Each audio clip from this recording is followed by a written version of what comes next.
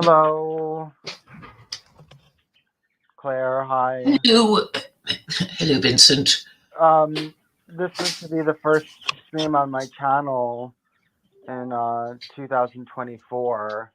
Hmm. So I wanted to show I have new canaries that I haven't shown on my channel yet.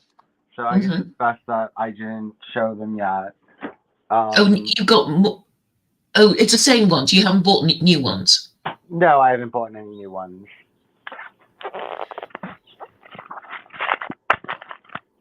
Hello?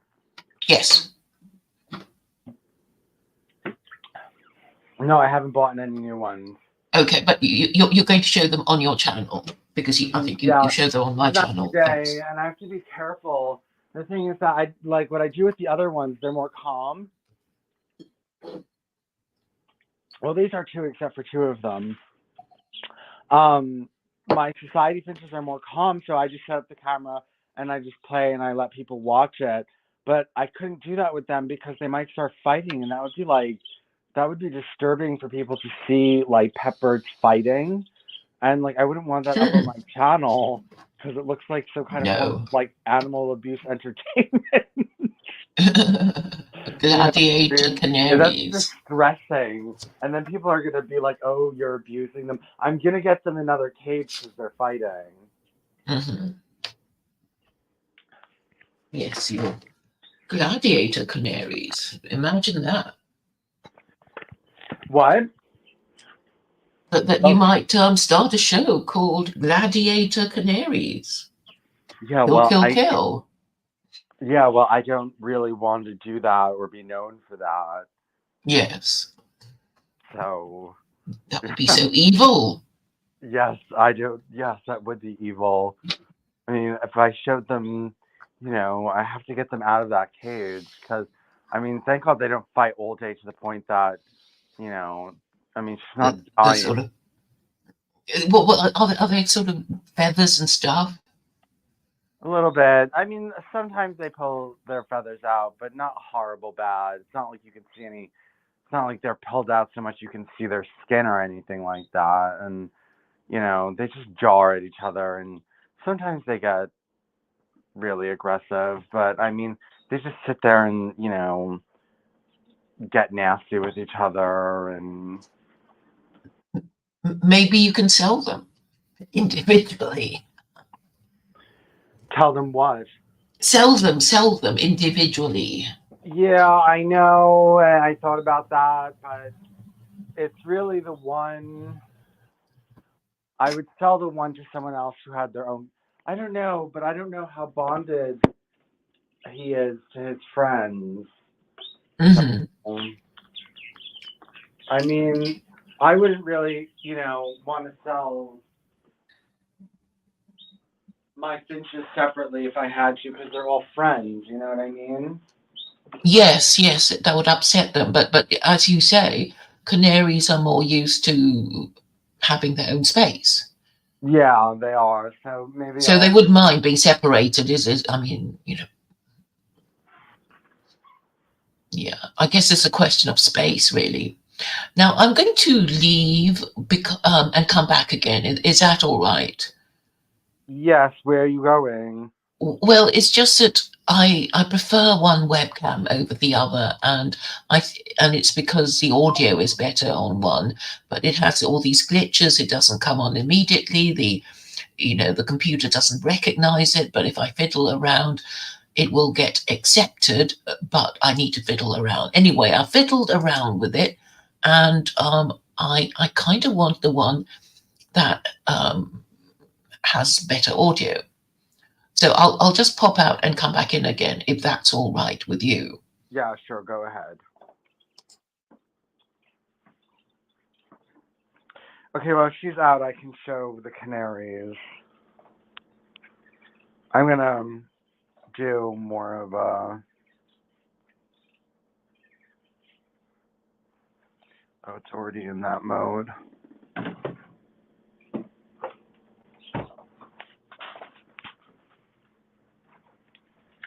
Here they are. There's six of them. There's six of them. There they are. I'll name them on another stream. Well, no, I'll just name them for you now. This is no Claire's back. Anyway, these are my canaries.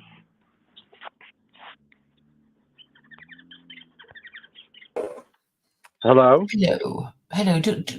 Does my audio sound better with this webcam or not? A little bit, yes. I thought, okay, good. I mean, I'll just try to stick to this one, but sometimes forget to fiddle around with it. Hmm. Has there been any new thoughts? Have you had any new thoughts Um, since we last spoke? no. I have to start reading. I'm gonna make a special stream. We'll talk about it once I'm ready to present it. But on your stream, we were talking about Mathilda Ludendorff and her philosophy of trying to blend basically philosophy, science, and Nordic religion into something. And I only very briefly read like like three paragraphs of the introduction. And basically, what she was saying was that people reject religion because it doesn't work with the rational mind. So hopefully, you know, I don't know how she's going to add different gods into this or turn it into a philosophy or whatever her aim is, but hopefully it's not going to be something that's insulting to the intelligence. And Okay, I have to answer my doorbell if you don't mind. okay. Let's all go here.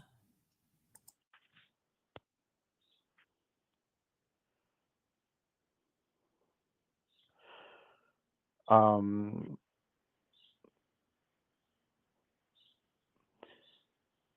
anyway, for people who I won't get very deep into Mathilda Ludendorff. I don't want to yet because I'm building the website on her.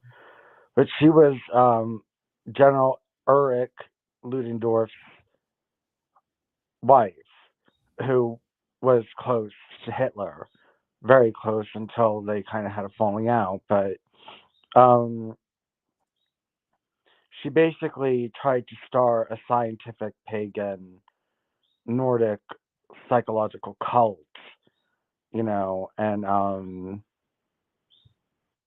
I'm quite impressed with her for trying to do something like that. And I have her first book in English. Everything else she has is in German. And are you back, Claire? Yes. Yeah, everything else she has is in German, and I want to work on getting her stuff translated. But anyway, so as I was saying to you that this Ludendorff woman, well, I'm just hoping that she has something interesting to say because you know I hope she has something interesting to say about theology because But I mean, she has given up on it, hasn't she? Really? I yeah, mean, she didn't give up. She died. all right. Well, anyway, it's an unfinished project, is what I'm saying. It's not unfinished. She wrote all her books. She wrote her manifest, her uh uh what's it called, seminal work on it, and then she wrote about. Are you there? Yes, She wrote I'm about listening. three trilogies after that, and then she probably wrote another four, five, six books, standalone books on their own after that as well. So she wrote everything out. I mean, I don't know exactly everything that she has said, but she's trying to create a scientific theism, it seems, and you know, the basically the thing is that um, well, I mean, look, you've presented it, Claire. It's just so easy. I mean, you could switch out the theism of Islam with this woman Ludendorff's theism and just steal the parts of the Quran that work the best, and that's it. And you don't even need to call it secular Quranism, and it could just be this religion plus some ideas from the Quran, plus some ideas from the Bible, plus Vedas, plus whatever. But And haven't I explained to you why what you suggest is a problem? it's not a problem. It's It's just a problem because people will say it's just your selection, Claire. that's what your secular Quranism is. It's just your selection. No, Vincent, I actually have a procedure for implementing it, which is that the US Supreme Court, it's the members of the US Supreme Court would have to read the Quran under an agreed translation and um, identify, list, and number the verses in the Quran that are capable of being made into legislation. And then they have to send this list to. Yeah, but they wouldn't. You've already said they wouldn't all agree on it anyway. Okay, but this is what they have to do.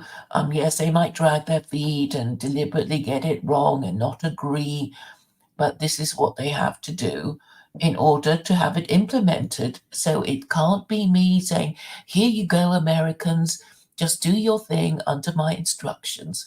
It has to organically come from America.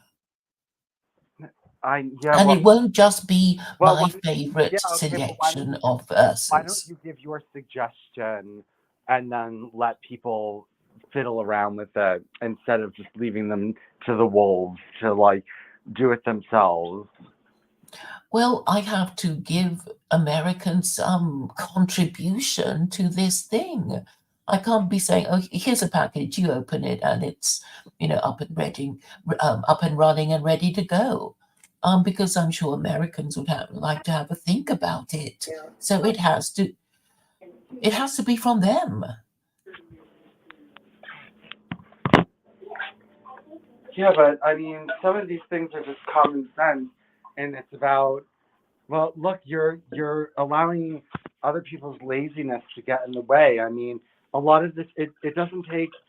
Look, Claire, it doesn't take a genius to see that no usury is whatever part of Sharia, and so just write that down plus everything that is also a no-brainer, and just give them the no-brainer list of what is absolutely mandatory, and then everything else is made up. Okay, but really, I want to show people that I am serious in my ideas of implementation. I mean, currently you're the only one, and others in our group, so called, but this needs the input of well, legal draftsmen, parliamentary draftsmen, constitutional lawyers, etc. Because look, anybody can just say, this is what I want. This is my wish list um, for legislation.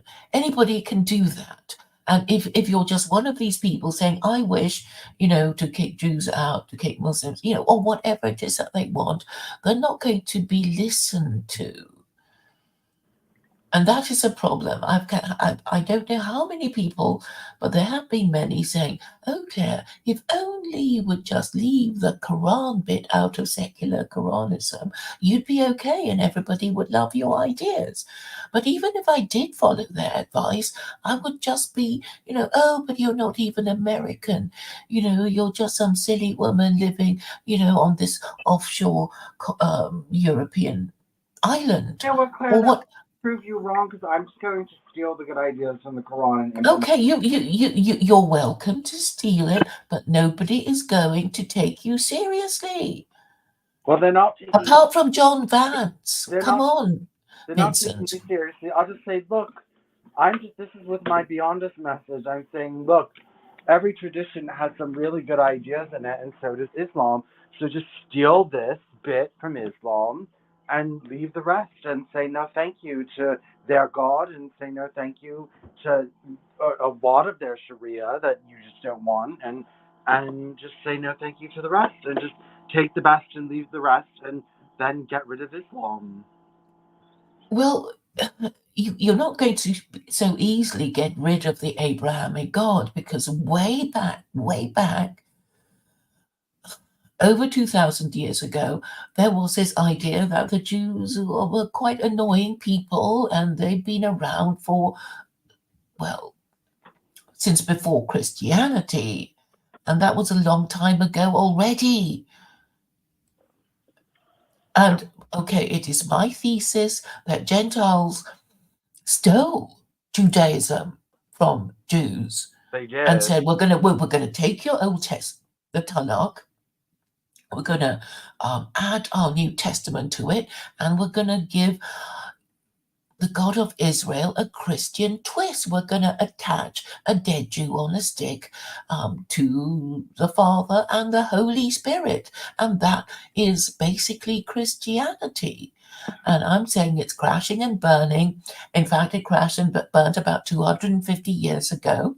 But people are still being sentimental and saying, well, Westerners anyway are still claiming their Christian identity because they haven't understood their own history. Should we And let my Rock Muncher on?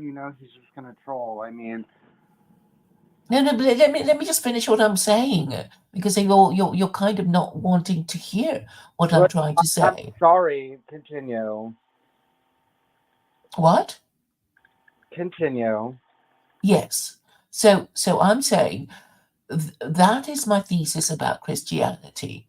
It failed because it was meant to fail. It failed because it was idolatry, and it failed because it was just made up crap, made up by the Romans who wanted to have one over the Jews, because the Romans had a big problem with the Jews. They had all these rebellions like the Bar Kokhba rebellion and other rebellions to suppress, and it cost them a lot of blood and treasure, and perhaps their best revenge on the Jews would be to say, right, we can't think of a being more powerful than the Abrahamic God, but we'll incorporate the God of Israel and make it ours and make it our Christianity. And this was what the Romans did, but Christianity did not succeed in preventing the fall of Rome, nor did it succeed in preventing the extinction of Christendom. There's still bits of Christendom left, like the British monarchy, the Norwegian monarchy, the Danish monarchy, the Spanish monarchy, and the Swedish monarchy. But that's about it. Oh yes, and the Dutch monarchy. But the Spanish, these um, Dutch people and British people and Swedish people and Norwegian people, they are basically atheists. They have their established church still going, but they don't really believe. And I'm saying that is a problem. People don't really believe. So they make free with the rules, make rules up as they go along, and their civilization crashes and burns. And I'm saying, people actually have to believe to make it work. Or they'll just be having, crap interpretations and not taking things seriously. Well, that's why I'm saying that maybe it's better for European people to take this Mathilda's stuff if she's trying to be more scientific, because Islam, I'm sorry, the idea that just God is uncreated and God is uncreated and I know what God wants is just not rational enough for me. No, why is God uncreated but the universe needs Because he had to create the universe, and there has to be an uncause first that, cause. that doesn't make sense. Logically speaking, Doesn't make sense you're, for just because to say the universe needs God because the universe can't be uncreated, but God, it come into existence but for the creator. I know, That but is the what reasoning. the creator? What created the creator? It doesn't It, make sense. It doesn't. It just it goes on and on. Well, Yeah, can yeah. you That's why. Look, people have asked your questions before. This is called infinite regression because people well in previous centuries have been asking questions of theists like, well, then who created blah blah and blah blah, and then they got fed up and said, for the purpose of this discussion, we have to accept that there was a creator or an uncause first cause, because then we'll just keep asking these silly questions, and scientists in a way have come up with their answer, which was the Big Bang. Yes, but Scientists can that's only go not. back as far as the Big Bang. Yeah, but And people, you know what I'm noticing the more I learn about the Big Bang and quantum physics is that people, they don't know what the fuck they're talking about, and they say that, well, this proves my God or this proves my mysticism, and when you really look into these things, it really doesn't. First of all, it doesn't make sense that how is there. How are you telling me that the universe didn't exist, but at the same time, all the material of the universe was in a single place? Like, how does it not exist and it's all in the same place at the same time? I don't think this is like it was what. a singularity, and then it began to expand. Just think of this Yeah, blob, and then this then is it, and then before there were all these things then it coming is in between them. then it I existed mean, before. that microwaves are evidence of this, right? Claire, you know what? I'm very dubious of. I did get a degree in math and science, and I'm very dubious of people who have less education in it than I do, and make these statements that these things mean these things, and I'm not even educated enough to know that, and that makes me really question. I did tutor math, science, physics, chemistry, biology for like almost 10 years, and I don't even know this shit. So how am I? Okay, well, maybe we can discuss, microwaves and whatever I don't think we're educated. evidence of Big Bang. Okay, microwaves evidence of Big Bang theory. But the cosmic microwave background Yeah, well, (CMB) so is a I don't cool. even know. Okay, Claire. Okay, so if you understand this so well, if the universe was not existent, what was all the matter doing there in the first place in a single spot? What was it all doing there if the universe didn't even exist yet? Well, the Quran has an explanation. Shall we Well, go to that one? that You're breaking up. okay, you can't even use science to explain that to me. You have to use the Quran No, and because the whole idea of the Big Bang was think of it as, well, what do you Americans call it? This thing that's full of sweets. I don't Was know. it I'm called? gonna let on Pebble Muncher in a second, but continue. I don't know. No, there is this thing that it's a Mexican thing, and Americans use it. Let children hit the thing with a big stick. Pinata. Pinata, thank you. So basically, you think of the uh, pre-Big Bang state of affairs as a pinata, and God as the kid that hits the pinata with a stick, and it going everywhere is the Big Bang, and it's still expanding. Okay, well, you know. You're mad at me because I've got this No, I explanation and you said don't that. like Why do it. I have to believe that God and the stick and the pinata are different material, and God can't be made of the same material as the pinata that he's hitting? It's just it's all just this isn't really discussion that's worth anything. But anyway, You've got the Quran anyway. I'm letting on Pebble Muncher. Hold on. Yeah. You just want to change the subject No, I because don't. Hello, Hello Pebble. there, scurvy dogs. How be ye tonight? Okay, don't Don't be you stupid. side me, Claire. Hello, Vincent. Okay, what do you have to say about so Vincent, I have a tale to tell ye. I have a tale to tell ye from my travels around the oceans. hmm Are you ready? Are you ready, Vincent, for me tale?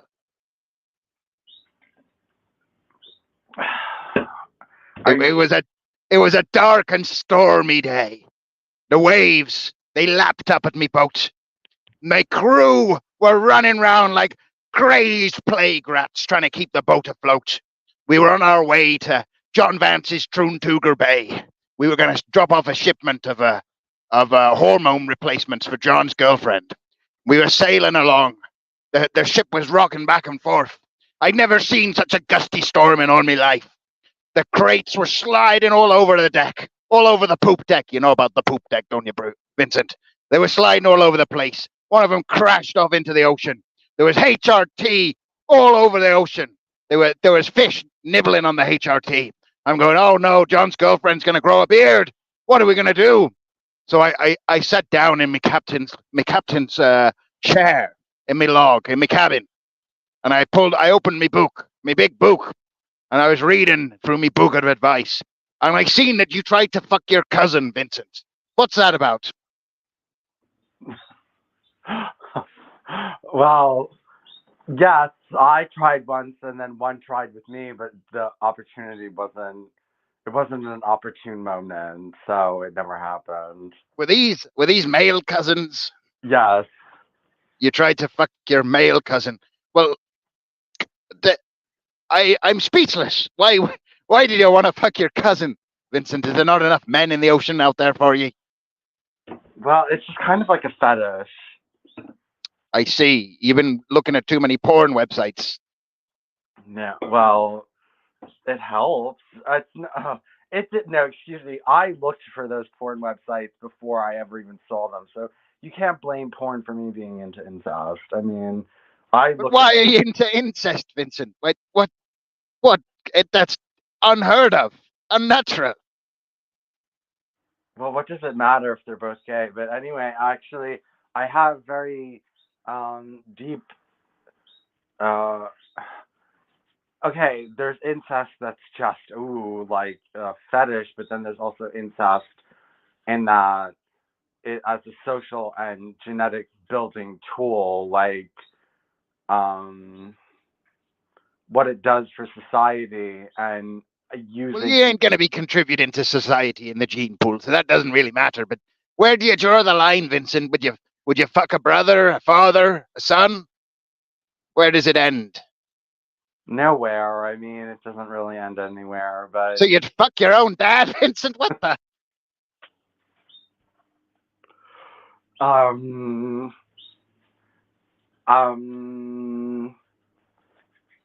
not hearing a no there, Vincent.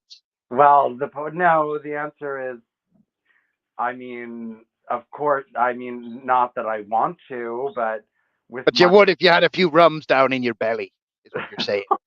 No. If you had a couple of Captain Morgans, one too many, and the moonlight was lighting up your house, and you saw your father's penis reflecting in the moonlight while he lay naked on the bed, you wouldn't say no, is what you're saying.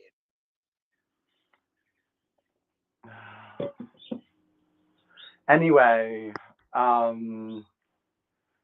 the point is that there's something bigger going on there than just a fetish. I mean, on a religious level, I think it's sacred, and on a social level, I think it has its place in building society. Wait, on a religious level, you think that incest is sacred? Yes. What? Yes, I do. Is there no limits to your degeneracy, Vincent Bruno? To be fair to Vincent, incest is mentioned in the Old Testament. Oh, would you fuck your cousin Claire? No. Actually, Lot and his daughters, and also Claire, Noah by Ham. Claire, you should know this, that never in the Old Testament are cousins banned from marrying each other. Nowhere. Well, the concerns of sandy people from 2,000 years ago are not modern day. Claire, would you fuck your cousin? And also, you're not saying no, Claire. The European royal families perpetuated themselves through cousin marriage. Yes, that worked out great for the Hamburg, didn't it? Well, the Christendom is all but over. But anyway, most people Claire, would you fuck your don't cousin? Want to marry their first cousin. But would you, Claire? Would you have sexual relations with your cousin? No, I don't fancy them. No. Surprise, surprise. So you're not into incest like Vincent here. I think Vincent is more into it as a theory because he talks about breeding and eugenics and I think Vincent's a horny degenerate, Claire. pedigree That's the dogs end of it. and how pedigree dogs require a bit of incest in order to preserve their characteristics. Are you saying Vincent's a pedigree dog right now, Claire? I think he sounds a bit like a mongrel to me, but I think he understands that. Why are we talking about dogs? The man wants to fuck his cousin, Claire. This is ridiculous. The practice of incest in order to retain the characteristics Claire. of a particular breed. Claire, he wants to fuck his cousin. Why are you talking about dogs? No, Bill, because you don't actually know. What she's saying is that I have a bigger agenda than just like, ooh, You're just a horny degenerate, Vincent. Don't try to tell me you have an agenda. Remove him now, Vincent. He's just disrupting. Oh, can you? Is this because I know you want to fuck your cousin as well, Claire? I don't fancy them. No, but you would if the moonlit was lighting up the right way. No. You sure about that? Yes. Mm-hmm. What about your brother? I'm not interested in having sex with anybody. Sorry to disappoint. Well, I think you do want to have sex with Stephen J. James, don't you? No. I think that's very obvious. I can't think of anyone I want to have sex with. If you're going to annoy Claire, then you can't be on here. But what? Why else would I be here, Vincent? Thank you, Vincent. Well, what do you have to add? And if you're just we're trying to say that the topic of incest is a serious conversation on my stream, and I don't know, Vincent. I just wanted to tell a wacky story and talk about John Vance's tranny girlfriend and tell the world you wanted to fuck. He hasn't even met her. They're not even in the same country. It doesn't matter, Claire. Is probably doing his usual trick. Well, he is doing his usual trick of taking an extreme position in order to attract attention. You've never seen a Hormaxer stream, have you, Claire? The man's very persuasive. About what? Fucking trannies. Is that what he does? Yes, he's a greasy Jewish tranny fucker named Hormaxer. The clue's in his name. Okay, so let him do it and destroy his own life. But I don't see. Well, yeah, I'm very for John Vance having a tranny girlfriend. I think it's hilarious. So are you saying that John Vance has fallen under the spell of Hormaxer?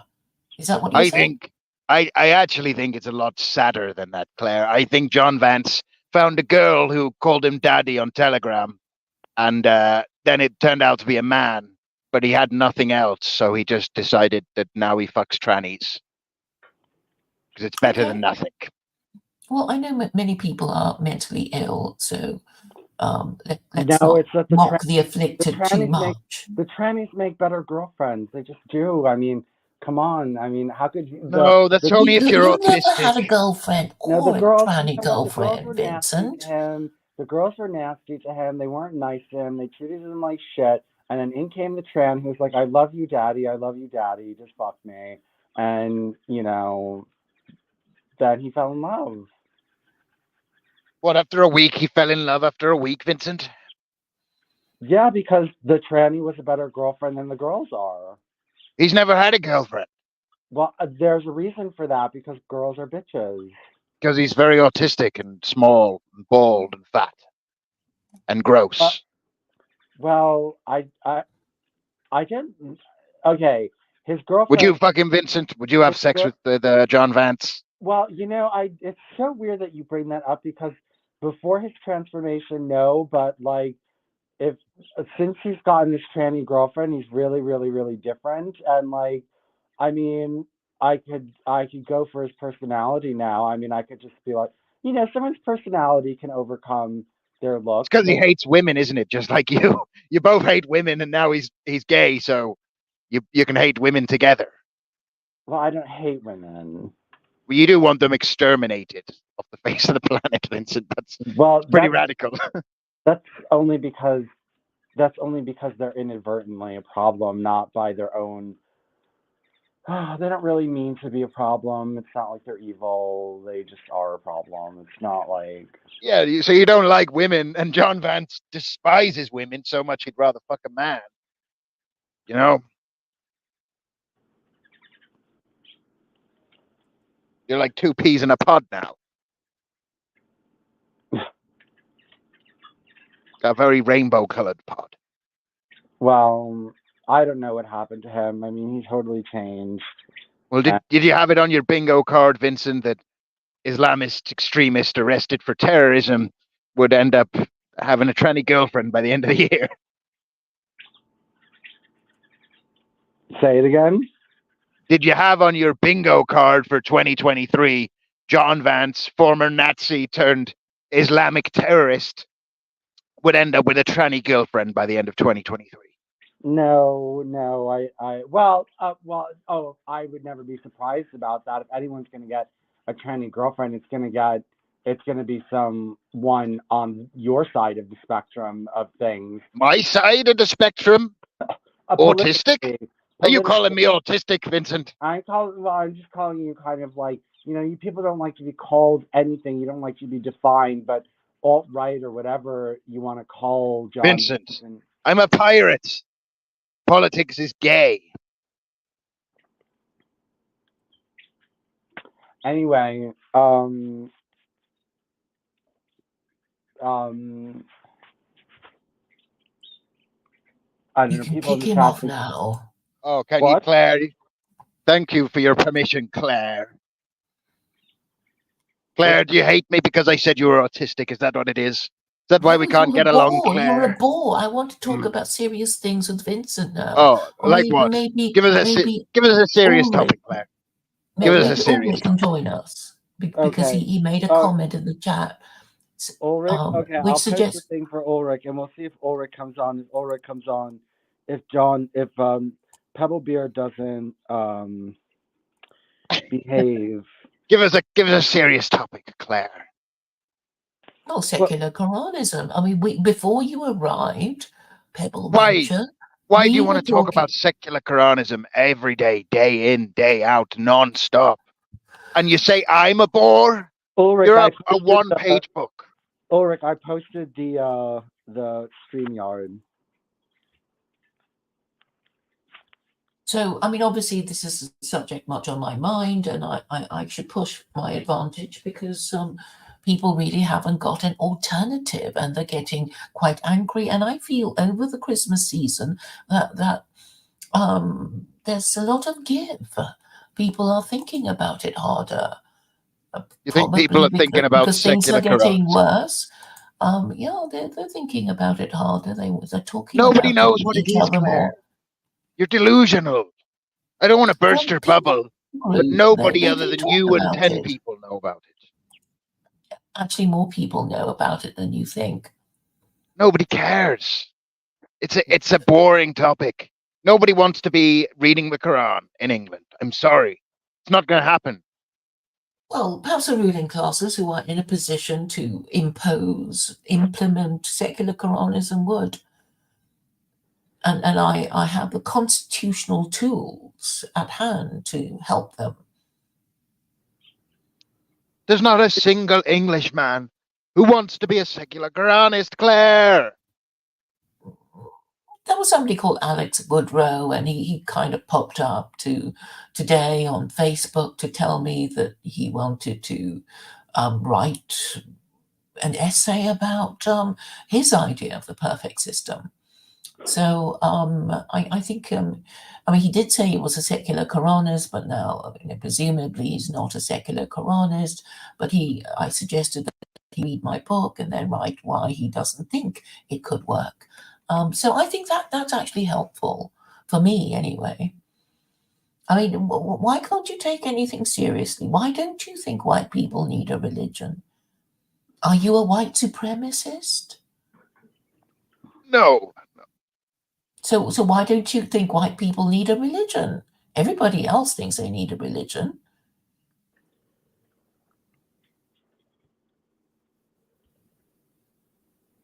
Has he gone? I don't know. I sent Ulrich might have abandoned us. Maybe he doesn't want to talk to us. I think the last time we invited him on, he said, I've had too much wine, so I can't come. But, He said this is so fucked up on so many levels. He probably just got disgusted and left.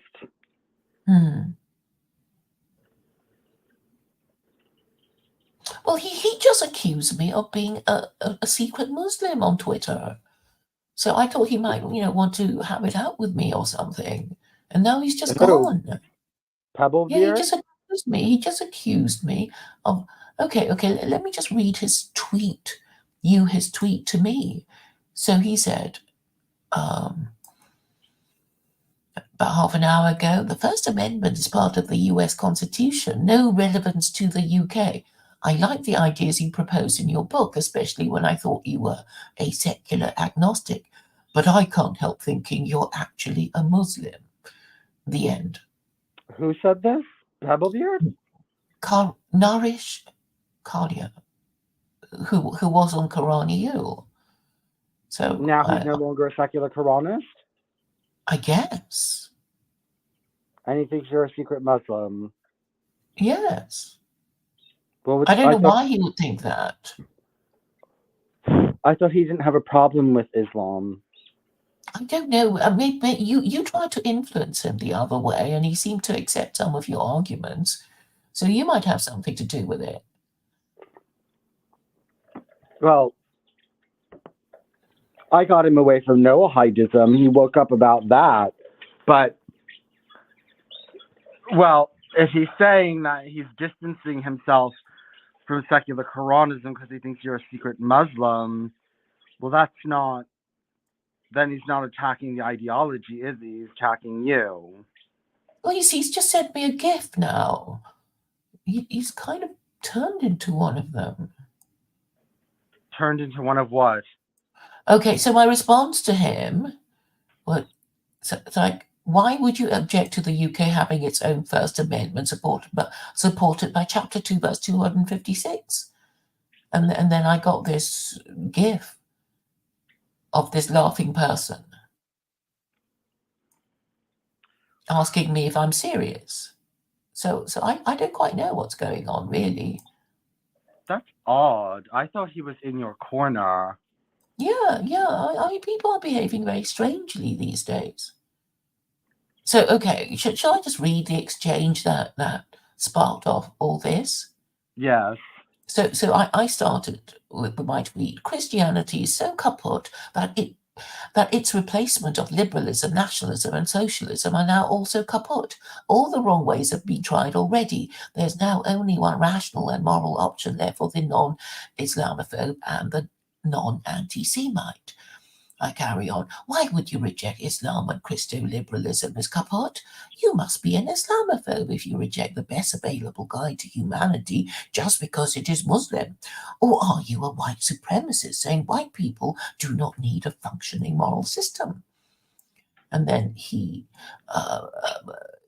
Nari said, morality is humanity's best guide, and morality is relative to the norms of one's culture. And I said, the morality of the Western ruling classes leaves something to be desired. And he responded, there is no reason to force the rest of the population to convert to an alien ideology. And I said, secular Quranism affirms the First Amendment and supports it with Chapter 2, verse 256. And he said, the First Amendment is part of the US Constitution, no relevance to the UK. I like the ideas you proposed in your book, especially when I thought you were a secular agnostic, but I can't help thinking you're actually a Muslim. And I said, why would you object to the UK having its own First Amendment supported by Chapter 2, verse 256? And then he posted this gif. You serious, and a man throwing his head back in laughter. I mean, it's possible that he might have had a few drinks, a few glasses of wine. I'm only assuming that because he said last time when he didn't want to come on that that he'd had a few glasses of wine. So I'm going to be, so I'll just assume that that's a reason, because it makes no sense. Oh yes, now he's back saying, I like Claire's ideas, but I don't support Islam. But I'm not saying, I'm not saying, okay, I have been at pains to point out that secular Quranism is a legal system, not a belief system. You don't have to believe in anything to support secular Quranism. You can support it as a Hindu, an atheist, an agnostic, as well as a Muslim or a Christian or a, well, whatever. I mean, all you have to do is think, oh, I think the next generation would be of a better quality if parents are shamed into marrying first before having children. So, I mean, that's a main attraction for people, for social conservatives, because they know I'm strong on that. I'm going to treat unmarried parents as sex offenders, and I'm not. It's not negotiable.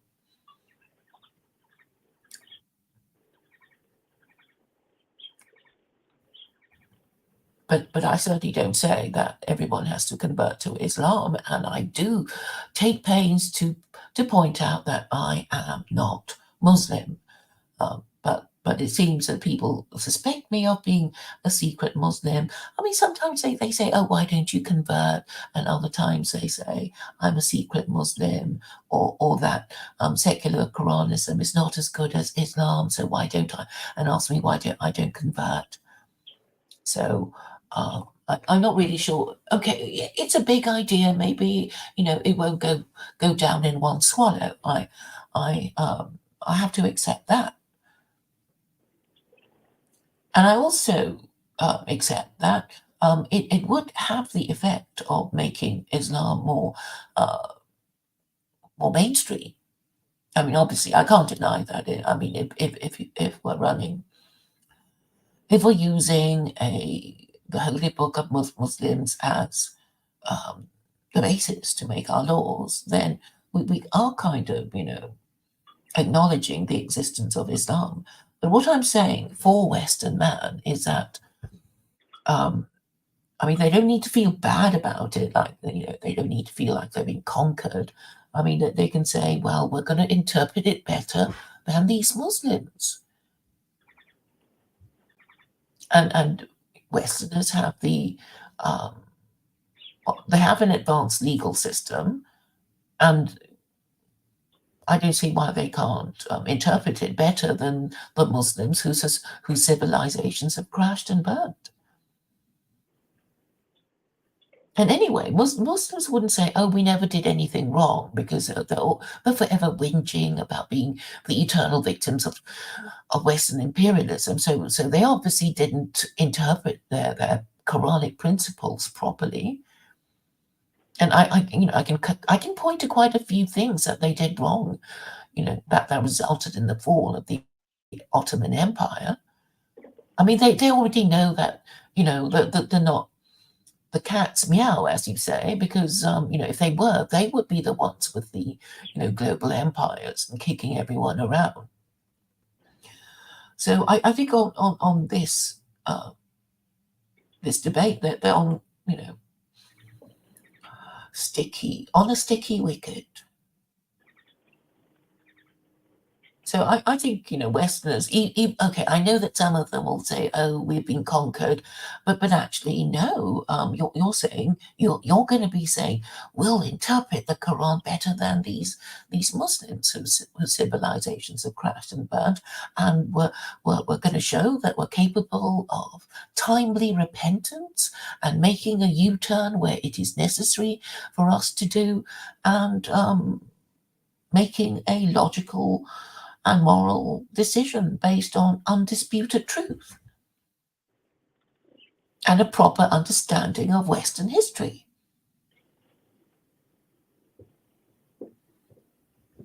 And you can help, Vincent. And you can stand tall and tell these white heterosexual men who can't bring themselves to discuss it. I mean, you can show them that, well, that you have more masculinity in your little finger than they do in their entire bodies, in their entire heterosexual bodies. Because at least you're capable of logical thought. Yes, at least I'm capable of logical thought. Unfortunately, you know, I got really sick to my stomach in that. You know, I'm a little bit depressed because, you know, like you, I just get thrown out of everywhere. It's not even like, and I know it's not. Look, there's plenty. If I was in there posting absolute rubbish and nonsense nonstop, that was just so cold annoying, I wouldn't be thrown out. It's more than just being annoying, is that they feel threatened by what you're saying. And so, you know, I don't think the whole world is just like, oh, Claire Khaw is so annoying, I'm throwing her out of my group. I think it's more that they feel threatened by something that you're saying. They don't want to deal with it, so they throw you out. And, you know, I got thrown out of all the things except for the cube. And it's so disgusting in there. And I mean, there's this guy, Jack Starr, in there, number one, that is so mentally ill. I really think that it's abusive and unethical. Mocking the afflicted. Yeah, it's unethical the way they use him for entertainment. Because he's not like just okay, he's not like what everyone calls schizophrenic, autistic, like, you know, where everyone calls everyone that who has an odd belief or an odd ideology. This person is genuinely very highly schizophrenic, and you know, is the type of has very disorganized thinking and paranoia and irrational thinking and doesn't make sense. And you know, they kind of use him as entertainment, and they get into fights with him, and they rile him up, and he does drugs for them. I mean, I don't.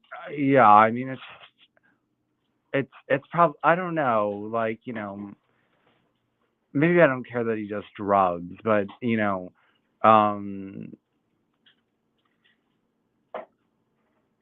well, it might not be the best thing to like film highly schizophrenic people doing meth or crack. It's just probably not that great of an idea.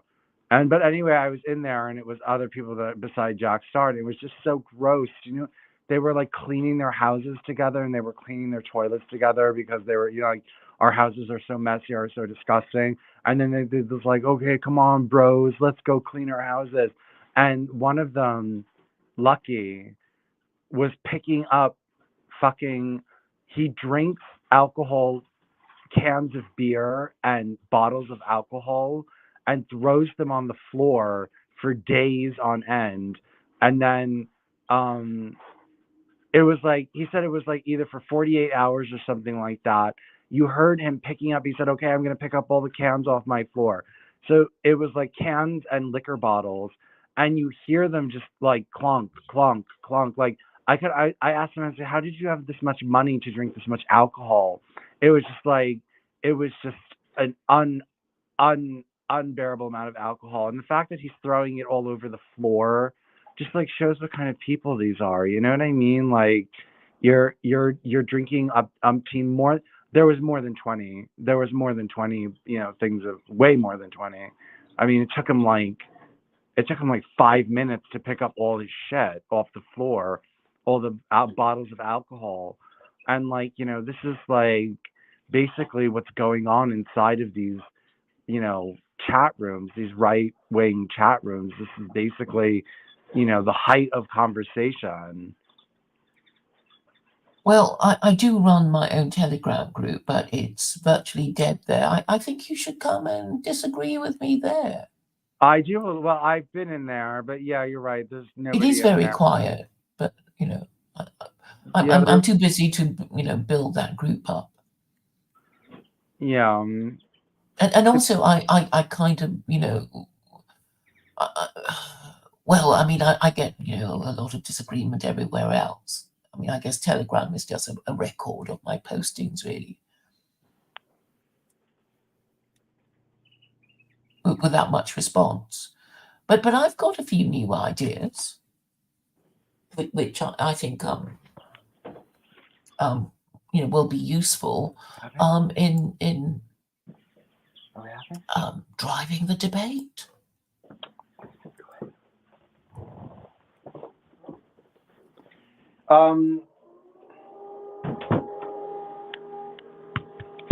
Well, good luck with these idiots.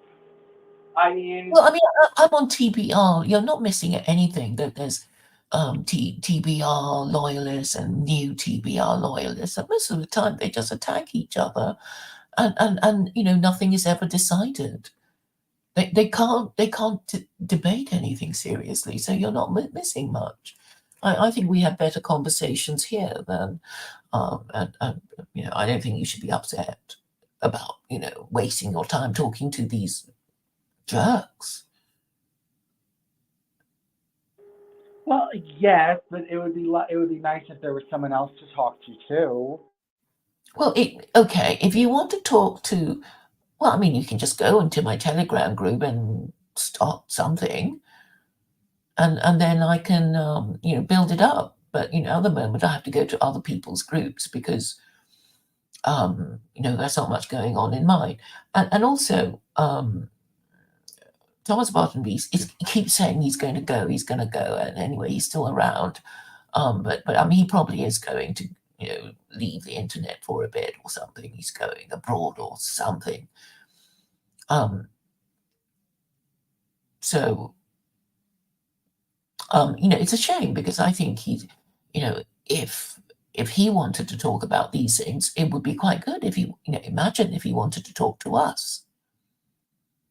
But he won't because it's I don't know. He keeps saying he wants to be serious, but he finds it so discouraging to feel so helpless and all that. And I'm saying, look, you can, there are things you can do to make you feel better about things by making arguments. But he doesn't want to be serious. He just wants to talk about Rothschild agents and complain about AA. Oh, Mr. Pello, do you want to come on? Mr. Pello threw himself off my channel the last time. Let's see if he wants to come on, Mr. Pello. Yes, come on in. I'm posting it, Mr. Pello, for you to come in. We'll see what he says. Come in, Mr. Pello.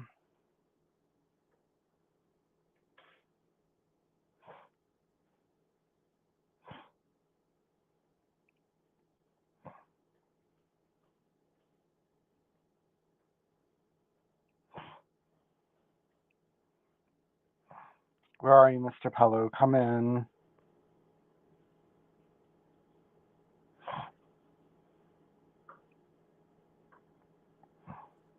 Yes, Mr. Pello thinks we're meant for each other. I think it was Stephen J. James who posted a comment saying that he wondered if your husband knows that you have a wife, meaning me. Mr. Pello's here. Hold on. Hello, Mr. Pello. Hello. Hello. You threw yourself off my channel last time. When did that happen? What are you talking about? We had a whole show. What are you talking about? We did, but then after that, I was talking here with Claire, and you came on my show, and you said that I was just so evil, and you couldn't deal with it, and you left my show. When was that? That was like, I don't know, 5 weeks ago, 4 weeks ago. I didn't, but I didn't come on for a long time. I just came on real quick, right? That wasn't like a serious show? No, it wasn't a serious thing. You just came on real quick and asked me some questions, and we were talking about God, and then I answered them. And you were saying some sick shit, so I just left. But it wasn't like it was specially for me to come talk to me about something. It wasn't like it was mine. You know what I'm trying to say? It was just like I just stopped by. It wasn't like it was it wasn't like I just like left a real thing that we planned on doing together. You know what I'm saying? Yeah, no, I know, but still, you were shocked by how evil I am. Of course, yeah, of course, yeah. You say shocking, evil things. Of course, yes. Um, what were we talking about? Well, I mean, I've been telling Claire that all we need to do to really is admit and say, well, Islam has some good points, so just steal those points, but forget the God and forget the this and forget the fasting and all that kind of crap. But whatever works, just steal it, and hopefully that'll kind of stop Islam from spreading so much. I don't know. Well, I didn't come. You just told me to come, but I just said y'all were meant for. I mean, because y'all two can be together, but it's like, because like y'all two when y'all talk, y'all basically the only people who can stand each other. So y'all need to keep the show on the road. You know what I'm trying to say? Like, y'all needs to be a team. Claire and Bruno against the world. Because you're the only two who can stand each other. So y'all need to come together, and unite. Unite the forces. Unite the forces together. Because look, because we can actually watch y'all two together. Yeah, y'all need to come together seriously, and then I mean, don't get me wrong. Nobody's actually gonna ideologically, not your ideas are not going to spread that much, but y'all can make interesting content if y'all work together. Y'all can get subscribers and get more followers because you can be very entertaining both of you together. Yes, that woman said so too. Yeah, And you can be for real. It could work. Because I'll sit here and watch y'all. Yeah, and you can be an occasional guest with your Quranic knowledge. Yeah. Yeah, I think it could work, except that we're being shadow banned and our existence on YouTube is uncertain. Well, but I think it's enough for the that moment. What happened to your other page? Did your other page get taken down? The one that you had before, they get taken down? Well, the big one, the primary channel, Claire Khaw, has been taken down, but I think the other two are still around. What other two? You have another, but you have your old videos on Secular your other Quranism. Secular Quranism with Israeli characteristics is still around, I believe, and so is secular Quranism with American characteristics. And what does it have in it? It has your old videos. It has all you archived your old videos or something on it. You can find my old videos on Odyssey that are from the primary account that has been closed down.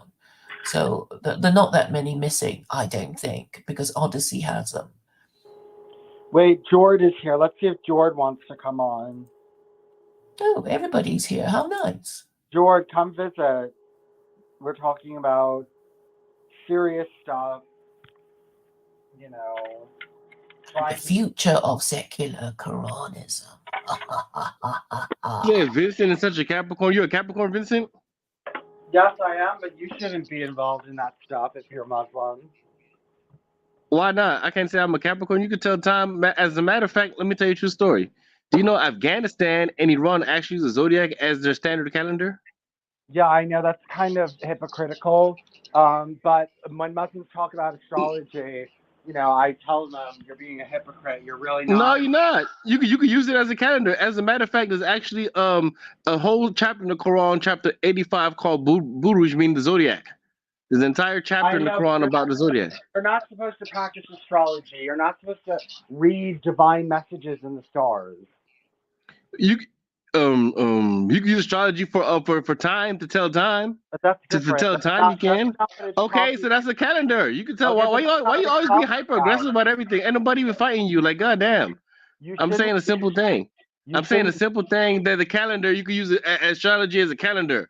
Okay, and that's your problem, Vincent. That's why people can't talk to you because look, I'm not even talking to you. I'm talking to you regularly, and all of a sudden you just started. I mean, goddamn, I'm just talking about a damn calendar, and you want to make a fight over it. Like, goddamn, Vincent, that's the reason why people can't talk to you. Though. I thought. Well, all I'm saying, fine. Well, I'm just putting it out there that if you're involved in astrology, can't nobody talk to you without you start making a fight over nothing. Like you making a fight over a damn calendar. I said to use a damn calendar. Like what the fuck? Like shit. Goddamn. Well, It's okay. Well, ridiculous, I just man. say on top of that, you want to use astrological, Man, like the Jews. I'm about to.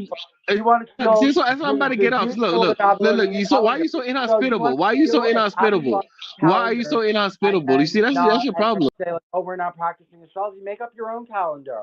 Make up your own calendar. Don't steal someone else's.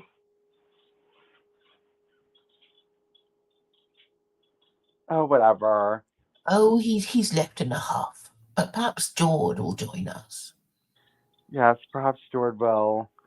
You know, he's just an idiot. He knows, but he knows he's skirting the issue. He knows he's not supposed to be involved in astrology.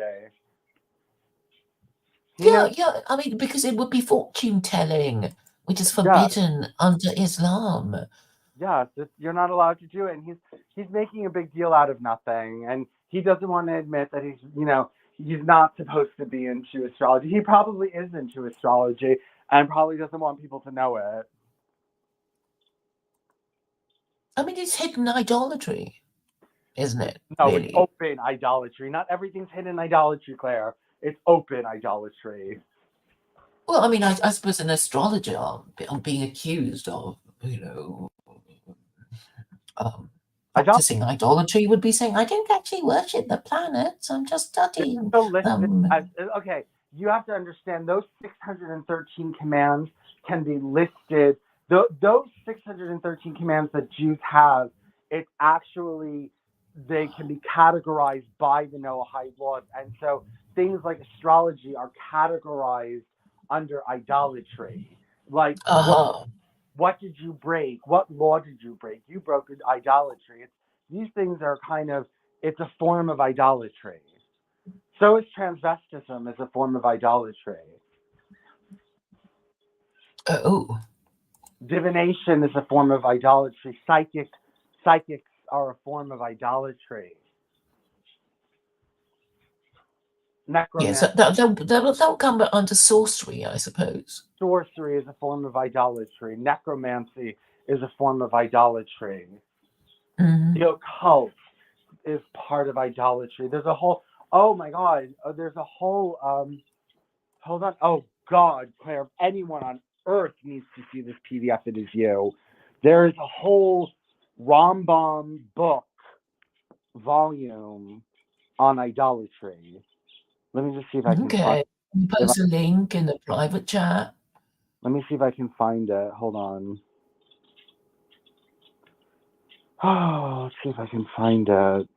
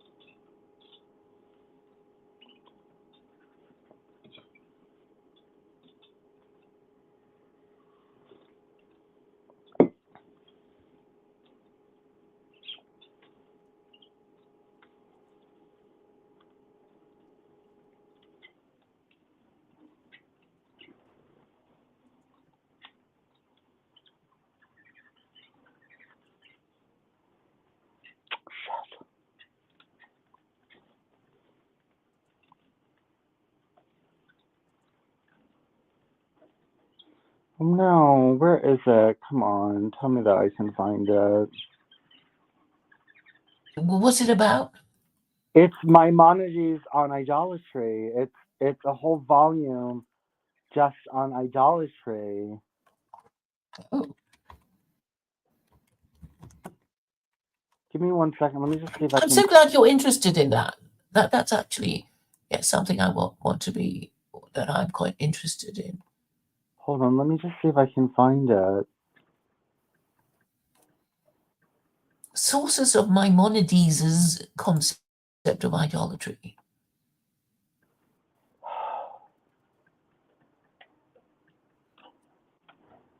Is it a journal? No, it's a volume of Maimonides. Okay.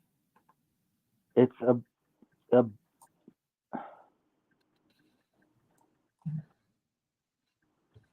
Well, I mean, the Muslims have quite a developed idea of hidden idolatry and kafir, as they call it.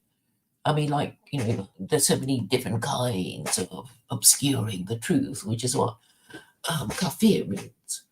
A person who obscures the truth, which is their term for infidel.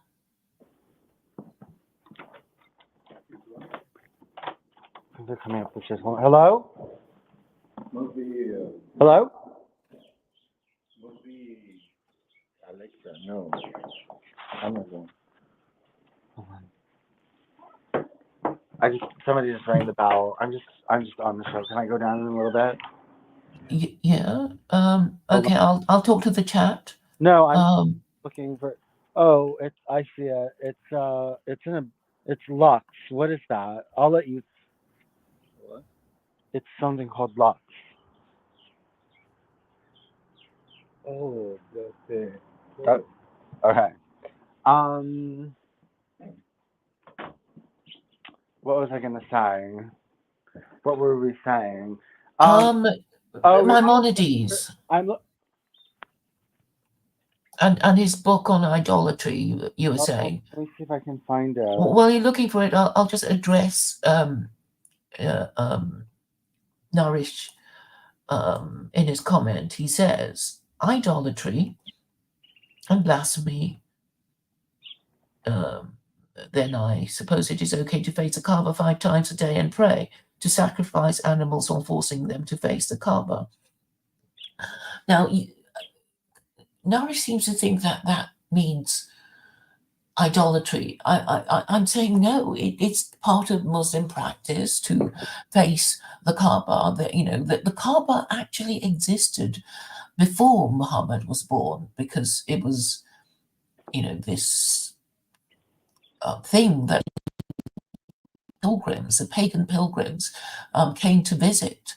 So that was what it was. I mean, there's supposed to be a stone. I guess it must have been a comet or something, but that was what it was, just a stone. And I guess, before Muhammad came along, there were all these idols of all these different pagan deities that Mecca was the center of. So I don't think that you will find any Muslim who will agree with you that that they pray. I mean, that they pray to the Kaaba and think it's God. It's just a one of the rituals of Islamic practice that they have to face Mecca. It doesn't mean that they worship Mecca or think there's anything particularly special about. I mean, or magical. I mean, they don't think Mecca is God. They don't think the Kaaba is God. It's only when you behave and think that, a certain thing has magical, supernatural qualities that you might be guilty of idolatry. Incorporating some sacred object into your religious practice does not mean you are guilty of idolatry. So that would be my response to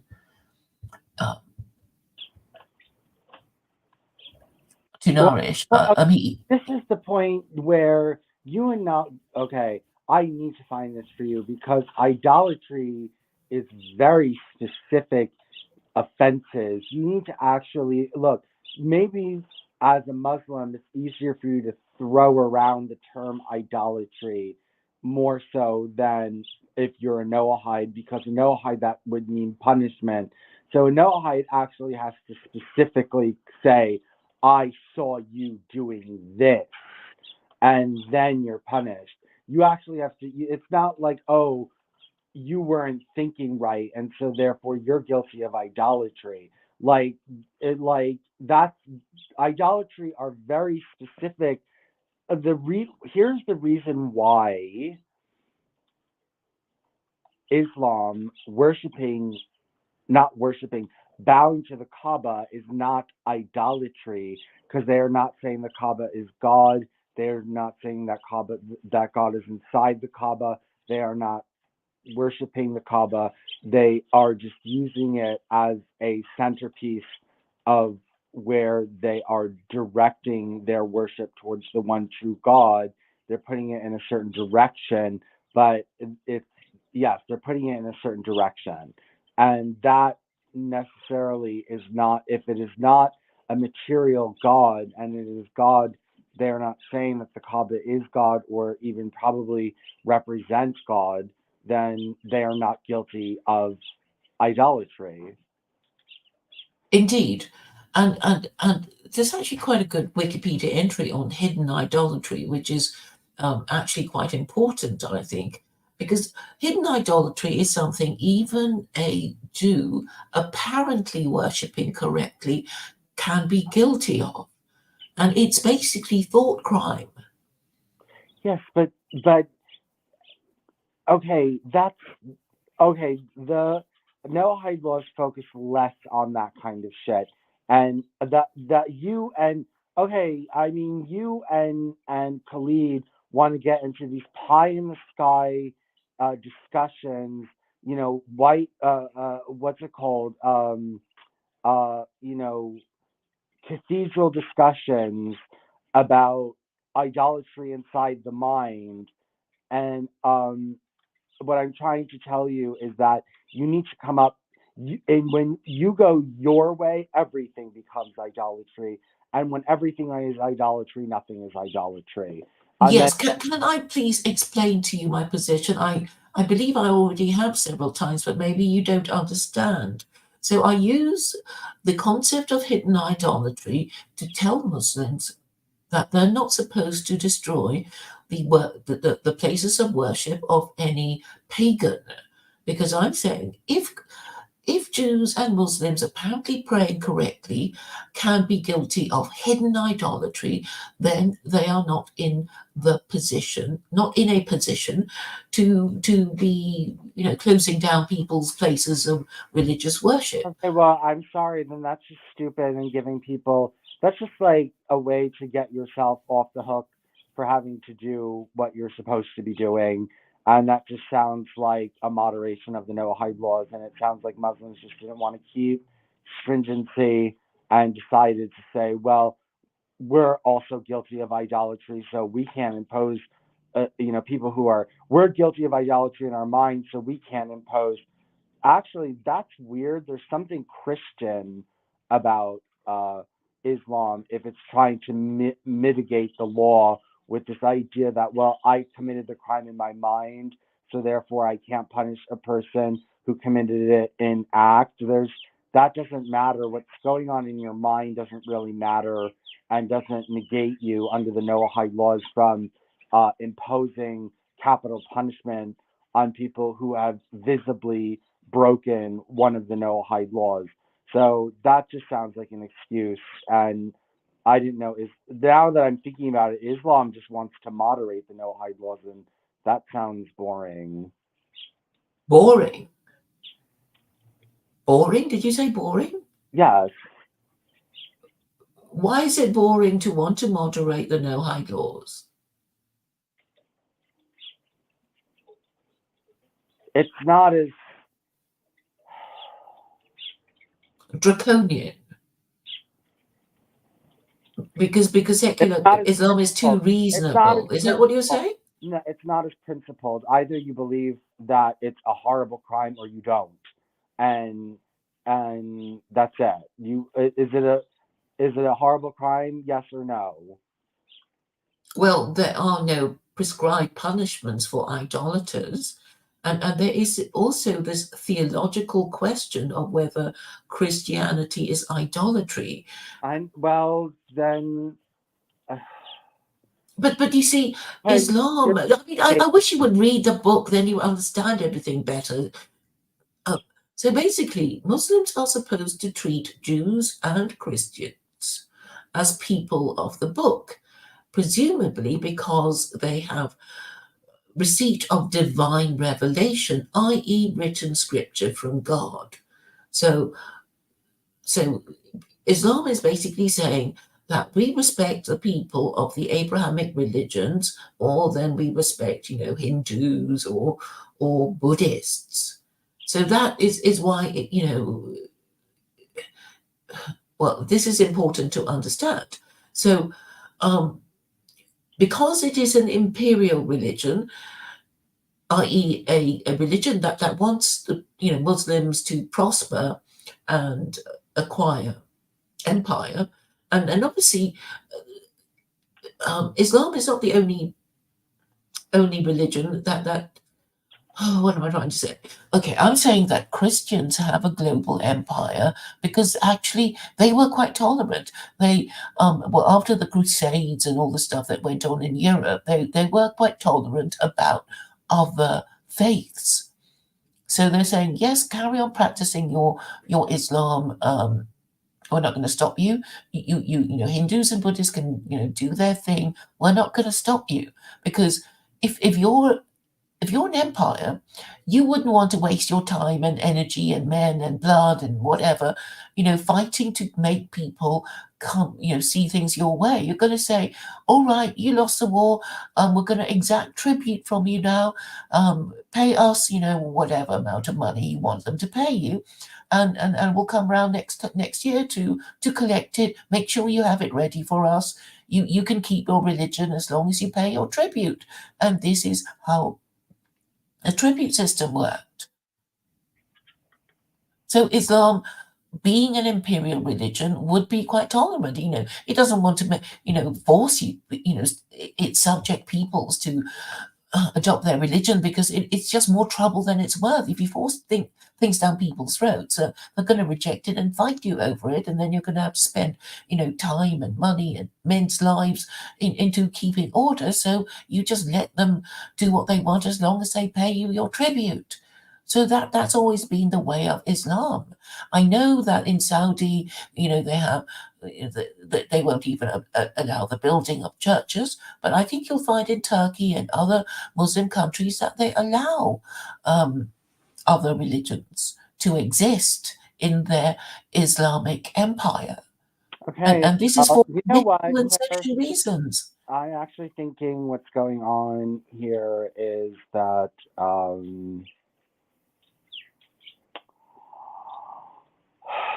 look, the Jews in their own land, and then by creating the Noahide laws for outside of their land, created, well, they have a conviction that idolatry is wrong, and so it's impermissible inside and outside the land of Israel. And it just sounds like the Arabs were not principled enough in their fight against idolatry in order to go that far with it. And it just sounds like maybe because they're so much less extreme, Judaism is more extreme, and maybe that's why the Jews have done better and Muslims have not done as well, because they watered it down. And Yes, but the Torah does say that idolatry and blasphemy attract the death penalty, but the Quran doesn't say these things. I know. Well, maybe that's why the Jews still have control over Muslims even to this day, because Muslims they watered down the Noahide laws. They watered it down. No, sorry, who watered the Noahide laws down? The Jews or the Muslims? Islam. Well, okay, but anyway, Muslims would say we we're not subject to the Noahide laws. It's the creation of Jews, and we don't respect them. We prefer our Quran. Okay, you said you wanted Torah for Gentiles, and this is watered. This is like, well, okay, well, I'm just saying that it's better to say that God's chosen people who are commanded to create a standard for humans, and the standard is very high, and then you just say, well, that's too high for us, so we're going to say God invented a second revelation that's weaker than the first, and we'll just wallow in a moral cesspit of idolatry. Like, it's just love allowing. I don't. That doesn't now. Islam. I'm going to write about this. That this sounds. Yes, please do. I welcome it. Okay, so here, this is how I see things. So basically, Jews know of their duty to teach Gentiles the Noahide laws, and that, okay, so if you think of the Noahide laws, the only problematic thing is the prohibition against idolatry and blasphemy. So if you ask any normal person, the average person, they'll say, fine, I don't feel I have to eat an animal while it's still alive. I obviously I agree with you that any country needs a court and legal system.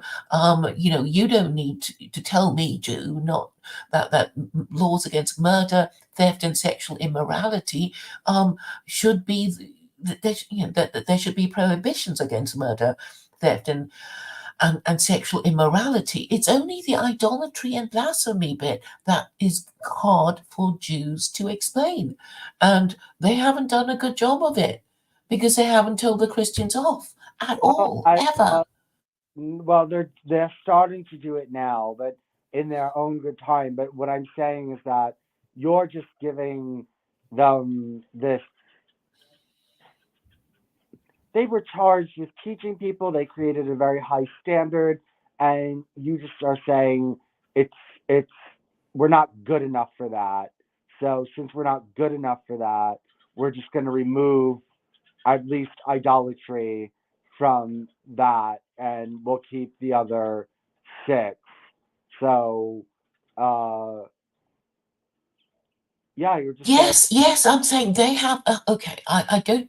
I'm happy to acknowledge that Jews are supposed to maintain a higher standard than the Gentiles, because otherwise they would have no moral authority to tell Gentiles what to do. I mean, imagine if they. Yeah, I can give you my bedtime analogy. If you have children and you want bedtime to be 8, you can't be going to bed at 7 because you won't be around to enforce, bedtime at 8 if you go to bed at 7. So your bedtime as a parent must logically and necessarily be later than that of your children. And this analogy applies to Jews because they're saddled with their Torah, and obviously over the centuries people have been saying, okay, you Jews, you have your rules, what are ours? And they came up with the Noahide laws in the Babylonian Talmud. And if the Gentiles follow the Noahide laws, the Jews who are keeping the 613 laws are still keeping a stricter law, and so they have the right. But I mean, they're supposed to follow. So they're supposed to rank the 4 Gentile religions, but they won't do it because they're scared. Heresy. Nobody's going to look. Well, and all they're going to say is like, well, it's cute, Islam. You made all 6 laws, but you didn't get the 7th law, so you don't graduate. Islam would get in the textbooks at the Noahide University the distinction that if it had installed the 7th or the 1st Noahide law, they would the pass mark is 5. Okay, it doesn't have to be. No, the pass mark is 5 out of 7. That'll do.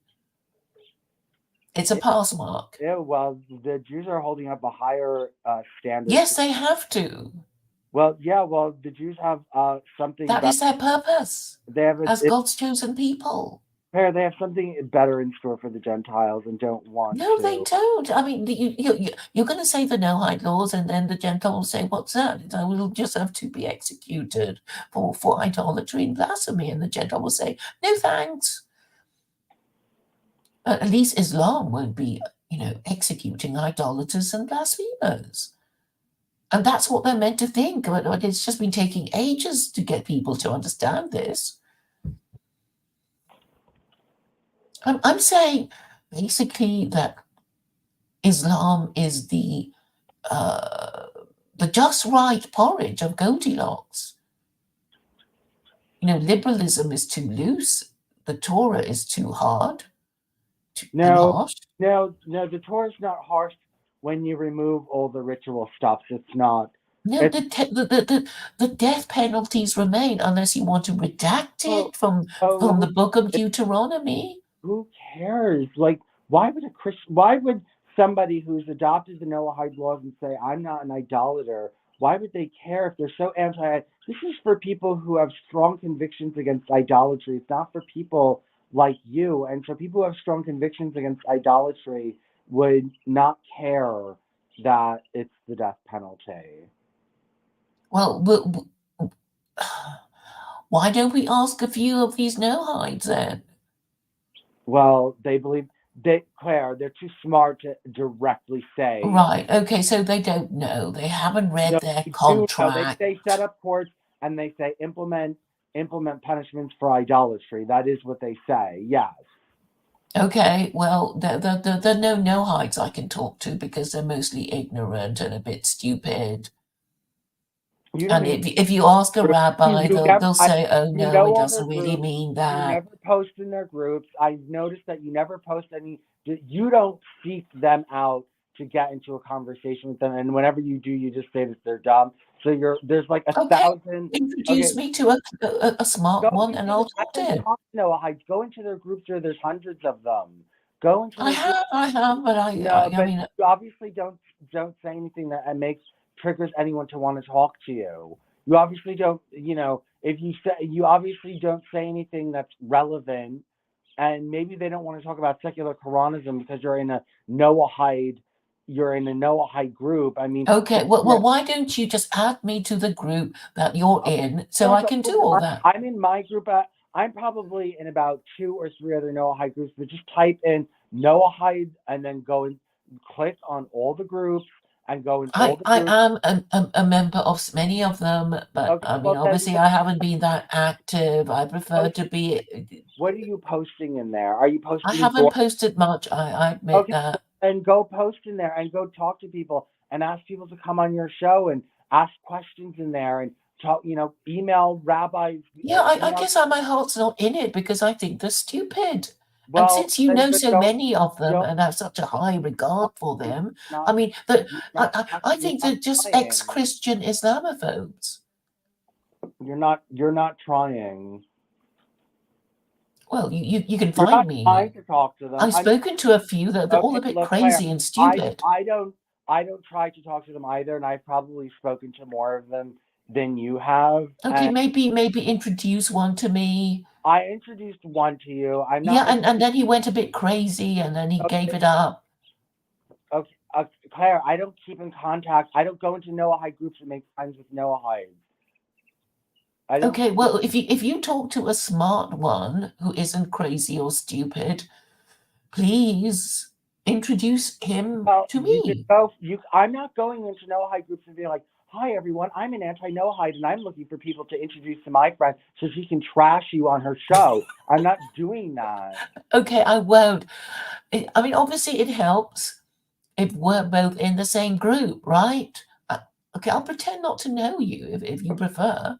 But if you add me to one of the groups you're active in, Well, then how about this, Claire? Why don't we do a show directed to the Noahides, and we will do a show together, and we'll say, "Dear Noahides, have you considered secular Quranism?" And then I will post it in all the Noahide groups that I'm available in, which is only about 5 or 6. I don't join every Noahide group.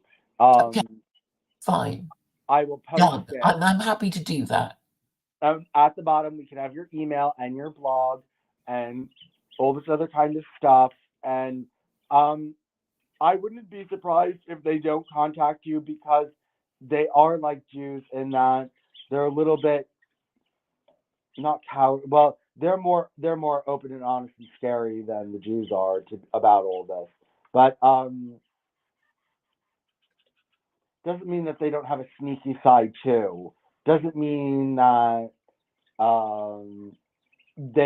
they are not smart enough to calculate that it's not in their best interest to go up against you, because honestly, you're going to discuss the Noahide laws with them in ways that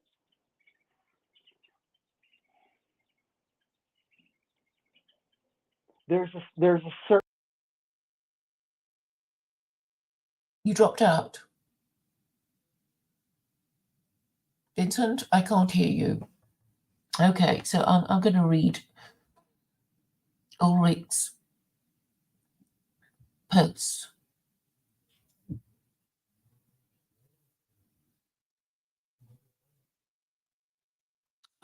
So, well, he says throwing the word idolatry around is like the pot calling the kettle black. So, are you calling me an idolater? I'm not quite sure. I know you keep quoting these things.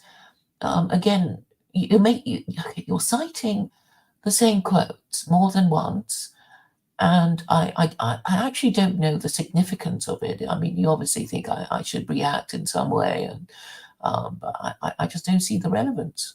So it looks like Vincent had to pop out or something. I'm trying to work out why you're saying throwing the word idolatry around is like the pot calling the kettle black. Are you accusing me of idolatry? Hi, Vincent. Hi. Okay, what were you talking about? Oh, yes, and no hides. Well, No, well, we were just talking about they might not want to talk to you because they might not want to talk to you because there you go. They don't usually like talking to me. well, they don't like talking to me either. They're too smart to talk to Claire. See, like, they're look, most people are cowardly and like cowardly people, Mm-hmm. and to talk to us would be kind of brave, and Yes. they would not really is not something they're going to do. So accusing this of being nothing because because they all refuse to talk to you is a little bit obviously you're a nemesis. Obviously you're supposed to treat you are worse than an idolatress. You are a missionary, right? You are a missionary who is trying to purposely keep Gentiles from being absorbed into the Noahide cult by providing a watered down alternative where idolatry and blasphemy are permitted. Yeah, I quite like the First Amendment, and so should most Americans, particularly these days.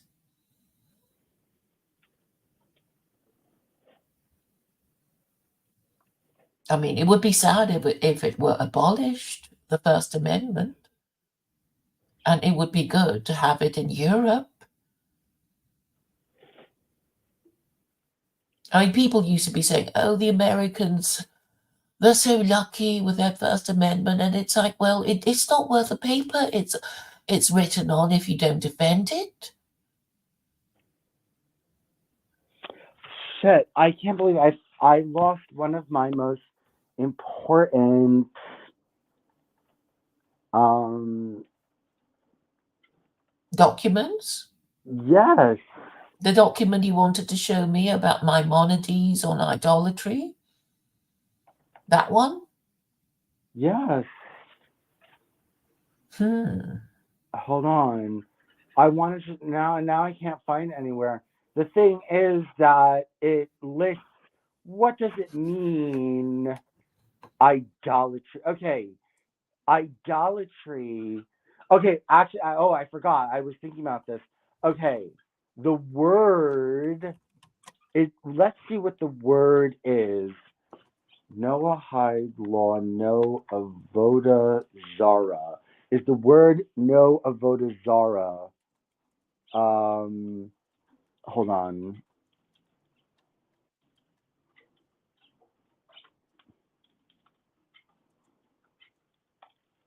Noahide avoda zara.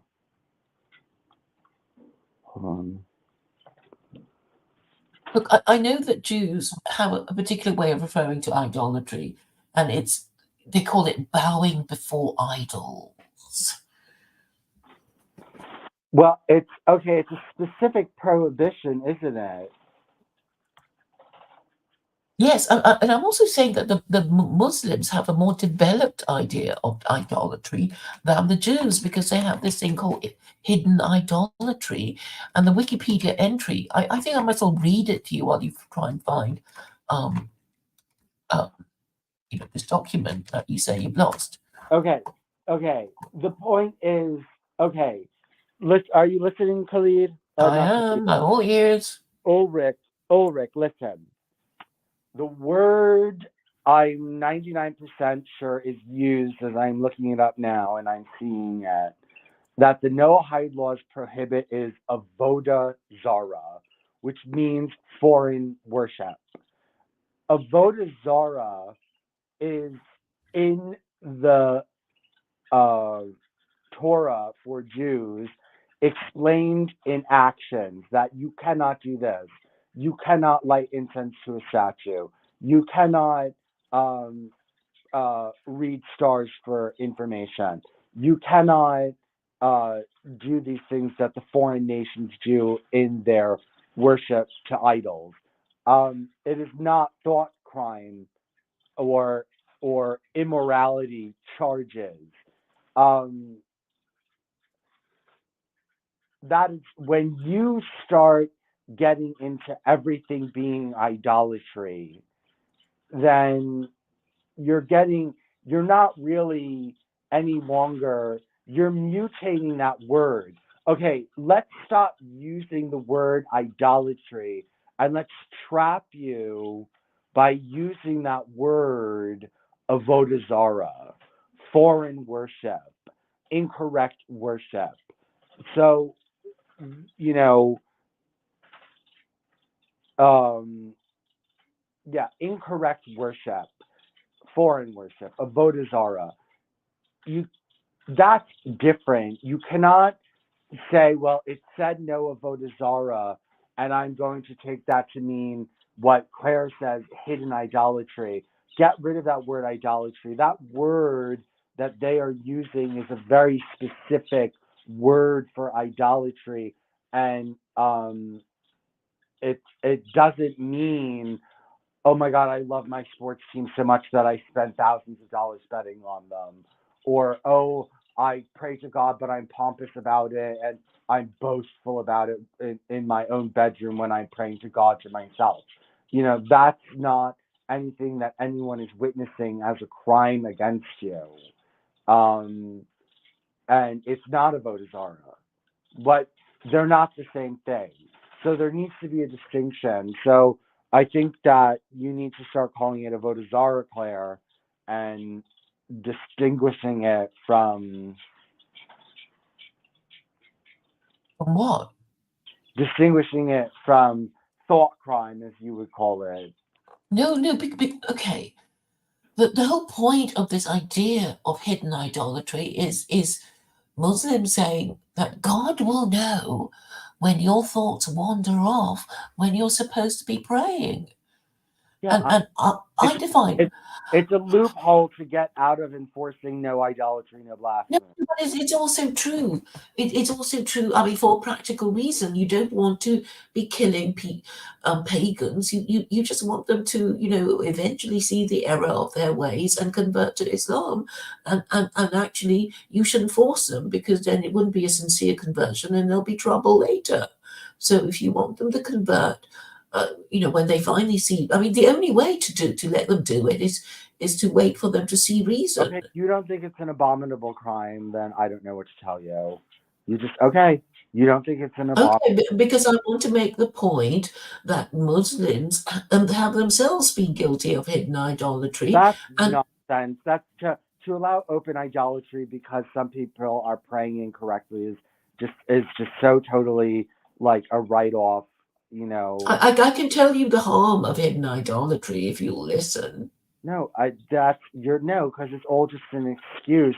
It's an excuse to not fulfill the Noahide laws. It's just an excuse to get it. Yeah, but Muslims wouldn't feel that they need to obey the Noahide laws. Okay, because they don't accept the authority of the Talmud. Then the whole world should just convert to Judaism because it's obviously, if you're saying that then you can, number one, you can convert to Judaism. Number two, obviously Judaism is the much higher standard where but the Gentiles don't want to convert to the higher standard. It's they're not. That's why they're dragging their feet with Islam anyway, and also it's getting. The Torah is too hard for Jews these days. Besides the temple, what aren't Orthodox Jews doing? They're doing everything they're supposed to be doing. No, they're not teaching the no hide laws, Yeah. and Oh, neither they're are the yes, they Muslims. are, and they're neither are the Muslims, but the point. And the Muslims have rather less excuse because there's actually chapter 18, verse 4, in black and white, requiring them to do it, and they haven't done it. So They I'm saying, on their own time, and now it's going. You know what, Claire? I think I'm putting more into their planning and their timing than yours. I don't think they have any plan at all. Okay, yes they do. And Claire, you know what? You always make fun of new religions like they're nothing and they're garbage and no one would ever take them seriously. And you're starting a new, not exactly religion, but a new sect, and you act like, oh my God, everyone's going to take me so seriously. Why should they take some newfangled ideology that's half-assed Islam created by some woman in 2012? Why should they accept that authority? Because it's the only solution around. Do you know of any other solution other than secular Quranism? No, you don't. I mean, it's not like there's even any rival ideas for people who want nationalism or conservatism. There's literally nothing. And my thesis is that Christianity and liberalism have failed. And because they have failed, they need to be replaced. But I'm also taking into account the fact that most people don't like Muslims in the West and won't be ready for this conversion. But if you adopted and implemented and protect people's First Amendment rights, eventually they will come round. If not people in their lifetimes, their children when they grow up. And this is how gradualist I am. I'm prepared to wait. I'm not going to, convert. Anyway, I'm not even Muslim. But the point is that if you try to convert them, right here, right now, then they're going to drag their feet, and in fact, they'll just spit it out. So there's no point in forcing people. They'll have to come, or they might all not do it, but maybe their children will, or their I grandchildren. told you if I agreed with your values, yes, I would promote secular Quranism. But I don't agree with your values, so I'm not going to. Okay, why don't you agree with my values? What's wrong with them? Well, I mean, I don't like everything the Quran has to say about women. Which do you hate the most?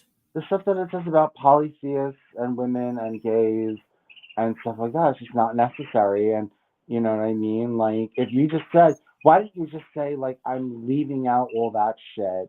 And I just, can't, because then people will say, "Oh, it's because you're friends with Vincent, and that's why you left out that verse. You play favorites. You're prepared to sacrifice your principles just to you know well, to well, get Vincent I'll say, to support secular Quranism. I can't have people saying that about me. I'll just say, I'll just say, just, I'll just say gay people steal this stuff. I'll be like, gay people should act more like Muslims and steal this stuff and treat each other like this, but treat the pagans or the Muslims and the non-gay people like absolute shit. Like, Well, there are not enough of you, so you can't do it. yeah, Your numbers are yeah, but significantly fewer you than can heterosexual people. empower just a way to insulate yourself from outsiders and to gain some degree of power. Then Well, okay, okay. Assuming you I get think into that. power, you're not going to be much. You're not going to be breeders very much. Well, if we You know, have you, yeah, you'll just have difficulty if we have money, remaining in okay, existence as if Claire, couples. Claire, if we got into power and we were the wealthy ones, then we would just pay women to have our children, and that would be there would be no Yeah, problem. but you're not. Well, I know, but that's the plan to try for that, Claire. And just because you're not gonna like stop me from trying just because it's never happened before. Like, secular Quranism never happened before, but you're not letting them stop you. So I don't really, I don't swear. If you notice, I don't often like just come at you and say, well, nobody's going to accept secular Quranism unless you make a big deal of like nobody accepting someone else's thing. You're just like so sure of yourself that people are going to just naturally want what you're offering. And and when other people offer something just as radically, like, well, nobody's going to want that. Well, obviously nobody wants secular Quranism either. Well, no, because they're mostly Islamophobes and they haven't been given the green light to support it. There is no publicity for it because it's been deliberately suppressed, not just by mainstream media, but people in the dissident right who hate it. I mean, well, Stephen James is at least principled enough to, not do what the others do, which is just not discuss it, not even mock it, because even mocking it is propagating it.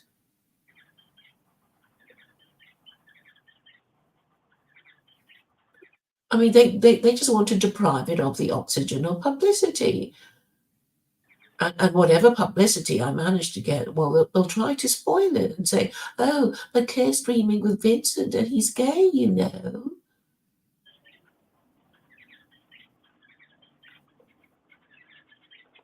But if we stick together, then, we'll come through. At least we're sticking together fairly consistently.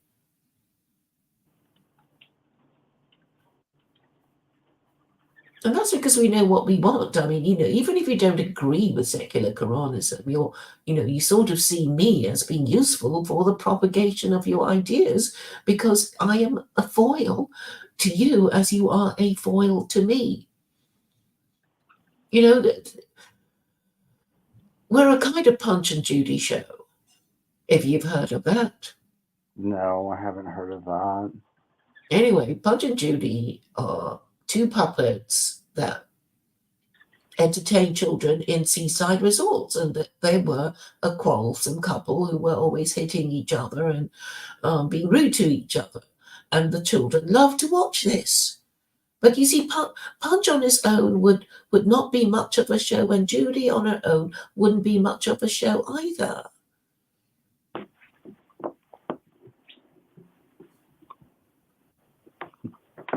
And so at least we know that we're doing the right thing by, well, having it out again and again and again. And Mr. Palou said, quite nice things, that we were entertaining. And he's a Muslim and a Mason, or was a Mason. So we never had a chance to ask him what happened, because he was a Mason and he was always talking about it, and to the extent that he would always annoy people because he was boasting about being a Mason so much. But he's a bit of a strange one. He doesn't get on with everybody. And I can't even remember why he was offended with you now. Why was he offended with you?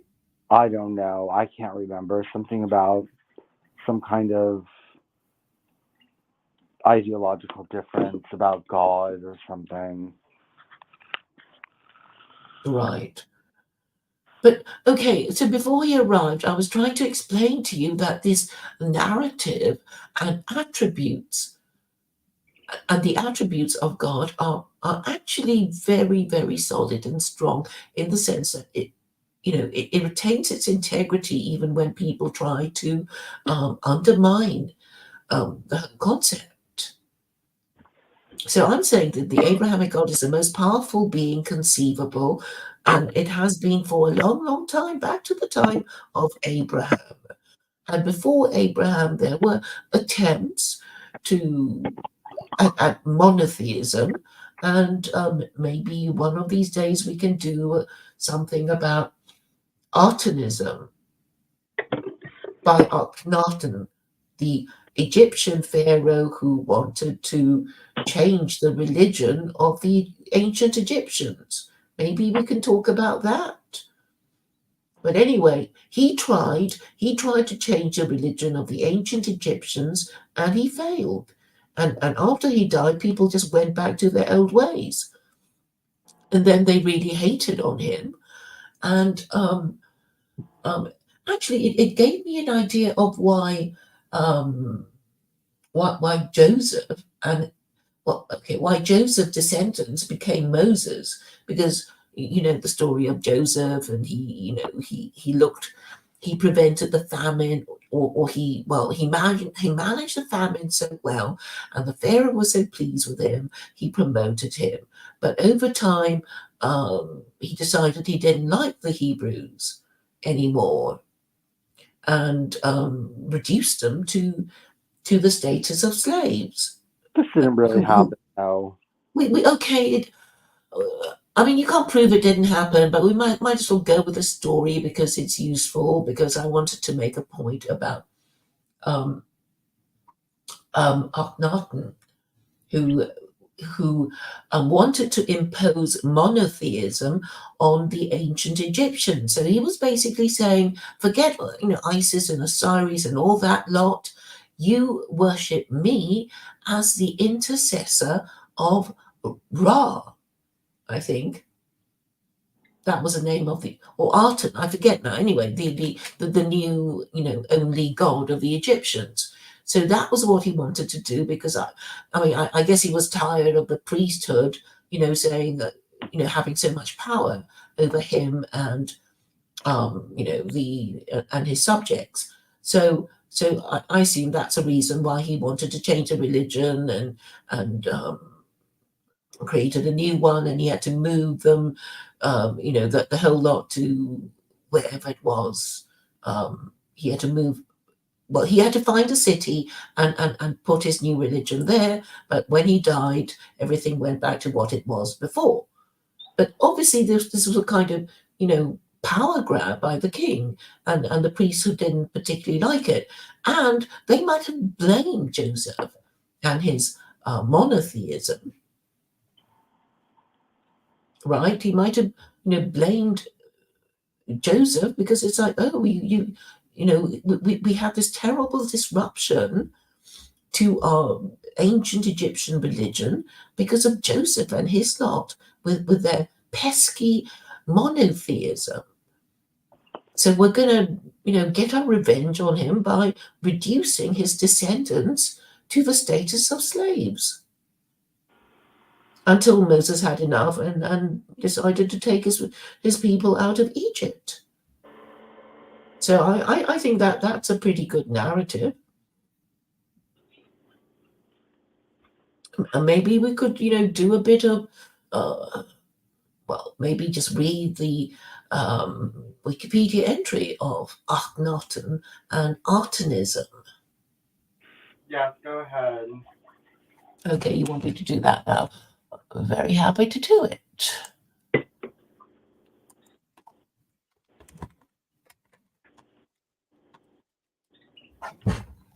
Artenism. In the 14th century BC, wait. Okay, let's start again. Artenism, also known as the Artan religion and the Amarna religion and the Amarna heresy, was a religion in ancient Egypt. It was founded by Akhenaten, a pharaoh who ruled the New Kingdom under the 18th dynasty. The religion is described as monotheistic or monolatristic. Let me just look up what it means. Monolatry is a belief in the existence of many gods, but with the consistent worship of one deity. Okay, so it just means one god more powerful than the others. No, it doesn't. It means that they're all different kinds of gods, but you only worship one of them. It doesn't mean that god's all powerful and more than the others. Well, by implication. No, excuse me, you don't understand. That's not true. The worship of one god when there's many doesn't mean you're not automatically meaning your god is the most powerful god. Not everyone thinks like you, Claire. Okay, we're not going to argue about it. Let me see. Okay, there's also Okay, let me just carry on reading about Artanism. Although some of the Egyptologists argue that it was actually henotheistic. Do you know what that means? Yes, it's where henotheistic is where you admit there's other gods, but you only worship one of them. Right, sounds very similar. But anyway, we're not going to argue about it. Artanism was centered on the cult of Aten, a god depicted as the disk of the sun. Aten was originally an aspect of Ra, Egypt's traditional solar deity, though he was later asserted by Akhenaten as being the superior of all deities. In the 14th century BC, Artanism was Egypt's state religion for around 20 years. Not that long. And Artanism met the worship of other gods with persecution. He closed many traditional temples, instead commissioning the construction of Artemis temples and also suppressed religious traditionalists. However, subsequent pharaohs toppled the government in the aftermath of Akhenaten's death, thereby restoring Egyptian civilization's traditional polytheistic religion. Large-scale efforts were then undertaken to remove Egypt and Egyptian records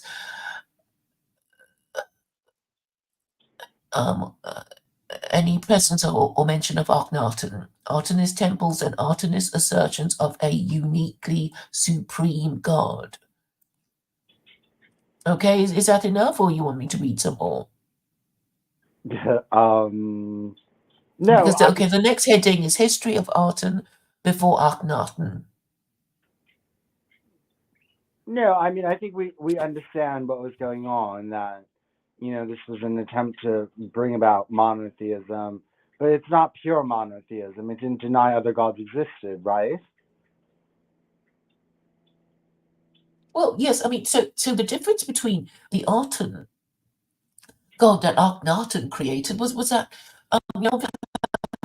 my God is compassionate, because the story of Abraham was that, he heard this voice and telling him to sacrifice his son, and he obediently did it. And then God said, "Oh, I was only kidding. I would never ask you to do such a terrible thing." And then, obviously this idea took on, because it was a compassionate God that basically ended human sacrifice with this story, the story of Abraham and Isaac. Until the Christians decided to bring it back again, right? Yes. Ulrich says Jews or Muslim definition of idolatry has no relevance to Hindus and other non-Abrahamic religions. That's actually not true. They actually use your practices to define, and let's not forget, Avodah. So maybe you should stop using that word idolatry and start saying Avodah, because your astrology in Hinduism, whether or not you believe the planets are God or not, is still Avodah. The Torah and Quran have relevance to other people other than Jews and Muslims. He said that they don't, and that's just not true, because their definitions of what is prohibited or what is to be shunned is relative to non-Jews and non-Muslims, and the Talmud is relevant to non-Jews because in it provides the laws for the non-Jews to follow the Noahide laws. But Ulrich, okay, you do practice Avodah, whether you practice idolatry or not. You cannot deny that you practice foreign worship. Let's look up. I know one definition for Avodah is foreign worship, because there's actually Avodah means more than just worshiping. Yes, foreign worship. Foreign worship meaning idolatry or strange service. Strange service. Foreign worship. They are talking about something, particularly something that you have done.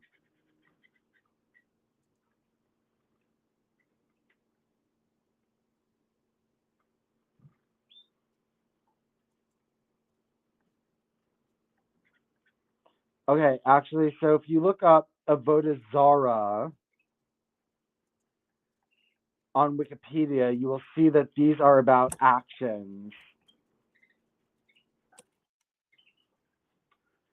Affluent says here's a good story to tell about Pharaoh and the Hebrews. So let's look at this. In the Mishnah, the tractate consists of 5 chapters. So there's who wrote this? Oh, this is the Talmud. Deals with prohibitions of trade with idolaters around their festivals. Precautions against the violence and immorality of idolaters. And items that are forbidden and permitted to be brought from idolaters. Details with the law of various images and idols and the Ashereth idolatry. Thus, it is details the distinction between forbidden and permitted use of various aspects and states of idolatrous items. Deals with benefit from the auxiliary items of Mercurius, Mercury, a Roman deity consistent of a heap of okay. Continue. Evelyn for you says he has a very good story to tell about the pharaohs and Hebrews. Maybe he'd like to come on. I don't know. Well, I'm just. Sorry, saying, I didn't mean to interrupt. Sorry, I didn't mean to no, interrupt. he can say it. He can let us know about it. But I'm saying go to Avodah Zarah, AVODAH ZARAH, Avodah Zarah, 2 words. Look it up, and you will see that these are actions you're not supposed to be taking about libations. Also, go to HasidicUniversity.org. Go to HasidicUniversity.org. Click on the top, Studies in Theocratic Law. You'll see there are 620 Noahide laws. This is the 613 laws listed by under which of the Noahide laws they go with, and look up commands against idolatry.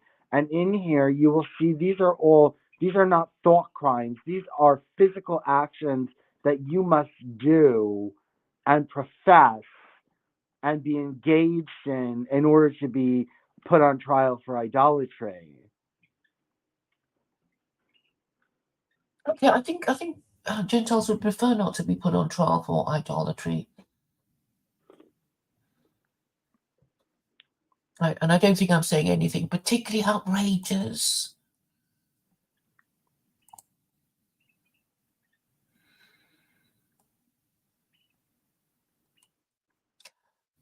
And I want to address what Ulrich was saying. Here, how did David get here? Because I invited him because he was talking about Freemasonry. Hello, David.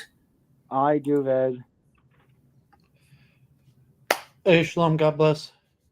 Yeah, we should talk about Freemasonry. Actually, I'm glad that you're here because we're having our discussion with Ulrich, who is a Hindu, who is against idolatry, and at first was into the Noahide laws and into secular Quranism for a while, but then he expressed his not disdain, but that he is no longer interested in either of them. Now, the discussion that we had with him is that he believes that Hinduism is not idolatry because God does not take material shape, nor is God many. God is one.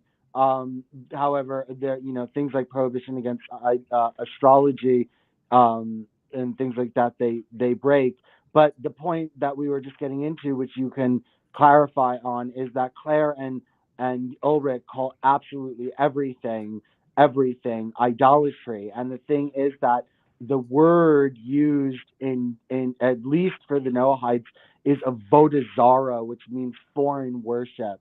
And this is actual physical or pronounced actions that you would take to be considered really an idolater, and to equate spending too much money on sports betting as idolatry is not equivalent to what the Noahide laws are really talking about when it talks about avodah zarah, because that's actually a very specific thing. And I've been telling Claire, she says, oh, okay, well, because Muslims are engaged in hidden idolatry, not praying correctly, they don't have the right to push any kind of enforceable anti-idolatry law on Gentiles. That's another thing. But what is your thought on the difference between avodah zarah and what Claire and Ulrich keep calling idolatry, which is like cheering too much for your favorite uh, uh, whatever musician, or spending too much time at the office because you want to get a new car or things like that. I mean, don't you think that that's not what's specifically mentioned in those laws? Well, first, who is this other person? Ulrich? Ulrich, he's in the chat right now. He's a Hindu, a conservative Hindu in England. Yeah, I mean, just to clarify, one thing about the Freemasonry is like there is way more uncertainty than just kind of the absurdity, preposterousness to like I figured this out. Like these things are supposed to be mysteries and hidden wisdom. So I mean, you could have theories or ideas or some form of scholarship, but there's always going to be ambiguity and mystery. And I mean, certainly for the idolatry, you have to separate the second and third commandment. There's two separate commandments. One is to not have any other God before me, and the other is graven images.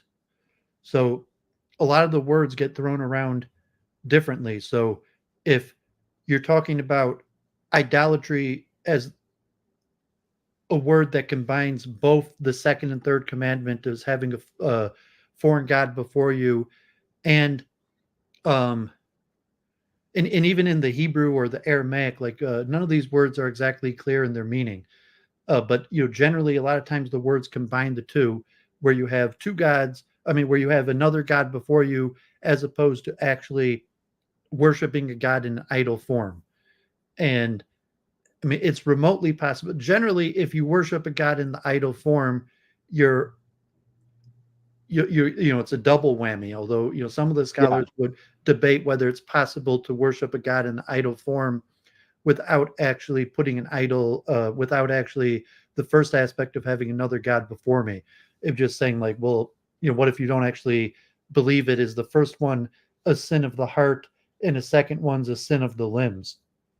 So when you talk like anger, jealousy, money, any of these various things, you're talking about a sin of the heart as opposed to a sin of the limbs, where you're actually worshiping an idols. I mean, that's one important thing to put forward. And the same words are often applied to both.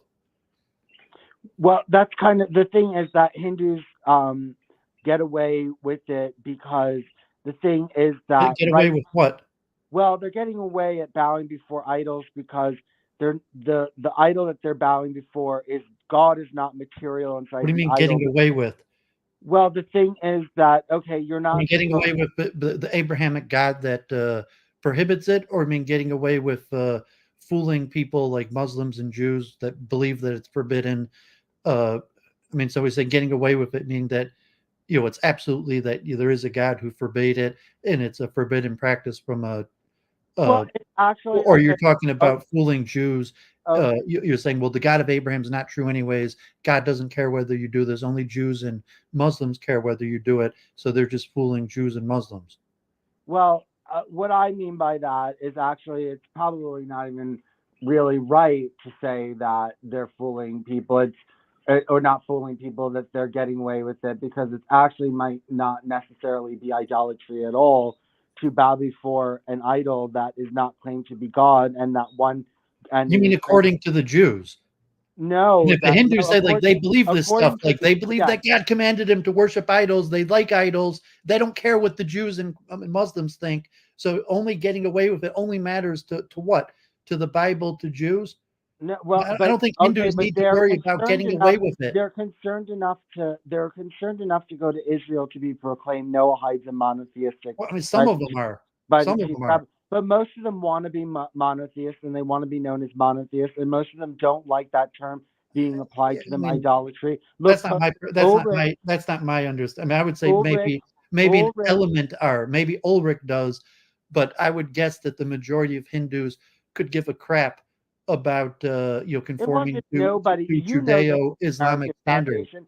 The Hindu American Foundation is the largest Hindu organization, really. Okay, in America. Yeah, in America, but Yeah, I mean, in India, generally, they could give a crap about conforming to. well, there were a lot of Indian gurus that weren't nobodies that went and got that certificate. Yeah, I because they just want to be appeal to Western norms, but do they actually care? Besides just and even do they actually believe it? They'll just say that for the benefit of appeasing Jews or Muslim American Western critics.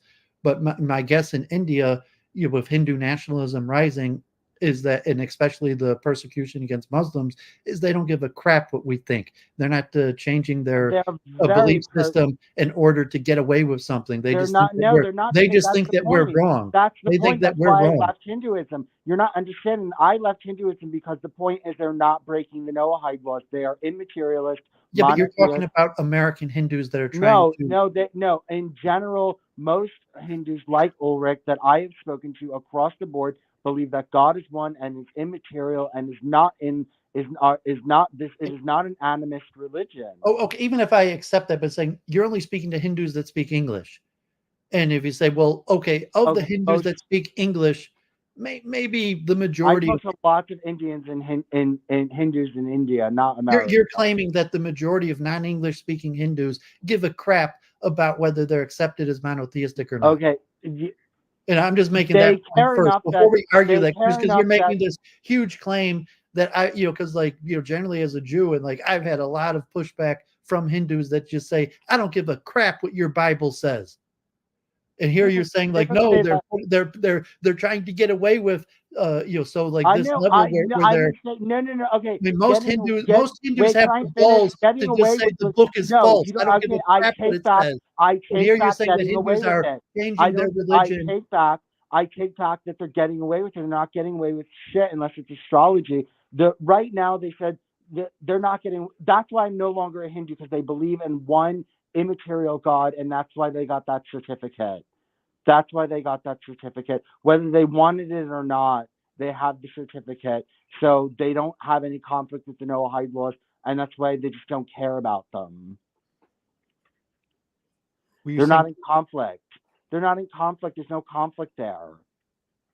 You're saying that they care whether they're in conflict with the Noahide laws. Enough of them do, yes, that I've met. Enough of them. They.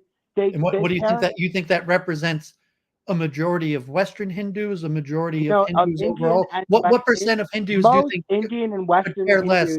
Look, most Indian Western Hindus, if you went to them and said, you know what, I'm a idolater in the real sense. I believe God is many and takes material shape. And you know what, the U.S. government, even though it's not official law, they did make this really big official statement that these laws are the foundation of America, and I really think that that's wrong. And we should have that repealed. They would say, who cares? Go away. I don't want to hear about that. I don't give a shit. You know what I mean? They're just not going to react and be like, oh God, I understand you. I understand why I'm an idolater and blasphemer too. No, they're not going to come out and say that. They're going to say they're going to say I'm not an idolater. I don't practice idolatry. I don't believe God is many or takes material shape. This is what Ulrich said. That's why he didn't care about the Noahide laws and he thought they were a good idea. And that's why lots of Hindus do think that it just doesn't matter. Okay, I mean, that's just your experience. Yeah, I mean, and I would say, because I've done interfaith with Hindus for a long time. Not about the Noahide laws. And I've been to a lot of different Hindu temples, and I would say there's a substantial difference between Westernized Hindus. These are Hindus and Westernized Hindus. But I mean, there's Hindu temples where basically they speak English as a second language. They bring in priests from India. The priests from India hardly speak English. There's almost no white body people that ever go there. They're not trying to appeal to gain like Western converts. They're not necessarily and there you have much less desire even to appeal to Western standards. Yeah, and the people blatantly disregard the Bible. The people would care less about the Noahide laws. And if you talk to them about they don't care. They would just tell you this stuff is 100% false. Conversions going on over there. in India. They don't care about just stopping the conversions. They don't look. The point is they're just going to. Are you even acknowledging what I'm saying? You're That, no. like, You're I saying say, that. like, I You're would guess like saying that 50% I, of who the ran Hindus Hindus for I've met Trump, who could care supposedly less was a about Hindu for 10 whether years, it traveled corresponds to to the India. Bible or I not, and supposedly they know have the nothing balls from to the just say it's thousands of false. Hindus that I've interacted with on this message who don't give a shit and tell me to shut up and stop talking about it. You're saying that like just counts for nothing. All my experience and why I actually You're left saying something Hinduism different. and why I was thrown out of Hinduism. I wasn't thrown out. I was hounded out of Hinduism for being an anti-Semite because I discuss these things. And don't tell me that they don't care. They care to silence discussion about it because they don't think it's a problem. And their only message is, well, we're not. Experience. Okay, You know, well, like I've you had have different experience also with experiences, but my thousands of experience Hindus. was deep enough and with enough Hindus that I decided to leave. And I said, fine, you're monotheists who believe God is immaterial. Okay, and I want fine. nothing So to do that's with what you. happened with you. But you're making some sort of broad statement that doesn't correspond Okay. with wider reality. Yes, I'm sorry. The wider reality is that Hindus want to be monotheists and believe that. Oh, look, Ulrich was accepting the Noahide laws because he's so learned in Hinduism. He knows that God is immaterial and monotheistic, and that's what most Hindus want to believe in. And then I want nothing to do with it. So that's why I left. Well, I'm saying Ulrich is trying to appeal to Western standards and No, he's not. portray He's not Hinduism. Western. But He wants to go. are you rejecting my claim that half of the Hindus, even in America, and I would guess in India, it's probably like 80, 90%, just think the Bible is 100% false, and they have no interest in trying to correspond their beliefs to They fit have no into the interest in their children being laws. converted in the hundreds and thousands over there. They don't give a shit. Yeah, so what are you saying? That they're trying, that they're they're neutral, that they're Noahide neutral because they don't feel it affects them. They're Noahide neutral because it doesn't believe it affects them.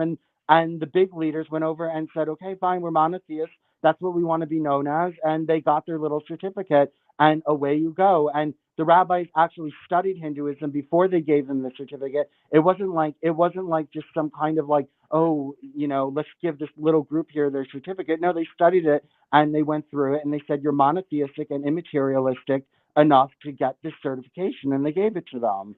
So this is just a group of people that met, and like whatever Hindu apologist were willing to say that to a Jewish body is not representative. Okay, you think most Hindus are polytheists, really? Well, these are all Greek terms. But if you're talking about, is God one? Is God one in Hinduism, or is God many? I mean, there's no necessarily universal theology of Hinduism. I'm not talking about. Okay, if you want to do it like break it down to scholarship standard of polytheism. Vince, you're just talking. You're just talking. We're not even in conversation here. The point is that it is not polytheism, and so therefore I want nothing. You're just repeating yourself. You're just saying the way I see it is the reality. No, most Hindus are not polytheists. Most Hindus, okay, let's not say monotheists, are not polytheists. Most Hindus are not polytheists, and that's a problem. Well, I mean, if you want to say it's a problem or not, that's a value. Yeah, okay, well, it makes them susceptible to the Noahide laws and not giving a shit that it's spreading in their country or anywhere else in the world. I mean, Hinduism has sectarians. You could look at polling that is polled the various sects of Hinduism and their general belief pattern. If you're going to put like, okay, well, how many Hindus actually believe in idols and have idols or have a polytheistic? It may only be 40% of Hindus, and you'd have to get into. They're allowed to have idols. You'd have to look theologically. Well, how many Hindus even have idols? And then of the Hindus that actually worship idols, have idols, go to temples with idols, how many of them? Yeah, but that might not be illegal under the Noahide laws. That might not be illegal, so they don't give a shit. Who cares? They're not going to feel like, oh, I have an idol in my house, so therefore I should worry about the Noahide laws. They're going to be like, no, the rabbis say I don't need to worry, so what do I care? Yeah, but if you're talking about belief on a person's heart versus action, so if in order to comply with like the Hare Krishna temple or something, if some guru is going to speak to somebody and saying like, this is what we have on our heart, and therefore can you still worship the idols because of what's on their heart? Or any idol in that sense, like the vast majority of Muslims and Jews or Noahide type people are going to say, absolutely not. You cannot have an idol just by claiming like what you think is on your heart. And that's why I divided up the second and third commandment, that there's having a graven image. And then there's the sin of the limbs and the sin of the heart. And so you cannot, if you believe that that God is one, there are possible interpretations that having an idol, if you proclaim it as one God, that you are not breaking the Noahide laws. No, So there's they're go no there's no exception to the third commandment of a graven image. you know it's So a even if you're a monotheist, like if Christians think that Jesus is the one God and there's only one God and they worship that one God Jesus, but they have an idol form, that's a graven image and it's a violation of the third commandment. You said, well, maybe they didn't well violate the second commandment, maybe they didn't violate the sin of the heart, but they violated the sin of the limb by making a graven image. well they're going to let them get away with it until they've Well, who's they? uh, It's just like some board of like rabbis trying to make money or it's do the chief interfaith. rabbi of Israel. It's not some board of rabbis. It's the chief rabbi of Israel. So I mean, What, it's the elected chief rabbi? You're talking the Ashkenazic, the Sephardi elected chief rabbi? Ashkenazi. Ashkenazi. Yeah, and saying there are politics behind that and saying most Jews don't necessarily accept his decision. That could be related to politics and like the greater war in Islam, But in the they could sense that look. they need to make good with the Oh no. Hindus because of the greater war on Islamic extremism. So it's political, and really that's not what Jews believe. They just need to make some sort of political alliance. Oh well, no, well, I told them. They told them in the paperwork. They said, "Look, we're giving you this certificate of Noahidism, but it only applies to your theology. It doesn't apply to your everyday practices like astrology and like maybe bowing before idols or things like that. But they're not going to like it's a slow process to weed that out, and they just right now they have the theology certificate, and whoever accepts that, the chief rabbi, they are obviously speaking for the nation of Israel, and even if it is political, so what? It's a step in that direction, and the Hindus don't care about that step in that direction, and they're not going to stop the step in that direction, and anyone who points out the step in that direction is going to get hounded out of the community, and it's going to hear nothing but rah rah rah, we support Israel and the Jews, and shut up with your anti-Semitism. And that's what my experience was, and nobody's going to be able to rob that from me. And you're acting like I'm some nobody that wasn't a Hindu for 10 years and didn't run Hindus for Trump and I didn't have friends and ran Justice for Hindus, one, a big, not huge, but well known, Hindu rights organization, and traveled to India under its auspices and had everything paid for by Hindus. You're saying like, oh, well, your testimony is really means nothing, you Well, it's know. just anecdotal. Yeah, well, it's a big anecdotal test subject pool. Well, I mean, even if that's the case, but okay, that's what you think. That's your story. Therefore, like what? Therefore, so what? Therefore, I want nothing to do with them. Okay, so it's just your antidote. Yeah, well, that was my experience living amongst them and or being amongst them, and I just am done with it. And I think they're all a bunch of Zionist Noahides, and I'm really not interested in having any further. I don't want anything to do with monotheists who don't believe God is material. I just don't want anything to do with that. Okay, yeah, I mean, I understand that. Yeah, but going Is there back. like a therefore of wider implication? Maybe, maybe not. Well, no. Well, I attack them now as like agents of the Noahide agenda, whether they're doing it willingly or not. Some of them are. I mean, there are. I've met Noahide Hindus, and they have Twitter accounts and stuff like that. Oh, well, I don't know if that one who has the Twitter account is his name is Noahidic Hindu, and he posts stuff, but he posts all different weird shit. So I don't know how serious he is, but I have met other Noahide Hindus, and they just generally don't want to hear about it and they're anti Noahide. So therefore they work in that kind of agenda. But the thing with Ulrich and Claire is that everything to them is idolatry, and I'm saying it's a vodazara. That the term that the Noahide laws make illegal is a vodazara, and you just and also you can't use the idea of hidden idolatry as an excuse not to fulfill the Noahide laws. It's just Islam, I'm coming to realize, is just a watering down of the Noahide laws to allow idolatry and perhaps even blasphemy to take place without having to actually, go forward and actually eliminate it from society.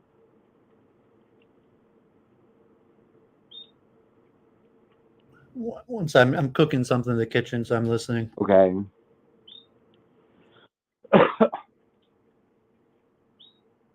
Claire. Yes. So it seems, well, at least he knows what I'm talking about. You can't equate your version of idolatry to a Vodazara, because, and a Vodazara is actually a physical offense that you're doing, practicing necromancy, inquiring of an ove, witchcraft, omen reading, tearing out one's hair in mourning, not allowing a witch to live, those different kinds of things. So, you have this, and Ulrich just call everything idolatry, and it really wipes away the meaning, and it really wipes away. Well, I'm not going to prosecute it, so I'm not really that bothered.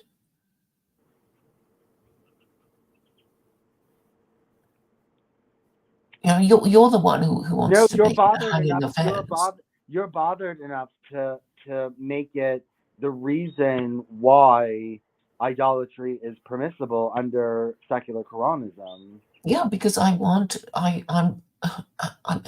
emphatic on wanting to keep the First Amendment, and you seem to be emphatic on wanting to abolish it.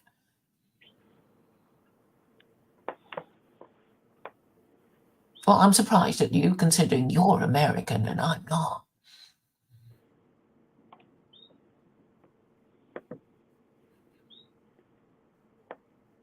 So, I mean, I don't know how popular you think your proposal is going to be with your fellow Americans about abolishing the First Amendment.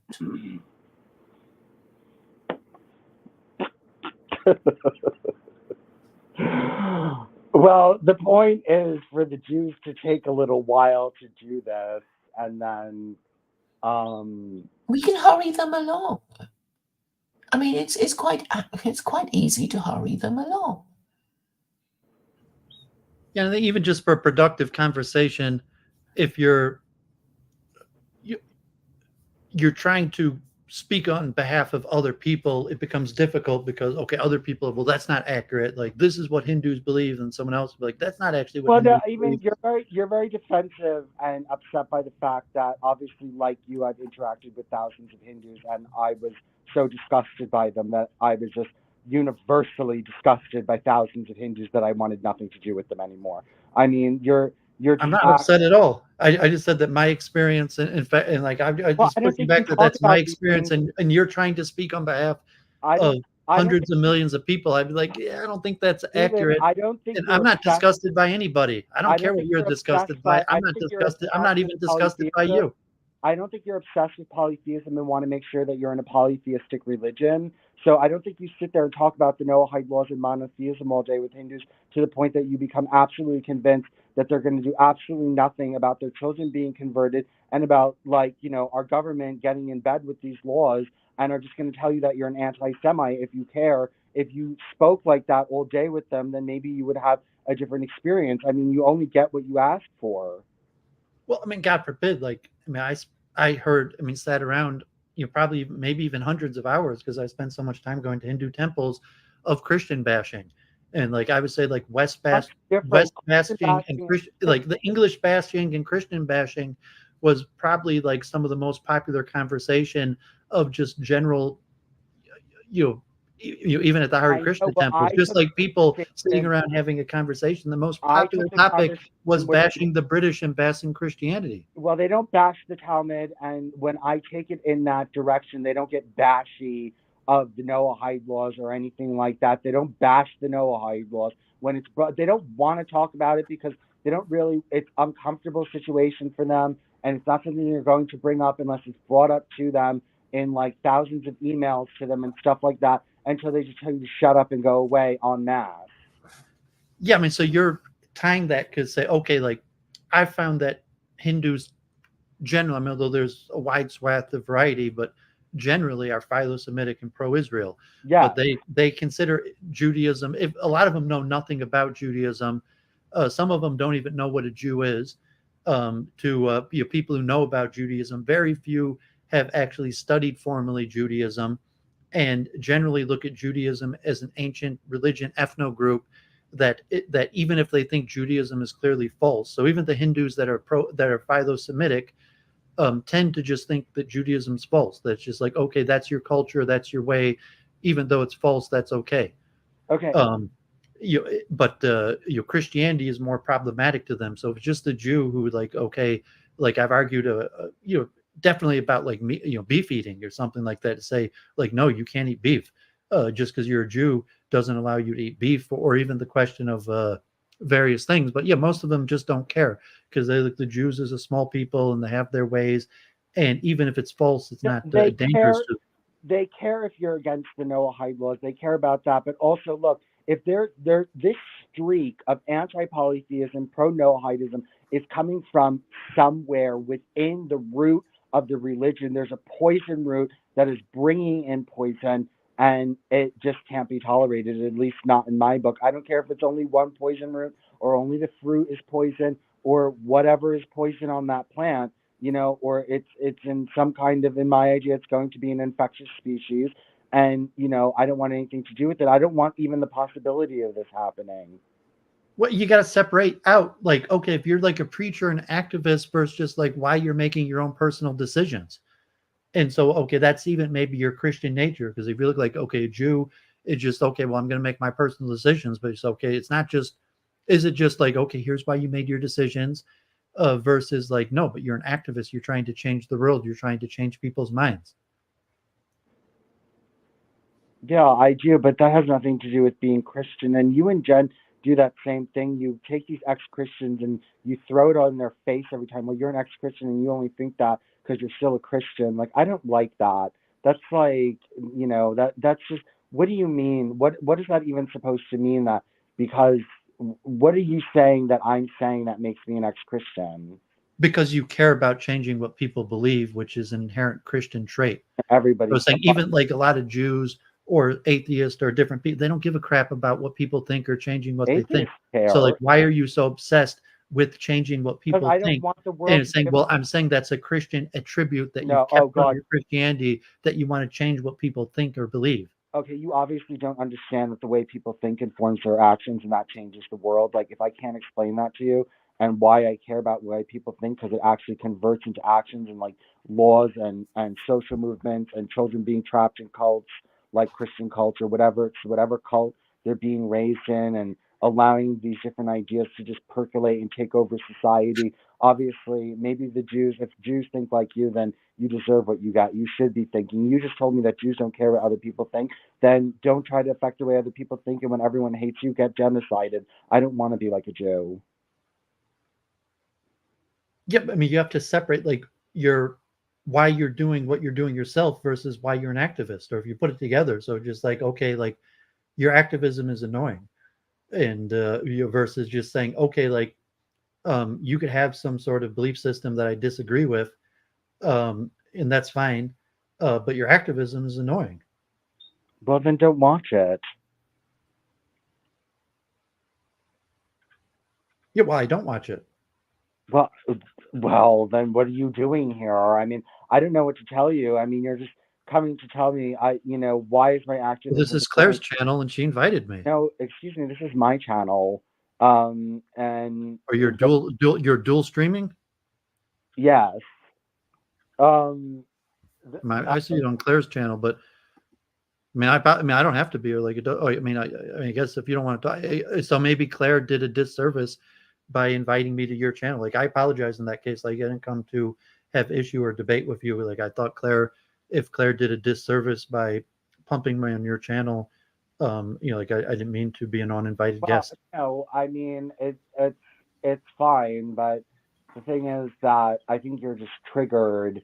I think you're triggered because I found something wrong in the Hindu community, and whether whether it's just a streak, I think that it's foundational in its theology, and so does the chief rabbi. I mean, if anyone, look, I'm the one who has the evidence that these people are more friendly with Noahide than hostile towards it. There's more philo Noahidism than there is hostility towards it, obviously. Yeah, I don't think I'm triggered. I mean, you could think I'm triggered. I'm happy to just agree to disagree. So it's like, okay, that's what you think. That's what I think. I don't think I'm triggered by that. I'm happy. Well, to I have my disagree. evidence. I have my evidence in the fact that they did trip over themselves to get this, that it wasn't small time gurus, and also they just don't give a shit about it spreading in their country, and they don't give a shit about public laws being passed that pronounce these laws as the basis of civilization, or that the UN Diplomat Corps promotes them, or that the Vatican promotes them, or that Freemasonry promotes them, and they just don't feel threatened, and they just want their, they just want either they don't care or they want their certificate. They say, yes, please give me the certificate of Noahide compliance, and show me on your Noah wiki how you're infiltrating my religion and trying to change it, and I'm going to sit there and listen to you and still bargain with you on this. I'm still not triggered by your activism. It's like, okay, we agree, and even if we're activists in opposite directions, like, okay, fine. Like, obviously, it's an issue. There's going to be people on different sides of, and we're on different sides of it, and you're an activist on the other side. I mean, I don't know why you're insisting that I'm triggered. Honestly, I'm not triggered. I don't get disgusted by people. Like, we first came on, we shared our disagreement, but no, I don't have any insistence to keep on pointing out our disagreement. Anyone was watching, they could say, oh, this is what Vincent thinks, this is what Duvid thinks. There's no reason to keep on going in circles on it. Okay, Vince is doing his activism, Duvid's doing his activism. Maybe we'll see each other at the picket line, or at the protest, or at City Hall, or on a stream. Generally, I try to be friendly, and I don't get disgusted by people. Generally, I don't judge people in the sense, whatever reason you're on the opposite side of this issue from me, I still haven't necessarily judged you. Like, God is your judge. And I mean, that's really all I had to say about it, I guess. Okay, well, it sounds like you don't really want to stay, but okay. I was hoping Duvid would say something more about Freemasonry. Well, I mean, Claire's making this point that she understands the secrets of Freemasonry, and she's insistent that Freemasonry is not universal, but I mean, I think from most Freemasonic literature itself, it portrays Freemasonry as a mystery, and the origins of Freemasonry, even according to Freemasonic texts, is a mystery, and it claims to be universal. I mean, these days there's probably more Freemasons in India and the East than in the West. And I covered my essay about Freemasonry in India with Vivekananda. So I mean, you could claim, a lot of Western Freemasons would be insistent that Hindus aren't Freemasons, but I think globally now that Freemasons is probably actually more popular in the East, and the origins are disputed. That even the Western initiation rites, the Westerners who popularized the various rites of Freemasonry, self-proclaimed that the origins of Freemasonry are a mystery. Well, I'm also somebody who claims to have solved the mystery of the Trinity and has the answer to the Jewish question. So I wondered, Duvid, would you agree that Masons are supposed to be Noahides? Not necessarily. I mean, the Scottish Rite, you have a degree of the Noahide, but I mean, there's certain strands of Freemasonry that you could claim require monotheism, but probably more like henotheism, or even to say that Freemasonry necessitates not worshiping idols is not even clear either. But I mean, as a conspiracy theory, because you have to, as I said, the origins of Freemasonry are a mystery. There's one explanation that comes from King Solomon, some explanations that comes from Noah.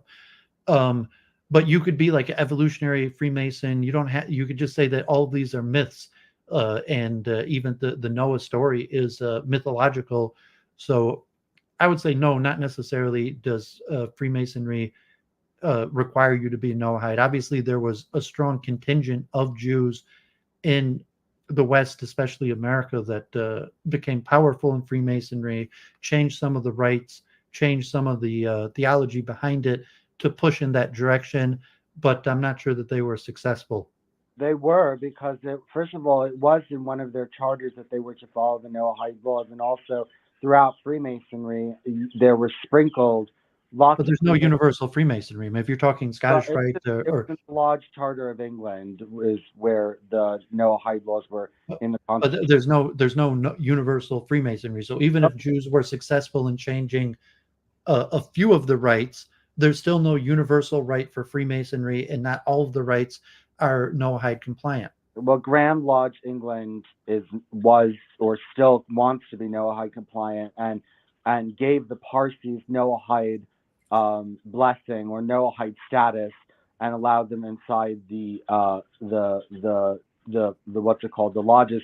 But they did specifically say that they were Noahides in regards to being able to get in as monotheists, as opposed to Hindus at the time, who were sometimes considered polytheists, and though they corrected that later.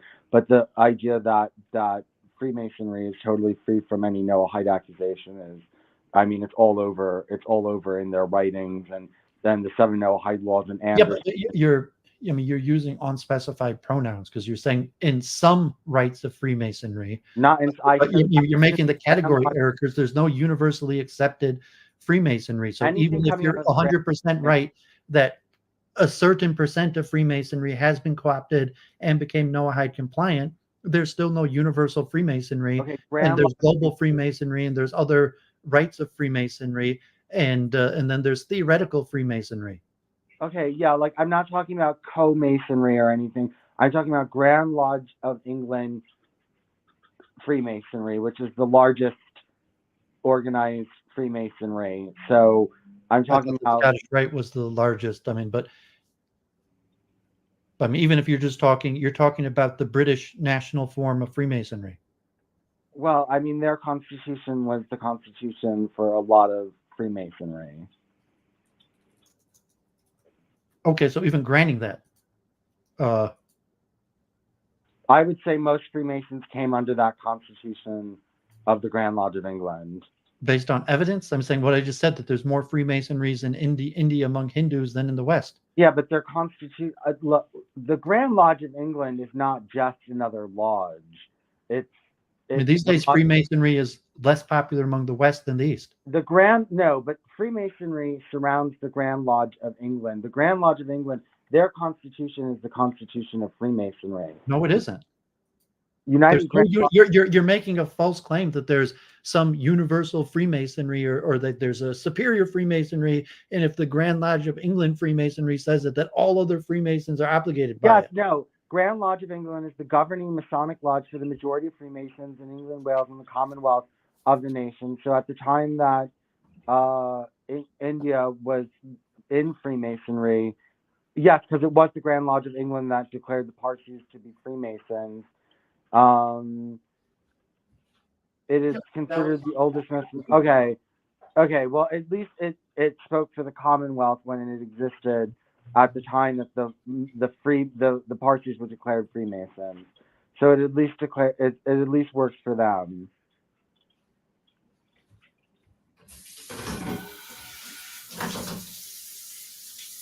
So it's still was of Canada, of Australia, of India when it was. I don't know if India. Was India under their control? I'm not sure. Well, they declared the Parsis like Noahides in the 1770s, so yeah, they were in control. Yeah, but what is it? How does that prove your point? It's proving my point that laced inside there was a Noahide conspiracy inside parts of Freemasonry, and in the most important parts of Freemasonry. Well, that may be true. So if you say like, okay, well, Jews or Noahide biblical people tried to do what you're saying, but they failed. It didn't work out like that. Well, I don't think they totally failed. I mean, I think it was more of the fact of Freemasons trying to cuddle up with Jews. That's I mean, what they happened. had some success, just like you're saying in Hinduism or India today. They had some level of success, but they didn't like complete the project. And I would say, looking at the world right now, the project is reversing. So whatever the heyday of the conspiracy you're claiming is, it happened in the past, and the tide is reversing direction now. Well, it's not reversing on Noahide. I think that Freemasons don't have as much power as they had, and maybe they're no longer trying to promote Noahide on the level that they were, and just like they stopped promoting British Israelism as individuals when it lost its esteem. But I think that the Noahide laws themselves are picking up, and I think that Freemasons will take advantage of that again, and I think they will use their old connections to it to kind of get an in on that power structure.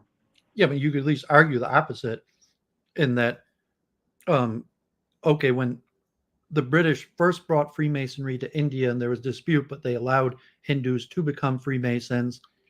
And then there was a decline in the West of Freemasonry, but Freemasonry still remains relatively popular in India and among Hindus, to the point that there's more Hindus joining Freemasonry today than Jews and Christians. So within actual Freemasons, it's pushing more towards Hinduism, more towards polytheism. No, but Hinduism is not. Well, I don't know.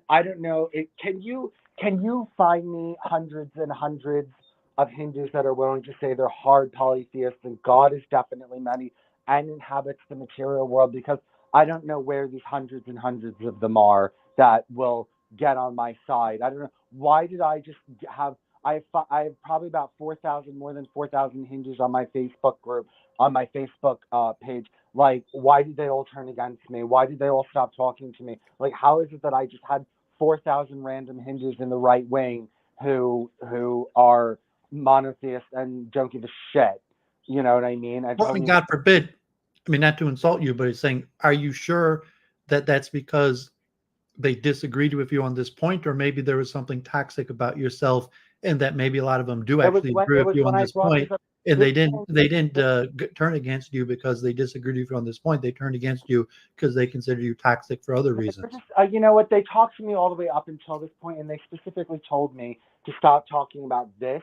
And when they told me to stop talking about this, they specifically told me they couldn't talk to me anymore. I mean, it was like this wave, because I was sending out emails and emails and emails, and then you're just trying to get insulting and say, oh, well, it wasn't, they sent you out emails and said they didn't want to talk to you anymore about this, but it was actually because you had a toxic personality. Like, no, that's not exactly what happened. I mean, if you say that, okay, if you maybe over anti-Semitism. So, okay, if you connected your belief in what was considered an anti-Semitic way, but if you hadn't connected it to anti-Semitism, maybe they would have agreed with you. No, they don't agree with the topic. No. They know. They're not dumb. They didn't tell me. They told me, they said there's no hate in it, and it's this wonderful thing, and blah, blah, blah, blah, blah. They knew exactly what they were talking about.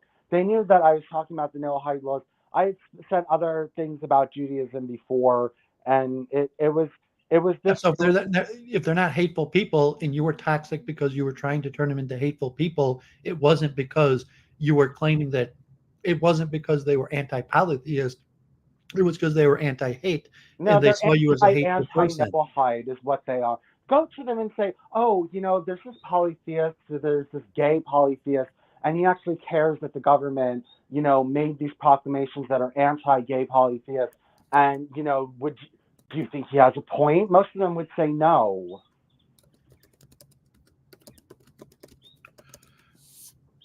Most of them did say no. Most of them told me I had no point. Most of them are just going to tell you have no point. Who cares if you're a polytheist? That's not me. I don't associate with that word. I don't want to be associated with that word. And it really doesn't bother me. And why are you talking about this? Can you stop, you anti-Semite? That's their response. Well, and I can't argue with your experience, but if you wanted to look at some source of polling, like a Pew survey or national polling in India, and I mean, obviously, Noahide law? I don't think What? enough people know about Noahide laws that there'd be Enough. such a survey. Okay, the ones that I know, the 4,000 people and the hundreds of people in my email list all know about it. Okay, and I can like get a sample from talking to hundreds of Hindus about this, and like actually having a whole campaign to wake people up to this, and I can tell you how people respond to it.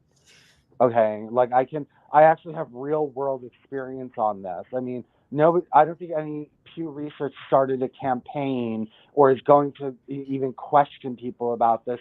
This is not something you're allowed to question people on at this time period, nor does anyone want to, because it would draw, the only people they want drawing attention to this are the rabbis who are explaining it in an approved and deceptive way in order to get people. They can spread it, but anyone else discussing it secularly on their own, like you need it. It's like the Jehovah's Witnesses.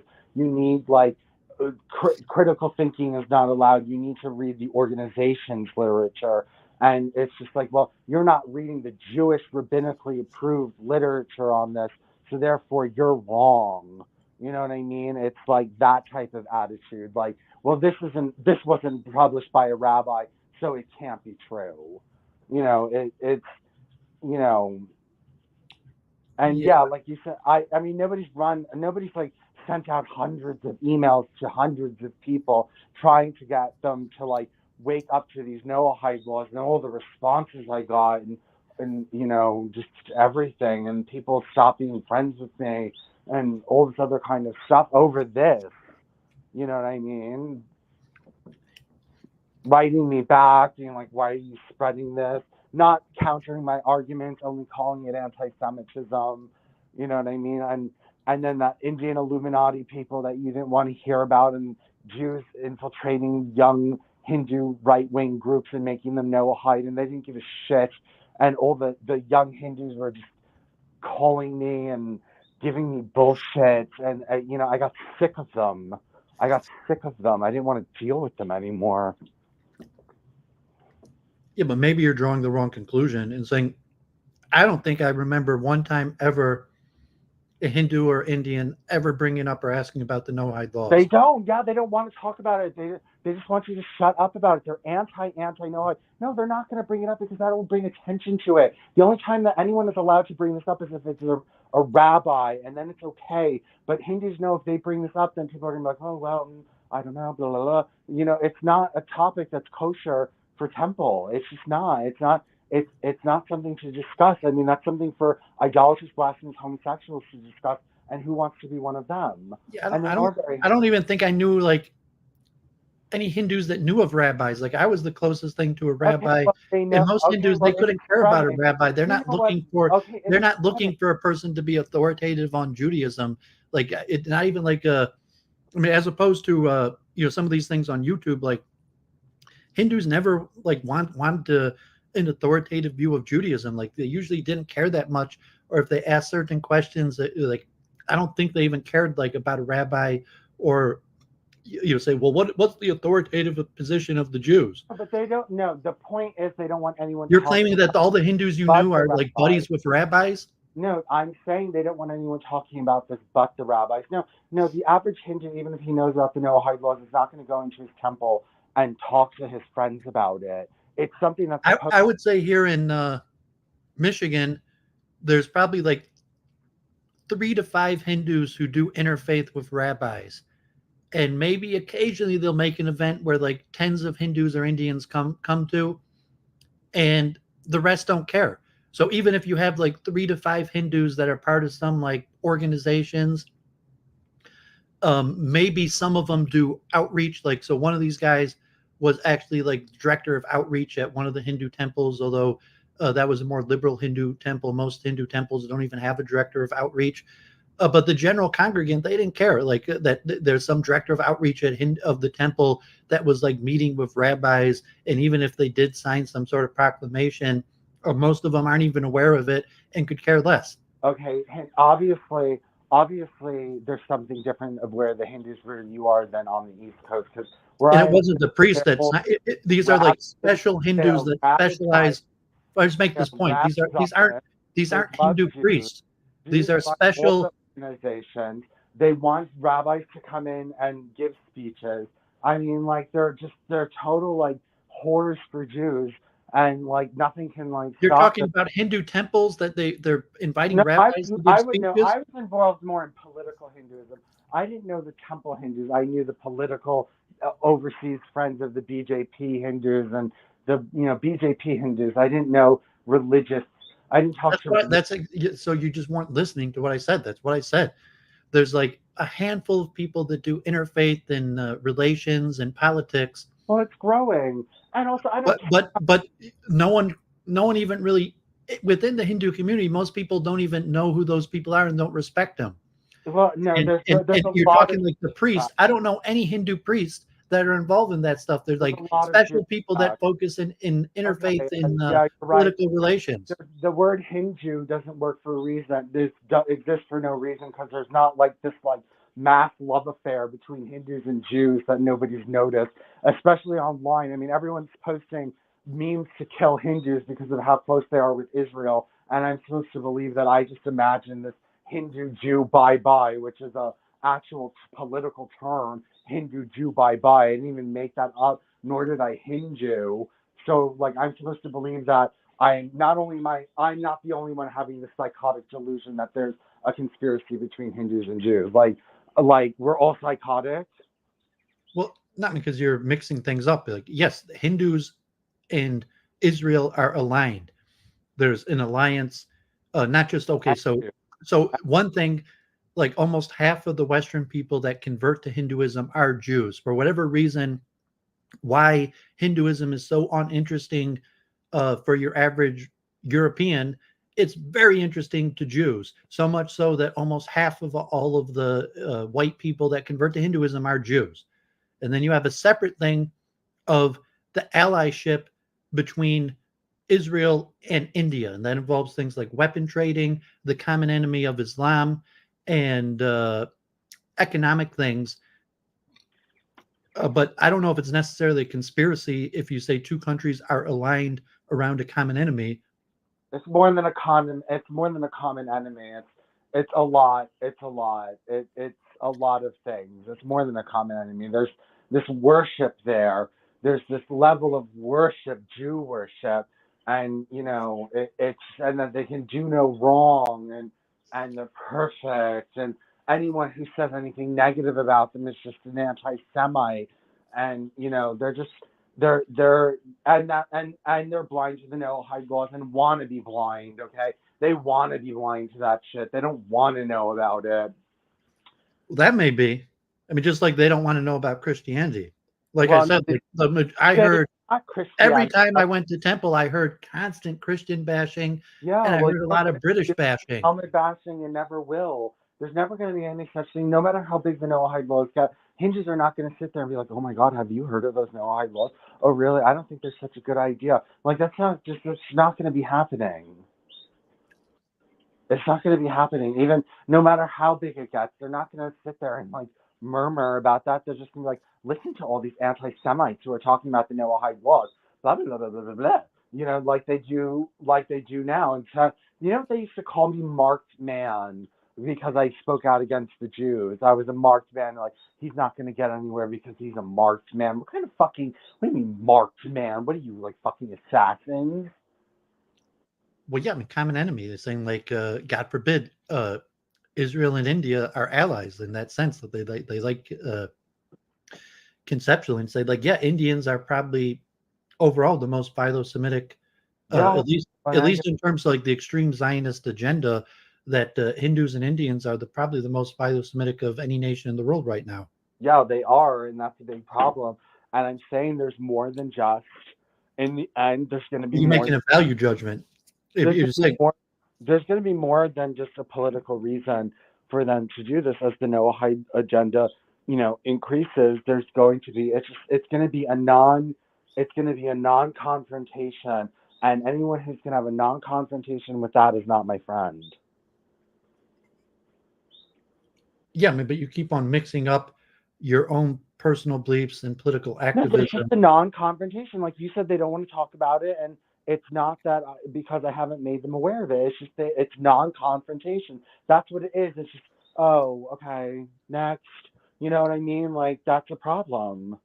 Yeah, because it's like group strategy, and at this particular time, Hindu and Zionist group strategy are aligned, and even to some extent, Hinduism and secular Jewish American group strategy are aligned.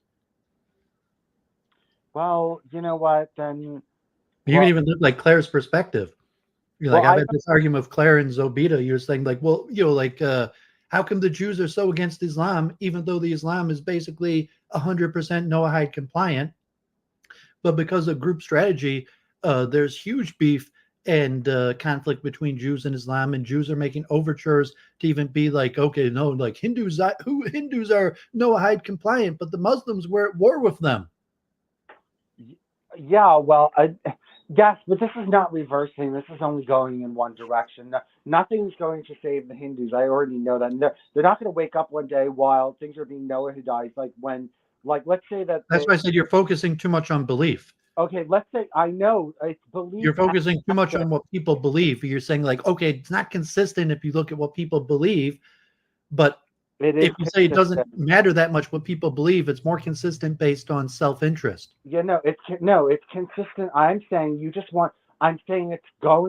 is and is going to be more so consistent on the idea that they are compatible and that they can get along with this Noahide peace movement and join with Muslims and join with Christians and join with Jews hand in hand to usher in the legal system that is going to solve all of the world's problems from this kind of perspective for a short period of time. And they're not going to en masse say, no, we don't want anything to do with this isn't us.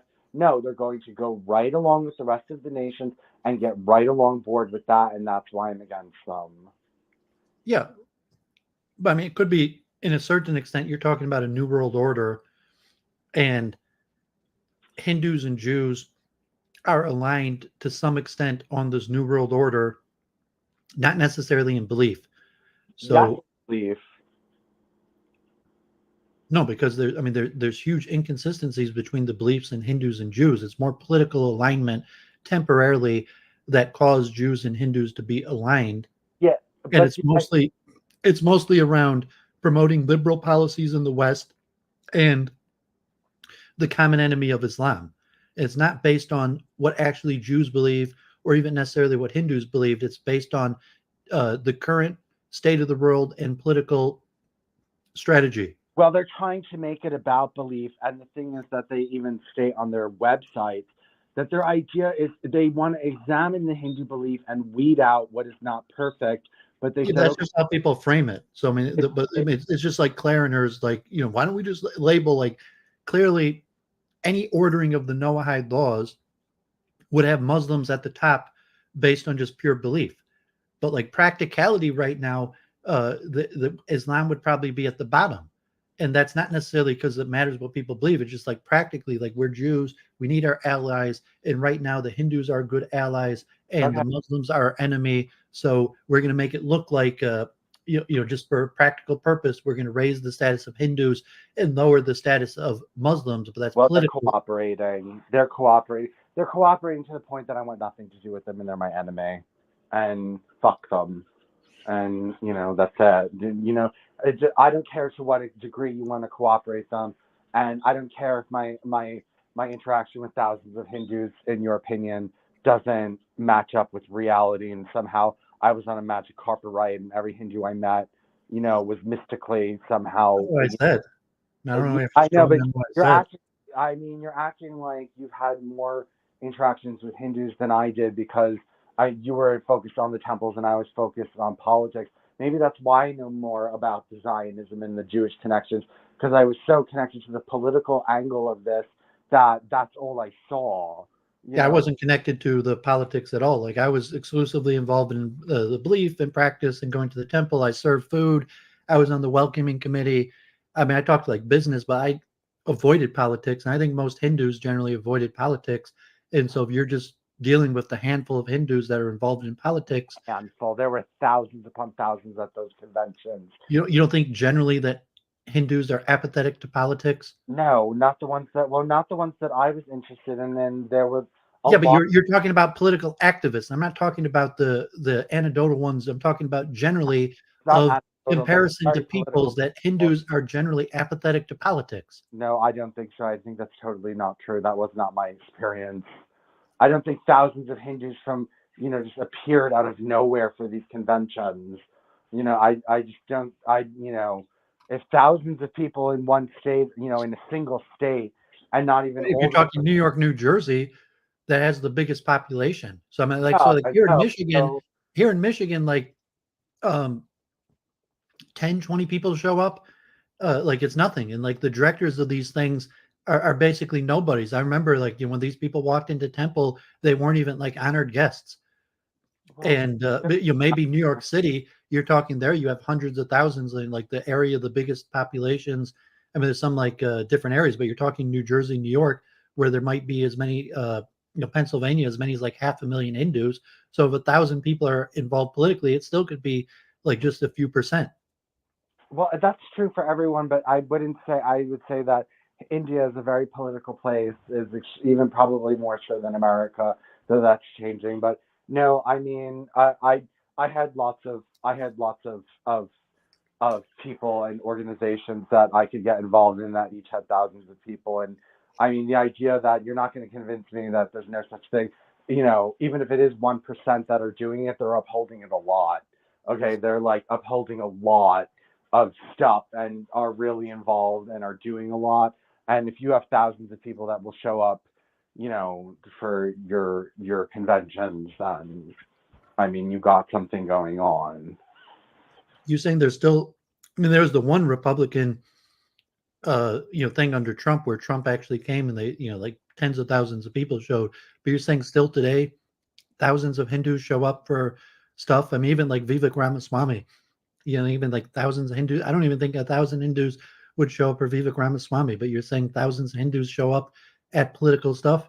What type of events are you talking about? It was BJP. I mean, they probably don't have overseas friends of BJP where you are. There's not, like you said. Well, they do like small, but you're saying that, but they're talking about Indian politics. Yeah, they're talking. Yes, they're talking about Indian. They're not gathering for like American politics. They're gathering about politics. Indian politics. No, they're talking about Indian and American politics, both. They talk about both.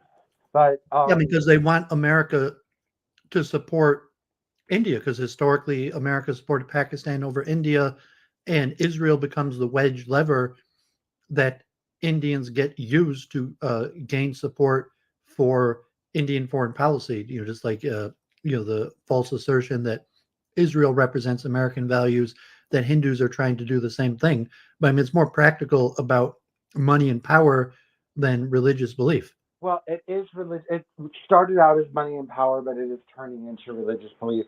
And the fruit is, the seeds are there. Okay, they've already planted the seeds, and I said, here are the seeds planted, and you're just trying to say, well, these are never going to bloom. And I'm just saying, okay, well, the seeds should never have been planted in the first place. I know here in like Metro Detroit, most of those people are meat eaters, and meat eating is so disgusting, at least in ISKCON or among some Hindus, that they just have no respect for those people. And I don't know, like the BJP, maybe those guys aren't meat eating, but like, certainly in Michigan, the Hindu, the people involved in Hindu politics, they're all meat eaters. And among the Hindu temples, most people think they're fakes because they're meat eaters.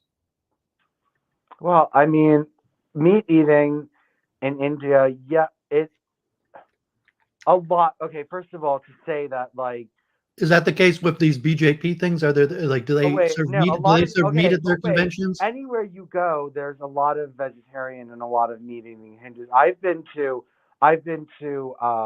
Bengali events where they serve lots of fish and stuff like that. So I'm saying it's like Judaism and kosher, that if they're having events that have there was no meat. If they're having events that aren't 100% vegetarian, they're not getting respect when they come into the temple. They were 100% vegetarian. There was never meat, and I've never been to a Hindu event outside of a Hindu restaurant where there was anything but vegetarian food But there. what And about the leaders of these? I'm just saying in Michigan, I mean, because they don't even have enough people to show up to events to but okay, I'm saying well, the leaders who are involved in this stuff here in Michigan are mostly meat eaters, and that causes them to have no respect, at least in ISKCON when they came to the temple. Like these guys aren't really, on these guys are fakes and fraud because they're meat eaters. well, the thing is that maybe in the political realms of Hinduism, people don't care as much. But number two, I mean, I was never when I was involved in it. No one ever made a comment about these people, eating meat. I mean, it wasn't like, oh my God, and it wasn't, some kind of widespread conspiracy or secret or open secret that people were eating meat, and so therefore, we can't trust them. I don't think that that's, and if you did, that would be too debilitating to the Hindu community because there's too many Hindus who do eat meat, and I know that they have problems, the meat eating Hindus, but I mean, the thing is that there's always been eating in Hinduism. Okay, but I mean, okay, the ISKCON and the Hare Krishnas are extremely strict in the vegetarianism and preaching vegetarianism. But and maybe a few other temples, like yeah, you had a few meat, but like that would be enough that to just be like, I have no respect for this person. I remember like temple, like this person's a meat eater. I have no respect for them. They're a fraud and a fake. And here okay, so these people who are eating meat are teaming up with the Noahide or the political stuff, and Oh, but now you're making speculation that it's only the meat eaters that are getting involved in it. That's absurd. Well, I'm saying you said your anecdotal experiences, and I'm telling you my anecdotal experiences. You have so you said that first you said Hindus don't ever talk about the Noahide laws, and now you're saying you have so much anecdotal experience of meat-eating Hindus joining Noahidism that you've just No, I mean I never heard these guys talk about Noah. I'm talking about the ones who do interfaith in politics. So I've never heard the word Noahide come out of their mouth. Yeah. So, but if someone was going to be Noahide, it would be these guys who do interfaith in politics. And I've been at the Hare Krishna temple when these guys came in, and they were afforded no respect. And I heard from the people specifically, like, this man's a meat eater. I will not afford him respect. Okay, well, you're trying. That's my anecdotal experience. Whether this person has even heard about the Noahide laws, I'm not sure. But if there was some sort of Noahide thing in this area, like, it would be them that would be involved with it. Look, all of the people that are anti-Noahide laws are not meat eaters. Okay, not all these like non-reaction to the Noahide laws Hindus are eating meat. Okay, like, because none of them are reacting to it. I know, like, out of all the... Well, it's the point that if a Hindu starts becoming Noahide, they start rejecting Hinduism. So they become like secular Hindus that are just involved culturally in politics and power brokerage. No, but the priest and the people actually believe... That's not what the Jews... That's not the plan. The plan is for them to keep their culture and everything so that they have a deep expression. They have a deep connection to their religion. You just weed out what doesn't work, like astrology, like psychic mediums, like things like that. Yeah, so I'm saying that I don't think it works because my experience is these people get no respect when they come to temple. No, I don't know if I don't think the Hindu American Foundation eats meat, or, at least there was... Yeah, I'm saying that even if the president of the Hindu American Foundation came to temple, he would not get any special respect or recognition. ISKCON, but look, there are temples that host them, and maybe. I mean, even a few other temples that, I mean, like ISKCON I went to every week for years, but I've been to another handful of times. I don't think a lot of them they get any respect at. When it comes to lawsuits, they definitely win the most, and they definitely are legally, when it comes to legal prowess, are the big fish in Hinduism. And they went no. But most Hindus don't. Most Hindus don't need to come on to their services. Like okay, they have like a Michigan Hindu coalition, but they don't. And there's one woman who is in the elected official who's Hindu, but man, she's a meat eater, and maybe it makes the people a little bit proud that there's a Hindu woman wearing a sari in the state, but she doesn't actually do anything for Hindus. Like, there's nothing that they could look and be like, oh, this woman's done so much for Hindus. And even the council here, and I don't even know in New York if maybe like immigration or visas or something, but like do they actually do anything? So in my area, like these organizations, all they do is interfaith and like endorse Democratic candidates, and they get no respect. Like they don't actually do anything for the Hindu community. That's why they lean Republican. Because one thing I would guess that all of these people are Democratic activists. You're trying to say that this mass movement of anti-Noahidism is just like, oh, they're all meat eating drugs. I mean, you're purposely using false words. Like I say, most people that never heard of the Noahide to be anti, they just don't care. And the few people that are pushing for Noahide, generally, they don't have an audience in the temples among the Hindus, and they're not respected. Okay, you're saying that they're not respected. There are respectable Hindus who are involved in the Noahide movement, but most Hindus, when you talk to if I went to a group of 10,000 Hindus and I gave the whole stuff about the Noahide laws and I educated them, I don't think so. I mean, you're claiming that there's respected Hindus that are involved in the Noahide movement, and I would put it on the meat eating aspect. I mean, maybe you're saying that not all Hindus are so strict on meat eating, but like most respected Hindus would not be part of an organization with Jews or Muslims or Christians that condone meat eating. That's not true. I mean, they have Jewish Christian interfaith meetings. All I'm saying is that most Hindus, when they do hear, all you're saying, okay, if you're saying, let's say there's 1,000 people, and I've spoken to 100 of them about a certain topic, and they've all rejected me for it, I can say, well, okay, obviously the other 900 that I'm going to speak to are going to behave the same way. And, but you have sample bias because you're going to political events that are aligned with these people as opposed to temples. So my experience is in temples. But you don't bring it there. I know the Jews who do this in my area, but it's saying like the Jews in my area who do this, like no one shows up to their events. So I'm talking like, so if you have a sample bias, maybe in New York, more people show up to their events. And therefore you have a sample bias because you're talking about at political events as opposed to temples. Okay, well, it's still thousands of people, and also like all my friends. But it's a sample bias because you're talking about Hindus that are politically active as opposed to your average Hindu that's not politically active. No, I don't think that the average Hindu is not politically active. First, even if they're not right-wing Hindus, still a lot of them are very political in the Democratic Party. A lot of them are very political leftists. Just because you're not a right-wing Hindu doesn't mean you're not political.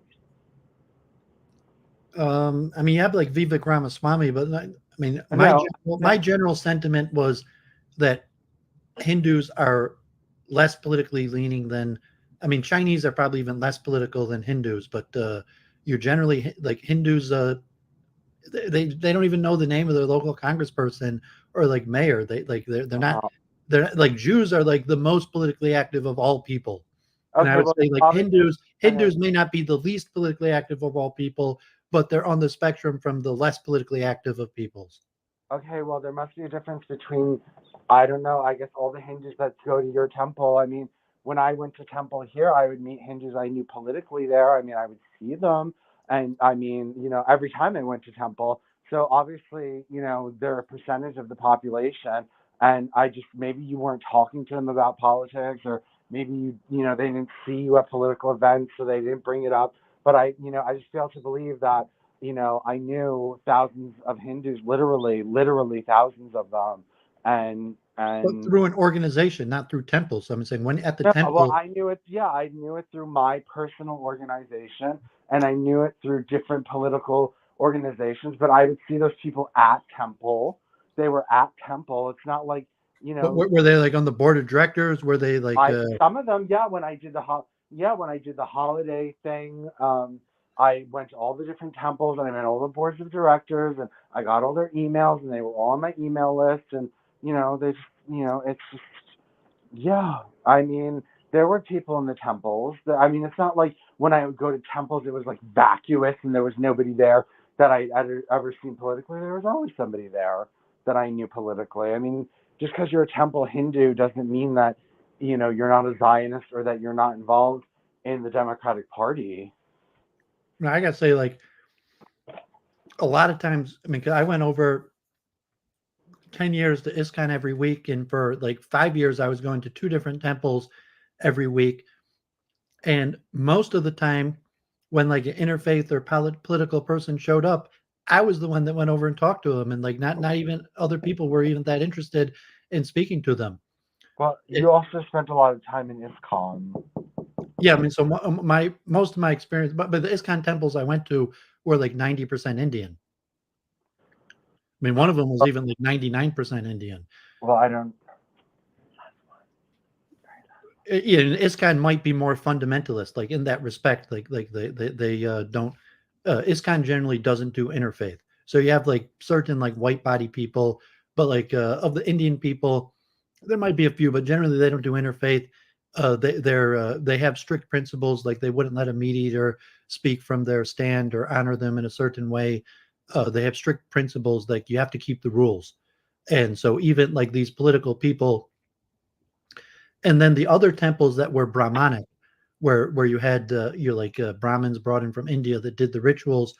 Those people were generally apolitical. Like you said, a board of directors and a outreach director, and maybe even someone politically connected. In fact, the woman who ran for Congress and won was on the board of directors of one of these Hindu temples. But the priests weren't really involved with that. And like, yeah, people want to do well. They like to see, their own kind in positions of power. But I think they appreciate that, like those people are going to like say and do anything and compromise in order to do that. And the priests are more straightforward. Like this is absolutely forbidden. And that's why I meant like the Noahide. Like I argued with a lot of Hindus, and most of them completely rejected that the Bible has any authority at all. That it doesn't matter what it says in the Bible. There's absolutely no reason that they would change their behavior at all to be more in line with anything in the Bible. Although they might have looked at an ally like Israel or Jews in general, but that was like as a people, not because of what we believed or our scripture, but more through like track record of common interest of being a dependable ally.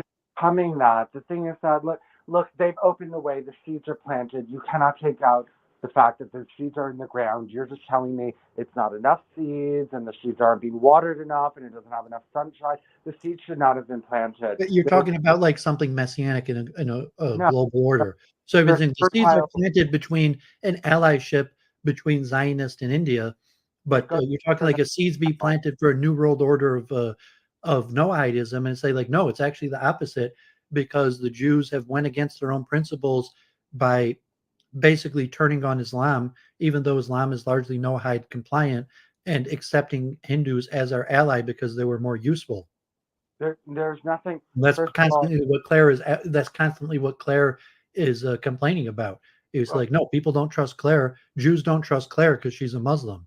And you say, well, aren't I more Noahide compliant than Hindus? And well, we don't care. Hindus are allies, and you're our enemy.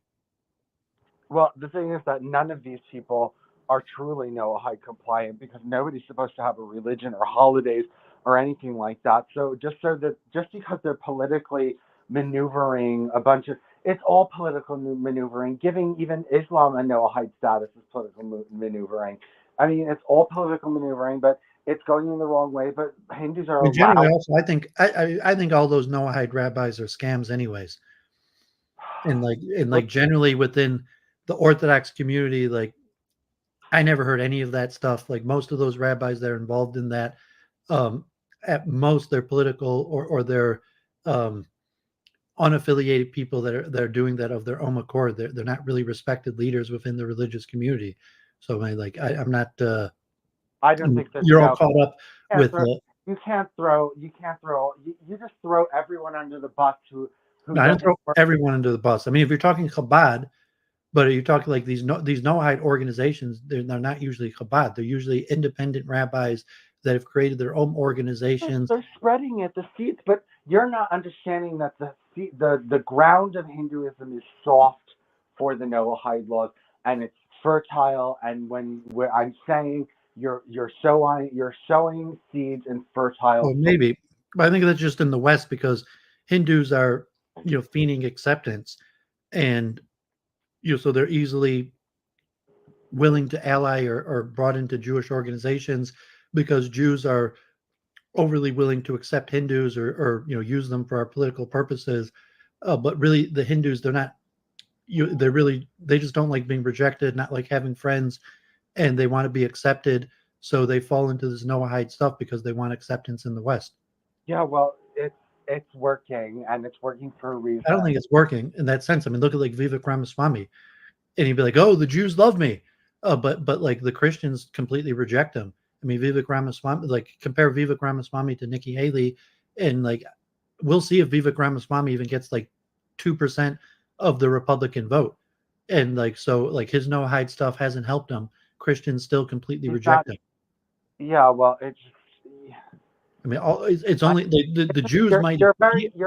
You'll never understand as a Jewish person what it's like to be an idolater and say, okay, there's at least some version, some level of a conspiracy against me. If it was a conspiracy against Jews, you would say any little drop of it is a problem. But when these things are reversed, someone cannot get upset about a drop.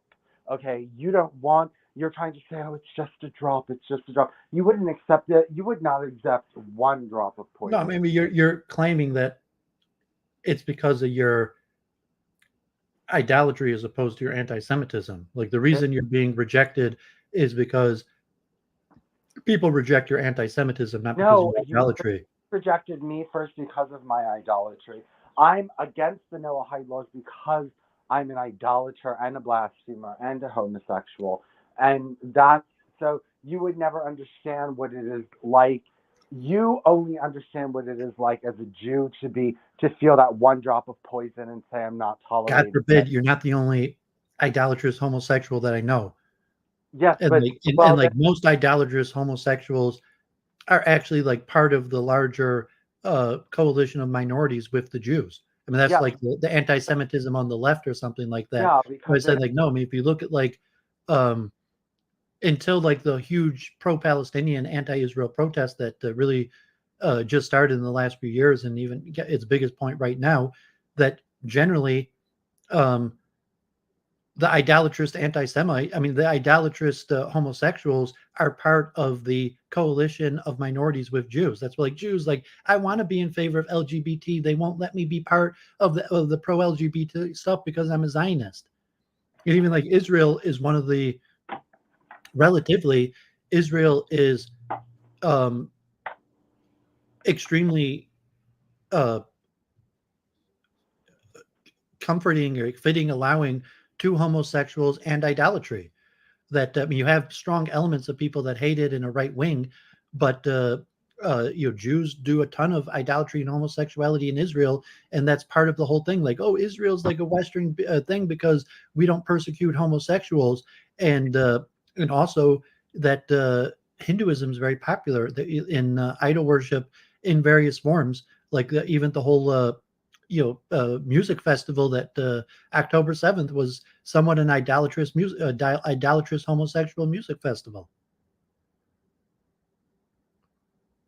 So, I mean, there's the different elements. You might be persecuted by some elements of Jewish belief, but in general, Jewish political strategy, like, no, I mean, like even like, okay, God forbid, we said that Western Jews make up the largest element of converts to Hinduism in the West, but like homosexuality, it's like that even more so.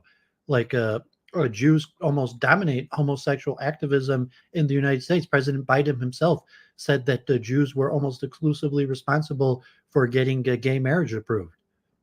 And like almost all the major like political donors, activists in the homosexual class, I don't know all of them, but like over half of them are probably Jewish. David, do you think that's a good thing? Well, I'm not making a value judgment. I mean, you like, should make a value judgment, David. You should do it. It's like personally, I would recommend against it, but I say that my personal morals. So you disavow like Harvey Milk and all these kind of Jewish activists? It doesn't matter whether I disavow them. I'm not there. Of course it does, David. The people want David's opinion. No, they don't. Well, yeah, they do. I mean, I am the people I'm asking. Well, I say like I don't have opinions. I'm smart enough to not waste my time forming opinions because my opinion, especially when my opinion doesn't matter. So say like, okay, if Vince is going to be punished by God, if Vince is a wrong person for being a homosexual and idolater, I'm not his judge. God will be his judge. I could judge whether, okay, I want to have Vince in my house. I want to do business with him. I want to stream with him. And, you know, I can say like, okay, like if he asked me for my advice, which he hasn't, and he probably never will, I might tell him like, yeah, like Vince, I probably wouldn't do that. But like, you know, Vince never asked me, so I never, you know, pushed it on him. And that's stupid. That's how I approach it. And so Yeah, I I'm just guess, but I'm just talking about even the in facts that on the very ground. matter of fact, non-judgmental answer, you are making a judgment. There's a judgment implied in there. Like, for Well, example, yeah, that's Vincent didn't. my personal opinion.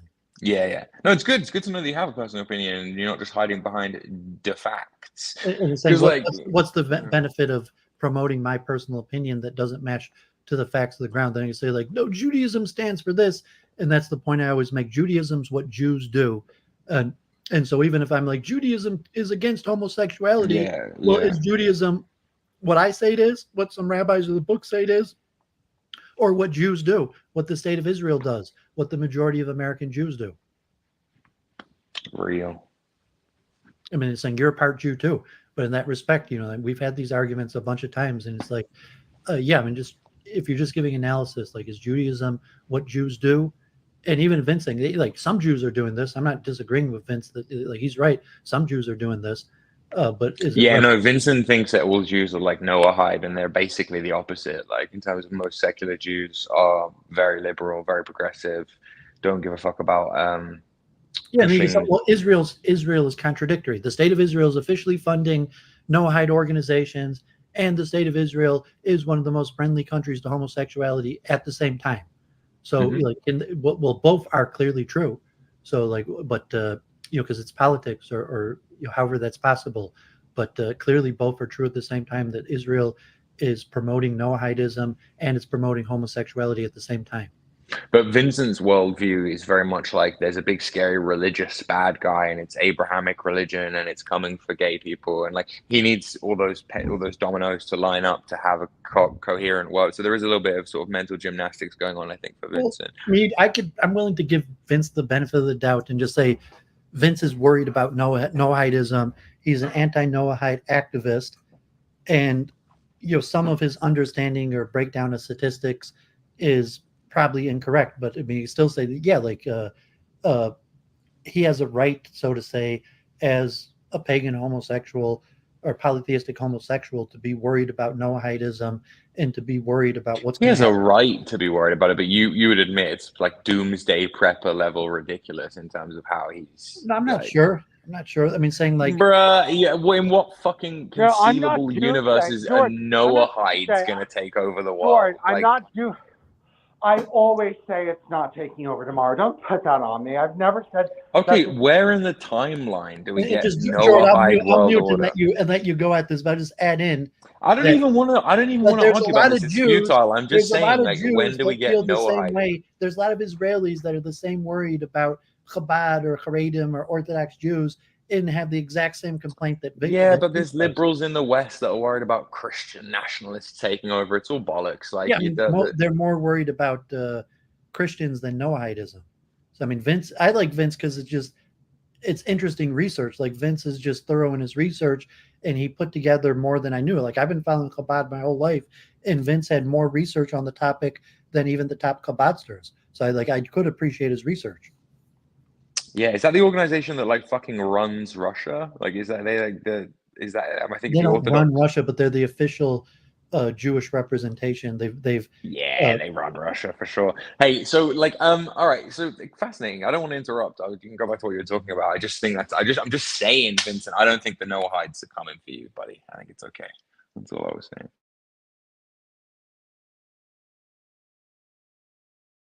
Someone in the chat says Masons are Noahides. That's interesting. Didn't know that. Don't think I believe it either. the point is that something is going on and nobody else. See, you're just expecting me not to care because if there was some anti-straight white man like law that was growing, it wasn't big, but it was on its way, you'd be like, oh my God, it's coming, it's coming, it's coming. But like, you know, since it's idolatrous and blasphemous and homosexuals who would be affected by this, it's like, stop talk.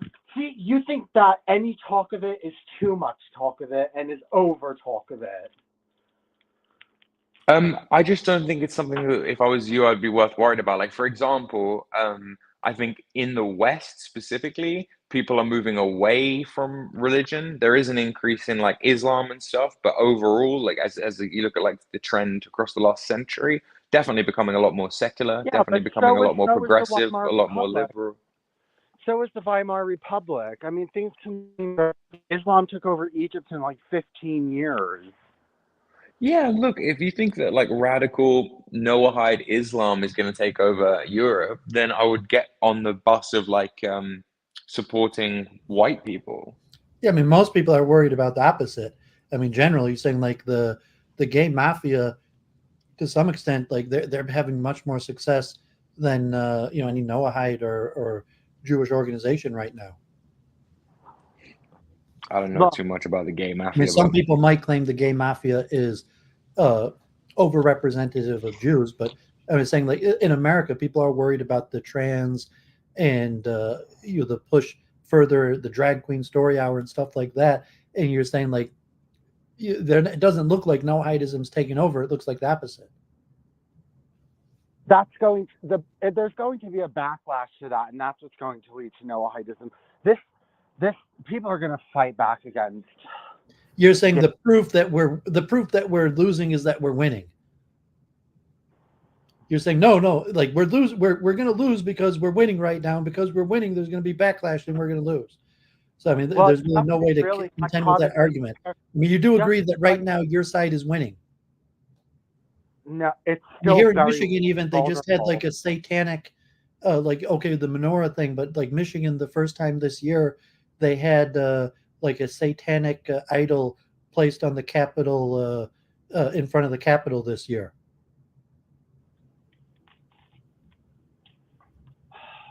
We're still weak.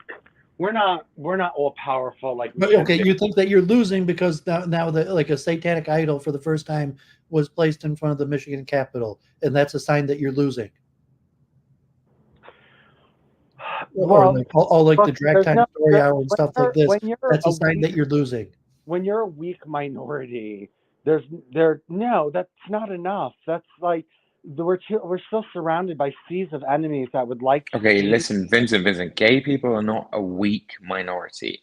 They're Yes, no longer okay. Well, let me give you an example of why I think they're not. Okay, they're no longer persecuted in the legal system or culturally. They represent some of the highest net worth individuals in society. Often in gay couples and gay households, they have the highest degree of disposable income. There's actually something called the pink dollar or the pink pound, which is like profound. The gay people have an enormous voice proportionally to the actual numbers of them in politics and in media. I really do not believe gay people to be an oppressed victim class in any fucking sense whatsoever. So I'd love to hear how they are. Even if we're oppressed, we're a minority and we're not organized society this way, and so that's why we're unhappy. So if look, No, you're unhappy because anal sex is deeply unfulfilling and you don't have any families. So that's why you're unhappy.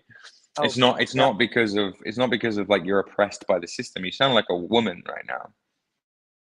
No, it's because we didn't create this world, so it's not built for us. It's built for everything that was built. Well, no, yeah, if you want to get super Freudian about it, the world, if you like, civilization is built and maintained because people want pussy at the end of the day. Like, the idea of a man trying to find and provide for a woman and like and building a family, that is a basic core structure. It used to be clans, then it became nuclear families, but basically the impulse is the same.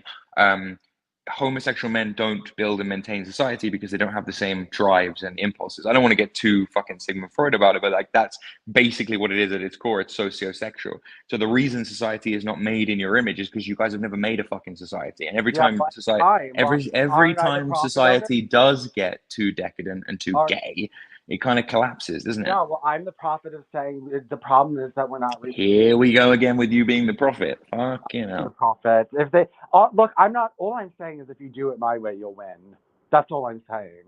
Who's you at the end of the day? Because most men, right, still have that same desire to, they have that desire for that family or that plot of land or that autonomy, that self-governance, and they'll follow whatever system basically allows them to do that and puts as much freedom in their hands and money in their pocket as possible. I don't see how eradicating all the women and promoting a society of like everyone being gay. I don't see how that helps the average man. Most people aren't interested in Oh that. no, Most you people. have to do it slowly. You have to take over these things slowly, and you have to infiltrate, and you have to invent the artificial wombs, and you have to get surrogate mothers. I mean, it's not like I'm not Yeah, saying. no, obviously, but like you just need a lot of people and a lot of support and a lot of will, and I just don't feel like that's ever gonna be a thing. But I don't want to black pill you. I think it's cool that you have your goals.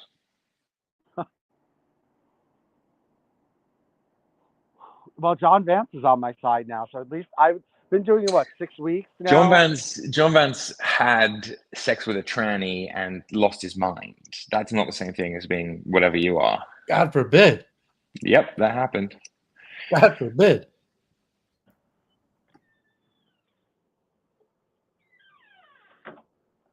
Well, okay. Well, at least I have a follower, so I'm happy.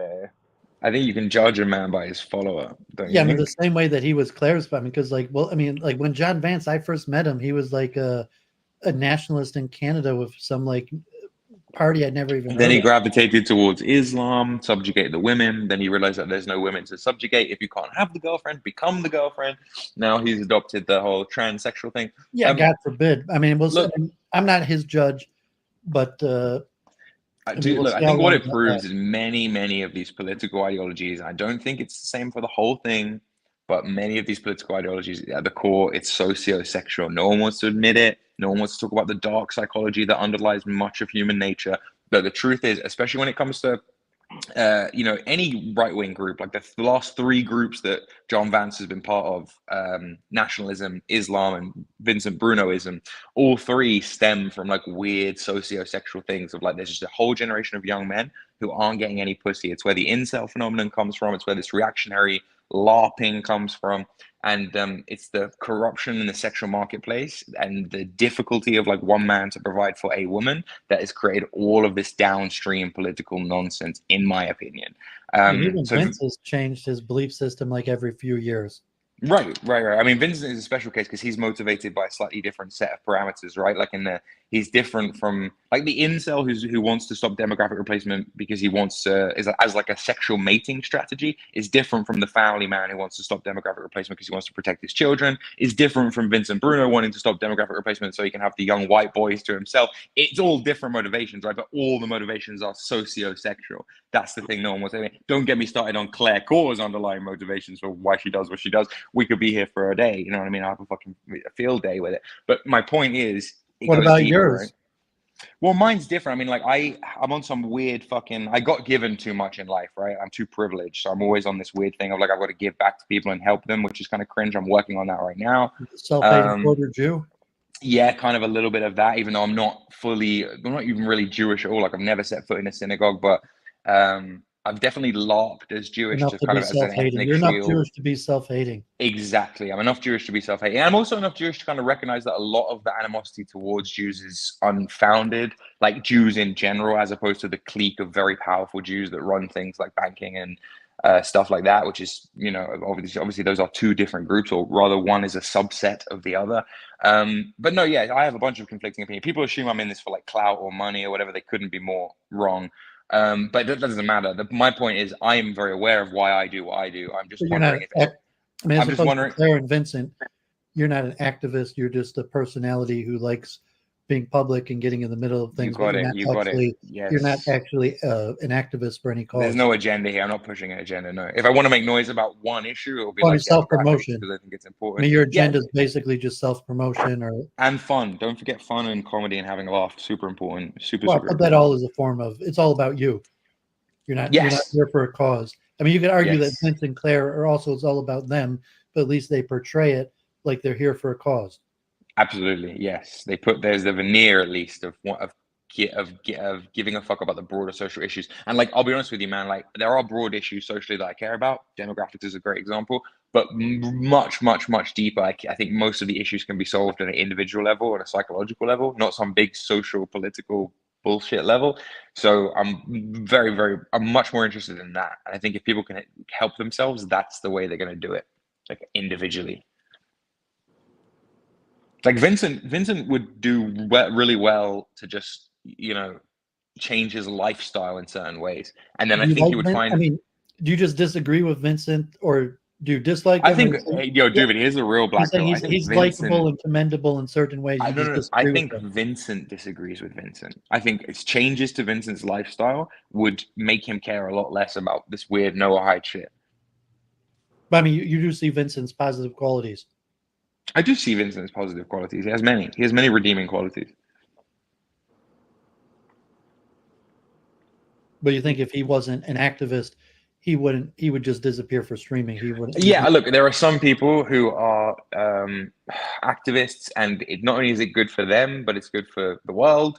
Claire and Vincent seem to be using their various activisms as copes, to use an internet colloquialism, as like defense mechanisms, as coping mechanisms.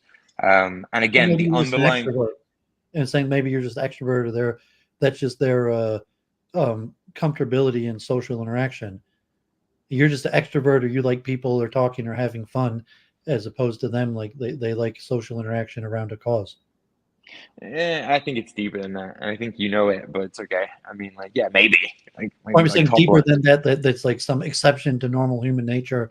That Claire or Vince is it is not like it's just normal human nature. It's not exemplification of some sort of a psychological disease. Or I think we've you're deviated a saying like, no, long these guys have a way. psychological problem, or even if you're saying that you don't like the way society's going, and people like Vince and Claire are symptomatic of the problems with society, but not the other way around, where Vince and Claire are not necessarily fundamentally problematic. They're just symptomatic of the problems of society.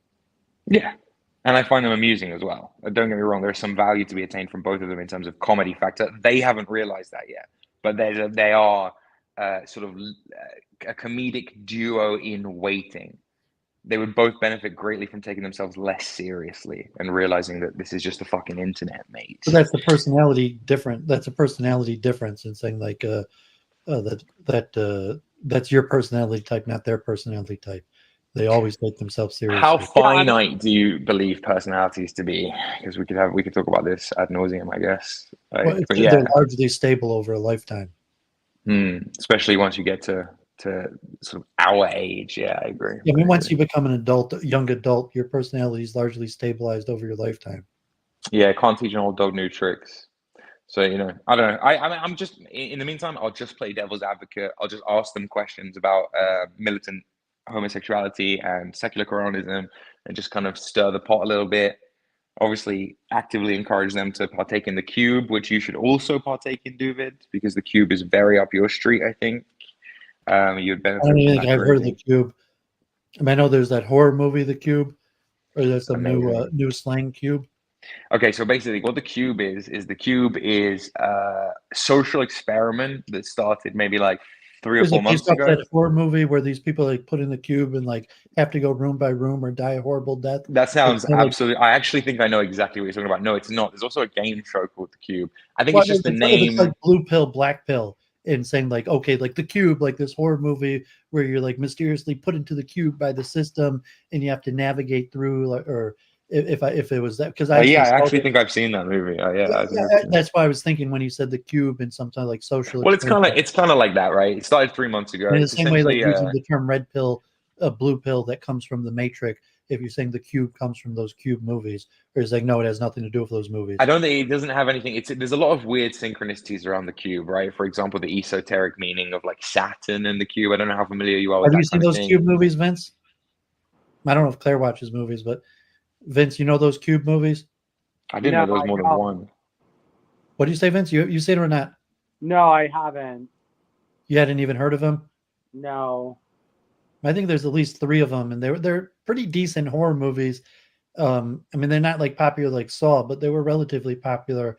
And like where there's a whole bunch of rooms in a cube, and they move around, and you have to get out, and it's like a puzzle in every different room, kind of like Squid Games. It's a metaphor to how messed up society is, and like the system just puts you in this horrible situation that is like a like a puzzle to get out of, and it's like the cube would be another word for the Matrix, and the same thing. Look, you're part of the Matrix, and that's why I meant if you meant the cube. But David, I don't think you even the understand how Matrix. deep what you're saying is in terms of symbolism. Maybe you do. I don't know how much you've looked into Kabbalah or Yeah, Western. I'm a Kabbalah dude. Symbolism. That's my Oh, thing. okay. So the whole thing of the cube being like Freemasonry. the cube is Freemasonry, the science of okay, symbolism. okay, all right. In symbolism, the cube is obviously like breadth and depth, space and time. It's Saturn because it represents like being trapped in matter, like the cube of matter. It's very much like a there is a whole thing around esoteric kind of religions and Freemasonry and the use of the cube and how a cube like unfolded makes a cross and how the people wear it's not a menorah. What's the cube that Jewish people wear on their head or they put on the door of their houses, like the actual black cube?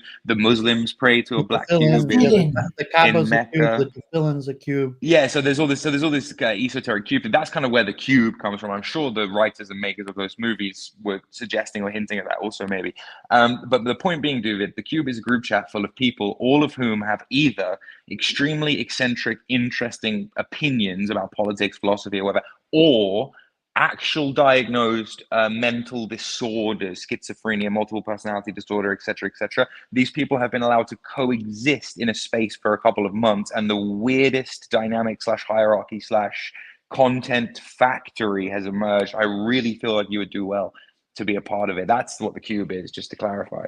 Just to mention, like, because I don't watch many movies, but like I did see those cube movies, and they're actually pretty brilliant. And they came up with a series, and even the first one's like, oh, it's this like failed government experiment to like get people to change their behavior or to punish criminals. And then in the later cube movies, like everybody's put in the cube, and it's like it started out as a government experiment to get people to change their behaviors, maybe criminals, and then eventually just random people are thrown into the cube. And so it's kind of like the Matrix in that. And where it's this like a device to correct behavior in some sort of it's a dystopian conception. So I think the cube movies are quite powerful in that symbolism, where the cube could basically just mean the Matrix. Like I'm like the system, I'm being tortured by the system, and I helped I helped build the system. So like in the later movies, like the guy's like, no, I built this. Or it's like, I just built a part of it. That whole thing, I was just a cog in the system who was designing part of the cube, but then maybe he could use I need to watch this second and third movies. I mean, they're kind of just silly horror movies like The Saw, but it does have that deep symbolism where it's like, no, I I got put in the cube, even though I was just working for the government building the cube, and I didn't even know what I was doing and just some part of it, but now I'm in it. And like, can I use that knowledge to escape it? Similar to the Matrix. But I mean, if you're saying that the cube now has like symbolism for like the gay mafia or like trans drag time story hour, or it could be symbolic to any form of like 1984 dystopianism. Yo, Michelle, if you're listening, could you please tell Lewis to clip the last 1 minute of David speaking, because it will be super useful for like reels in the future. God forbid, like but the analysis of the cube movie. But yeah, I think that like I think it would be funnier without the context, just you talking about the cube, because it will sound like you're talking about the group chat, and it'll be fun. Like, don't worry, it's just David, I need you to join this group chat. Okay? I need you to help build the cube. Was it on Discord? It's on Telegram, David. Oh, I'm not on Telegram, but yeah, Telegram. Listen, Discord. Too toxic.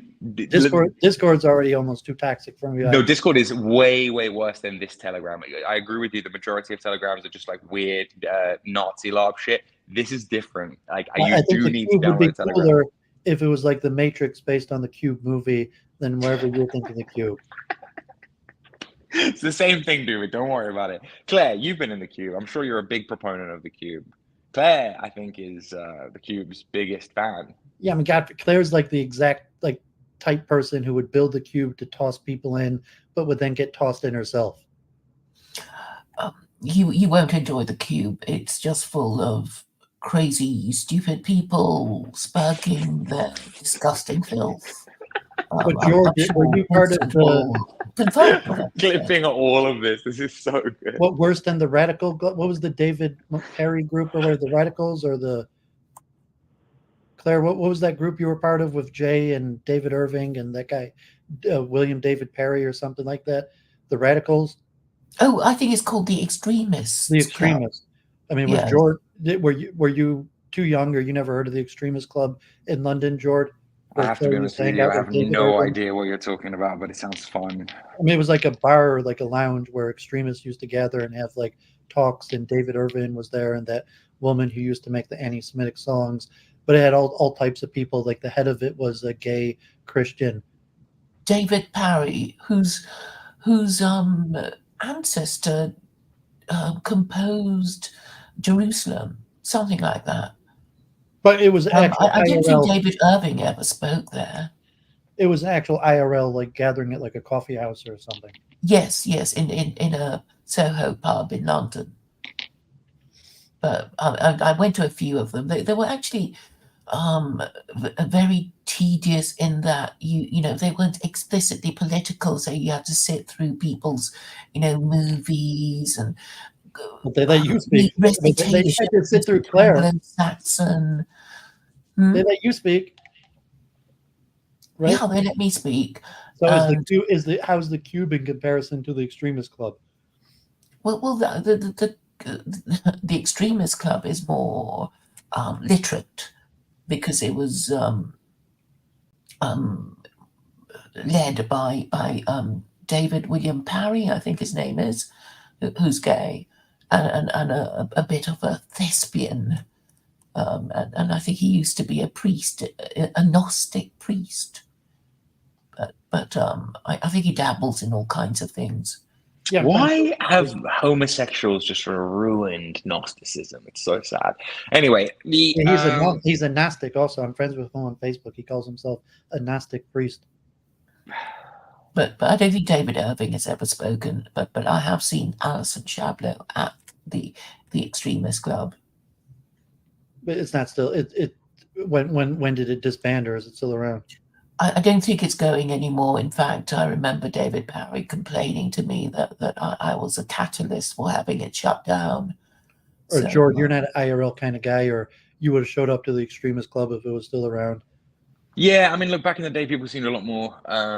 See, that sounds fun, right? That sounds kind of quaint and charming. You got this Holocaust denier and this secular Quranist and all these people kind of meeting for a pint. I think that's weird and eccentric and very British and very cool. What I don't do is like the IRL LARPy shit of like we're all going to go and meet up in a pub or a park and pretend we're going to change the world. That is a massive waste of time, and that does more for the intelligence services and for aggregation, gathering, and stuff like that than it does for actually helping any political cause, no matter what your agenda is: climate change, racism. I mean, it's interesting that Claire got her start IRL, not online. I mean, we're of a different generation, but I mean, Claire was originally IRL. Yeah, I'm kind of the bridge between you. Like there is a whole generation of Zoomers now who would not understand you guys at all, but I do get it that there was a world before the internet. I was very young. I barely remember it. I mean, Vincent also got his start as an IRL activist. What are you guys? Generation X? Is that what the? Yeah, I'm borderline X and millennial. Millennial. Yeah, top end of millennial. What are you, Vincent? Same. I think he's saying millennial, borderline X. But I was on internet from when it started, but when the internet first started, like most activism was still IRL, and I was in New York City. Vince is in New York City. Like his Hindus for Trump was probably bolstered by online, but it was mostly IRL. And then he's old school IRL, like Jehovah's Witness. I mean, he really got his training in activism from the Jehovah's Witness, and that's completely IRL. That's super interesting, yeah. I mean, that's even Vincent credits his, studious, disciplined nature to these causes from being a witness. Aleister Crowley was raised Jehovah's Witness. He really fucked him up. No, he wasn't. No, he wasn't. Yes, he was. No, he was not. Oh my God. Yes, he was, girlfriend. No, yes, he was. Google it right now. Google it right now, Vincent.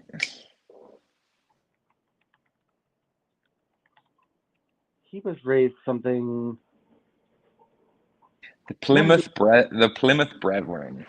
Yeah, the Plymouth Brethren. He wasn't raised Jehovah's Witness. Same shit. One last thing. Same shit, different apocalypse. One last thing about the Cube. So in the Cube movies, everybody's just kind of like randomly thrown in there together trying to escape. And like part of the reason most of the people die similar to Saw, is because they turn against each other, and most people die because like another person turned against them, and their failure to work together. So that element is like the same with the Saw. And then in one of the movies, the only guy who escapes the cube is this like autistic guy, like cerebral palsy. And like I thought the deep symbolism in that one, where it's like the only normal guy was the guy with autistic guy, because he was the only one who didn't turn against the other people trying to escape. And so if I don't know if that's I literally wish I'd seen it. like Yeah, everybody's turning against each other trying to escape. And that's really like the current state of society, that everyone wants to escape the disaster we're in, and we're constantly turning against each other in order to try to escape. But at the same time, like our turning against each other is what's accelerating our own demise. deep.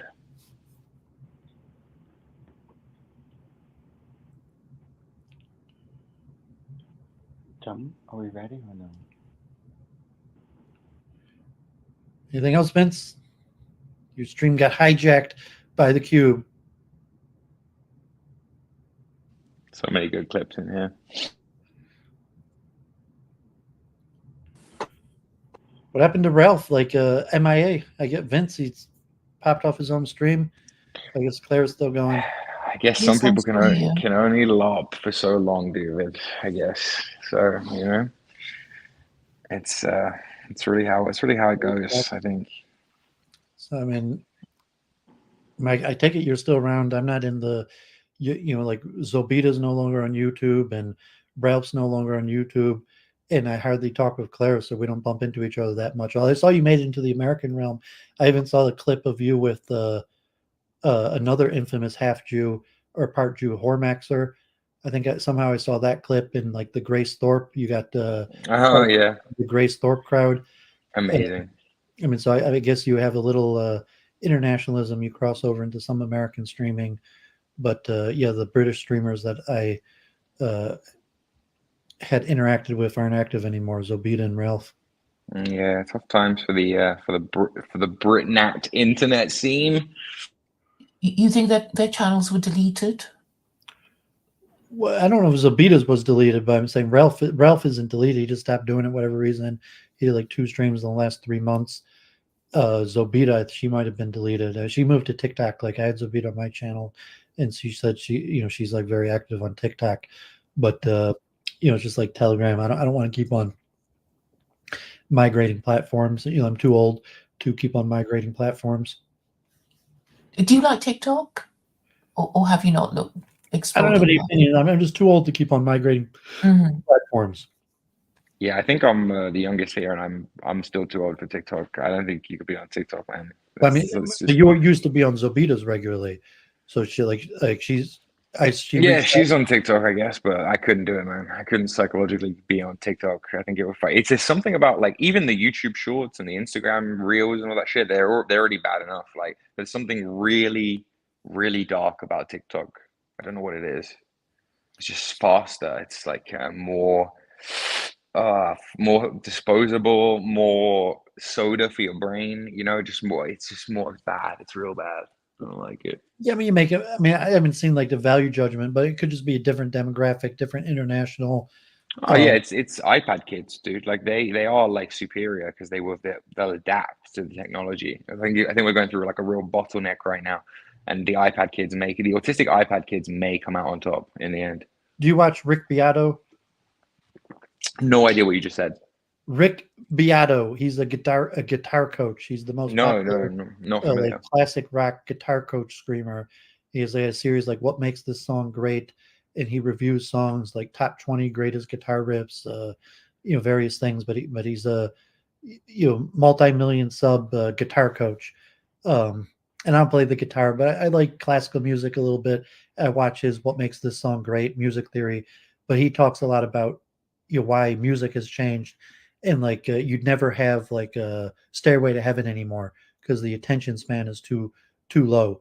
That like what made classic rock or even rock.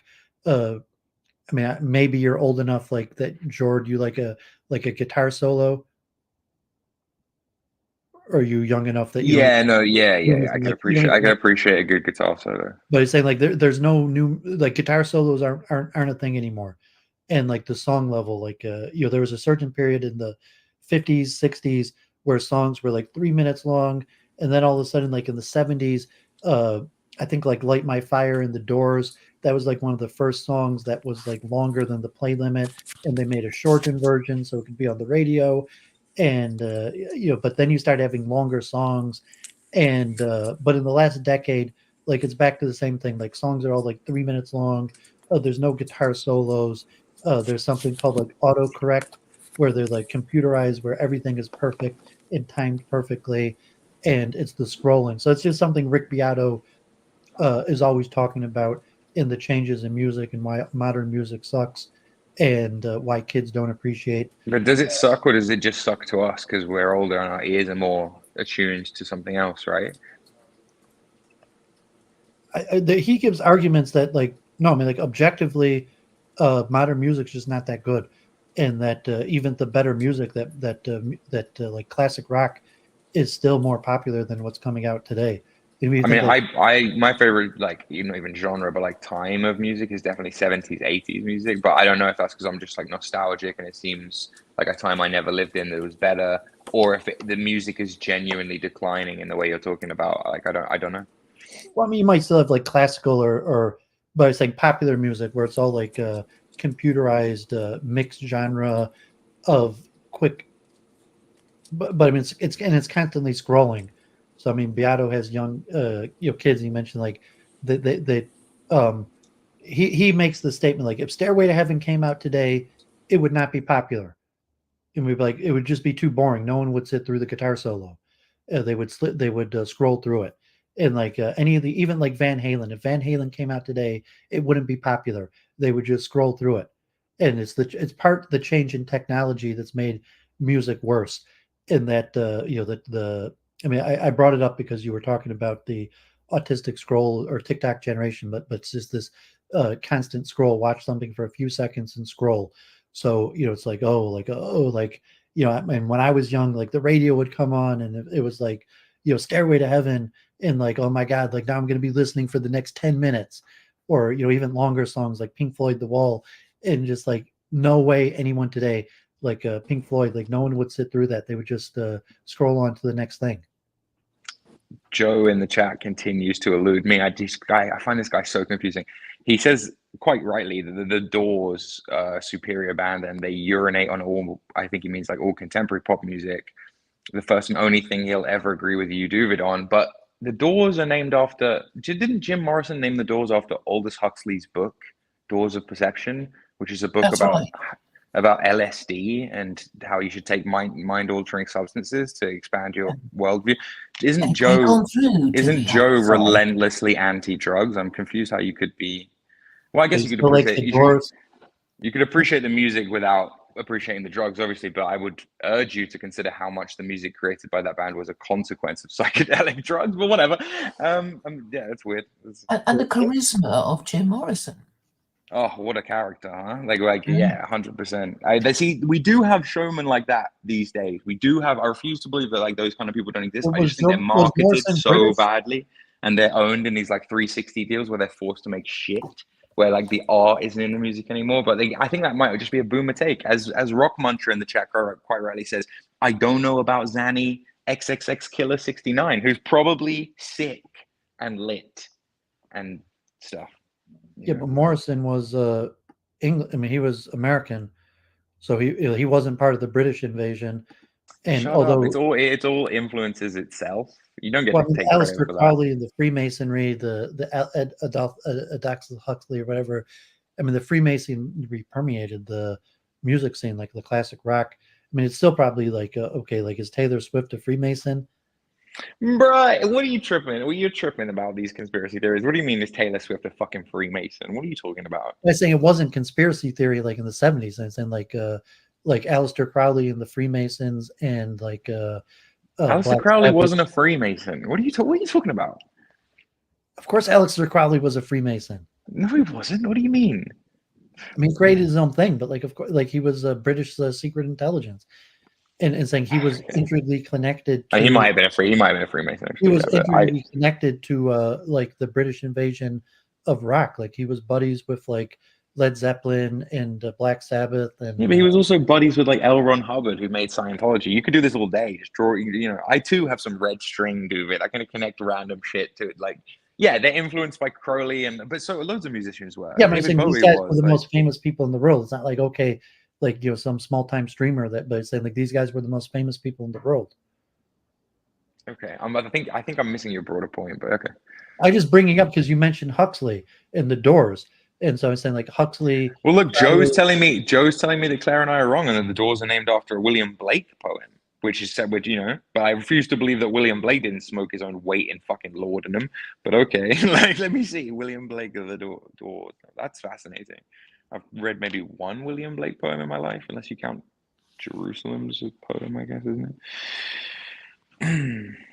Oh, so it's a quote. If the doors of perception were cleansed, everything would appear to man as it is, infinite. For man has closed himself up till he sees all things through narrow chinks of his cavern. That guy definitely smoked opium. 100%. And yeah, but come on, that's what Huxley was quoting with Doors of Perception, right? Yeah, he's saying Huxley was quoting Blake. So whether the right. Doors were quoting Blake or Okay, I'm sorry. I'm going to have to Google William Blake and see if William Blake did drugs. Just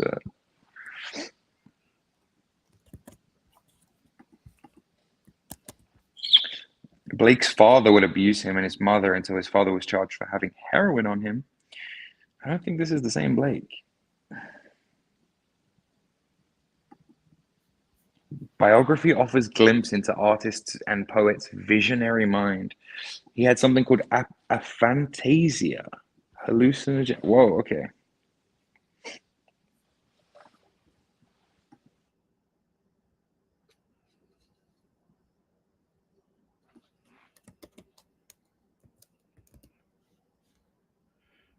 yeah, you're making me think. I mean, since Joe's mentioning it, this like crazy TV series called The Mentalist.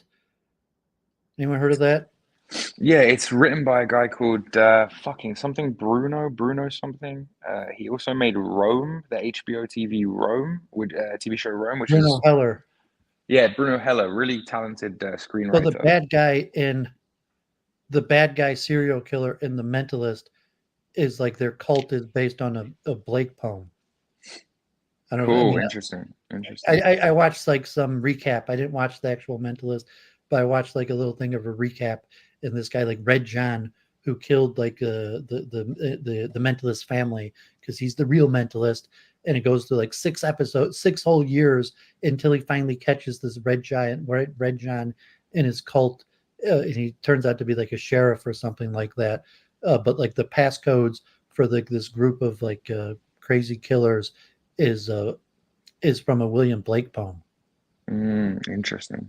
So I don't know. I'm just looking at a bunch of William Blake art right now, and I'm just refusing to believe that the guy is not high off his face. But Joe's telling me he had visions without psychedelics, and I'm inclined to believe him. I mean, I know nothing about William Blake. Fucking incredible art, though. I really do think Jerusalem should be the national anthem of Britain. Like, it's just a superior song. Blake is just too old. Like, no one's heard of him. I mean, like, what do you mean, David? I'd heard of him. I mean, I'm just not familiar with. Well, I mean, people haven't even heard of what type person knows English poetry from like the 1800s. Yeah, it's sad. The culture. I mean, maybe Huxley, okay, I get the point. I get the point you're trying to make. There's no way Jim Morrison was reading Blake. He might have heard of Huxley, but he wasn't reading like Blake.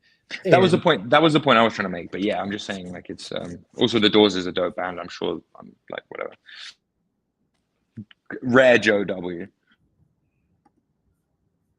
I mean, that was really the degeneracy, like the Doors, and the beginning of the official acceptance on promiscuity. When they sang, when what was the famous show that like the Beatles, all the musicians used to come on this American talk show, and they were supposed to change the lyric to "Come on, baby, light my fire. Come on, like let's get higher." And he had agreed that he wasn't going to say that line, but then when he was live, he said, he said the forbidden, the come on baby, let's get higher. And, it was like one of the biggest controversies in America at the time. It was like the Dick Cavett show or something like that. I don't know if you know your rock pop history with that. Does that sound familiar to you? No, actually, it doesn't. I mean, like Elvis, when he first he did like those pelvic gyrations. So like when he was first on TV, they're like, you can't do those, those pelvic gyrations, and like he did it anyways. And then they like only showed Elvis from the face down because they thought his like pelvic gyrations were too lewd. And then like the Beatles came to America and they're on like the Dick Cavett show, and the Doors is very shortly after the Beatles, and it's when people still think like rock and roll music is satanic, and the Light My Fire is the most popular song in America, and they want to have the Doors on live TV to play the song, but they said you can't do it if you sing the long "Come On Baby, Let's Get Higher," and so Jim Morrison had agreed that he wasn't going to say that line, but while they were live, he did it anyways, and it was like the biggest story in the nation. Like all the newspapers, like Jim Morrison goes against and says the forbidden thing, come on baby, let's get higher. Because like at that point, like the Beatles were anti-drugs, or at least were openly claiming that they weren't drug addicts, as where Jim Morrison was kind of like openly pro-drugs. So that was like one of the very first instances of that breaking through the censors of radio, that like Americans loved the Doors and their pro-drug message so much that the censors couldn't censor it.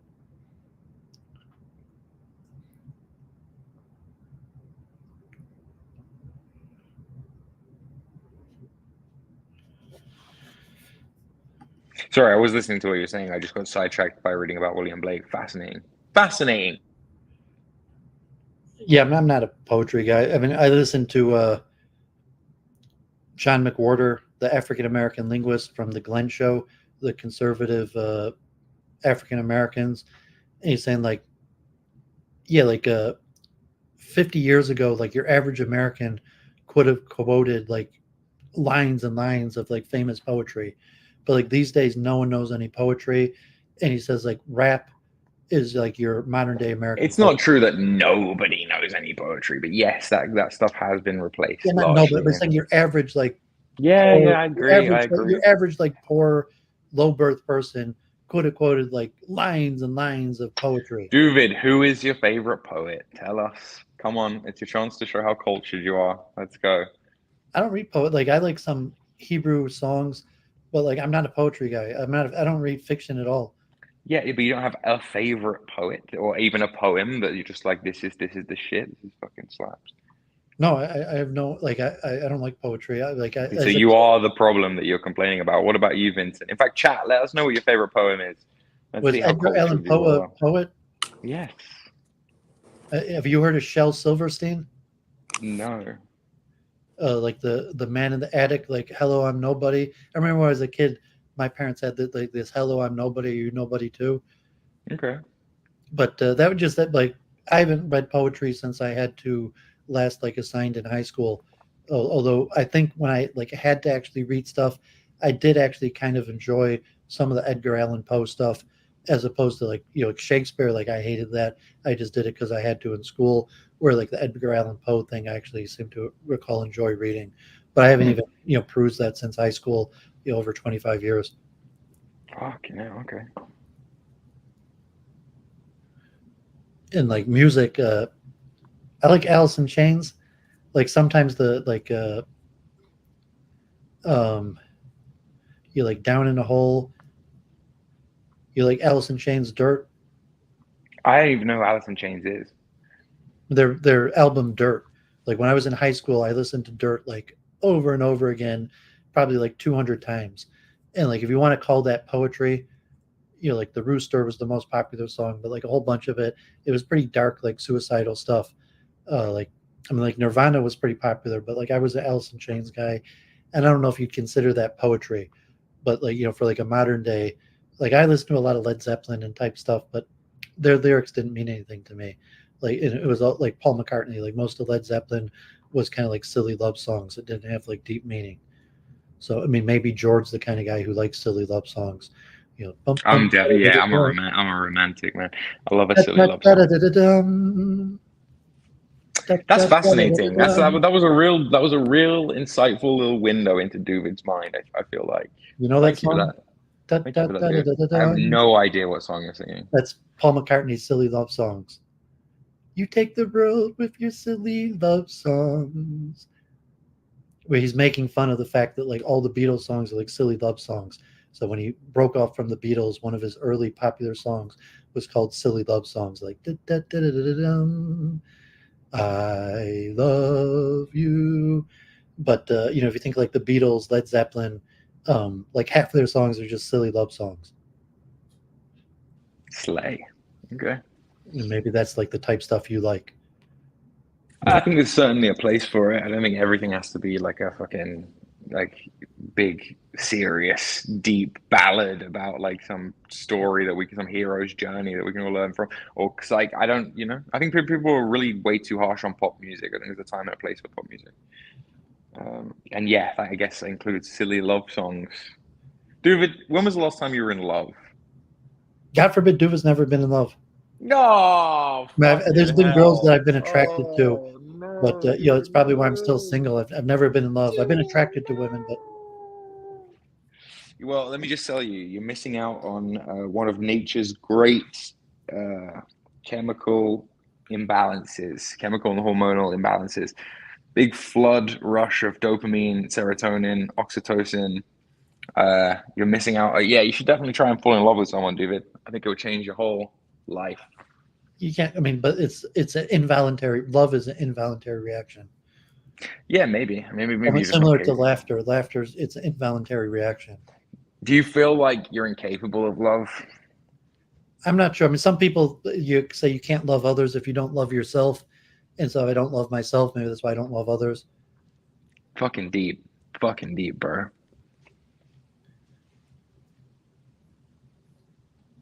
And that could be also like the rise of like homosexuality or type things, like you know, like the downfall of society, self-hatred. No one loves themselves, therefore they can't love others. So like, you know, Claire and Vince, we're all, you know, self-loathing people who can't love ourselves and therefore can't love others.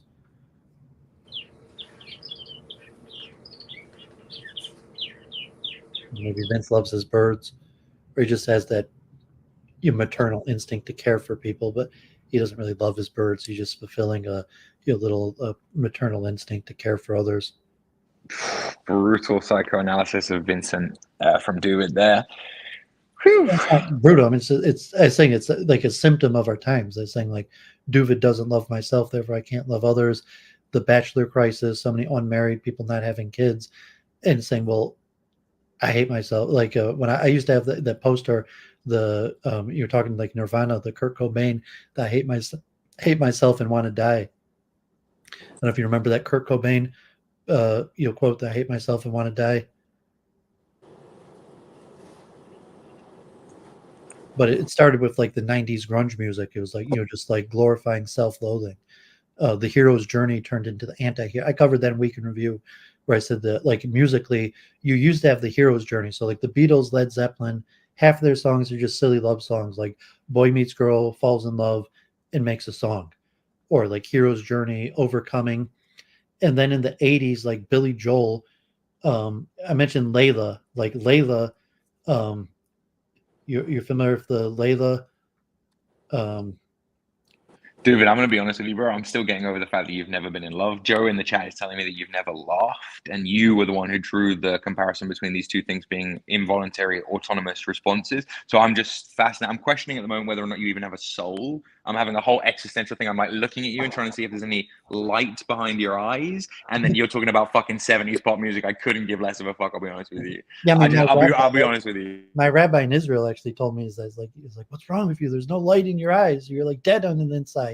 But I was talking about I was giving an example of the change in societies through the change in music, from like, you know, like classic rock, where you still had a bunch of love songs, to like but the this 80s. Is the thing. This is a symptom. I really do feel like this is a symptom of like many people who are smart have this problem in modern times. Like I'm a kind of a midwit, so I like avoid this problem. I dip into it sometimes, But I think people like you who are very, very high IQ and who live in their heads and who see their bodies as sort of meat wagons for their heads, like you, people like you think too broadly. Like you think too socially, globally. You're not thinking about as an individual. You're like, well, music has changed like this and culture has shifted like this. And I'm like, dude, bro, you've never been like in Alice love. Miller, the drama. Dude, you've never been in love, bro. How old are you? I'm an old man already. Like, God forbid. Dude, what the fuck is going on, dude? Yeah, man, it's unfortunate. So, I was mentioned I grew up in the 90s, and what the fuck? Stop blaming everything on culture and society. Take some responsibility and accountability. It was indicative of the times I grew up in. No, it was indicative of how many females have you physically, personally interacted with? I interact with women all the time. Like, I mean, God forbid. Yeah, but in a romantic way, dude. Oh, very few.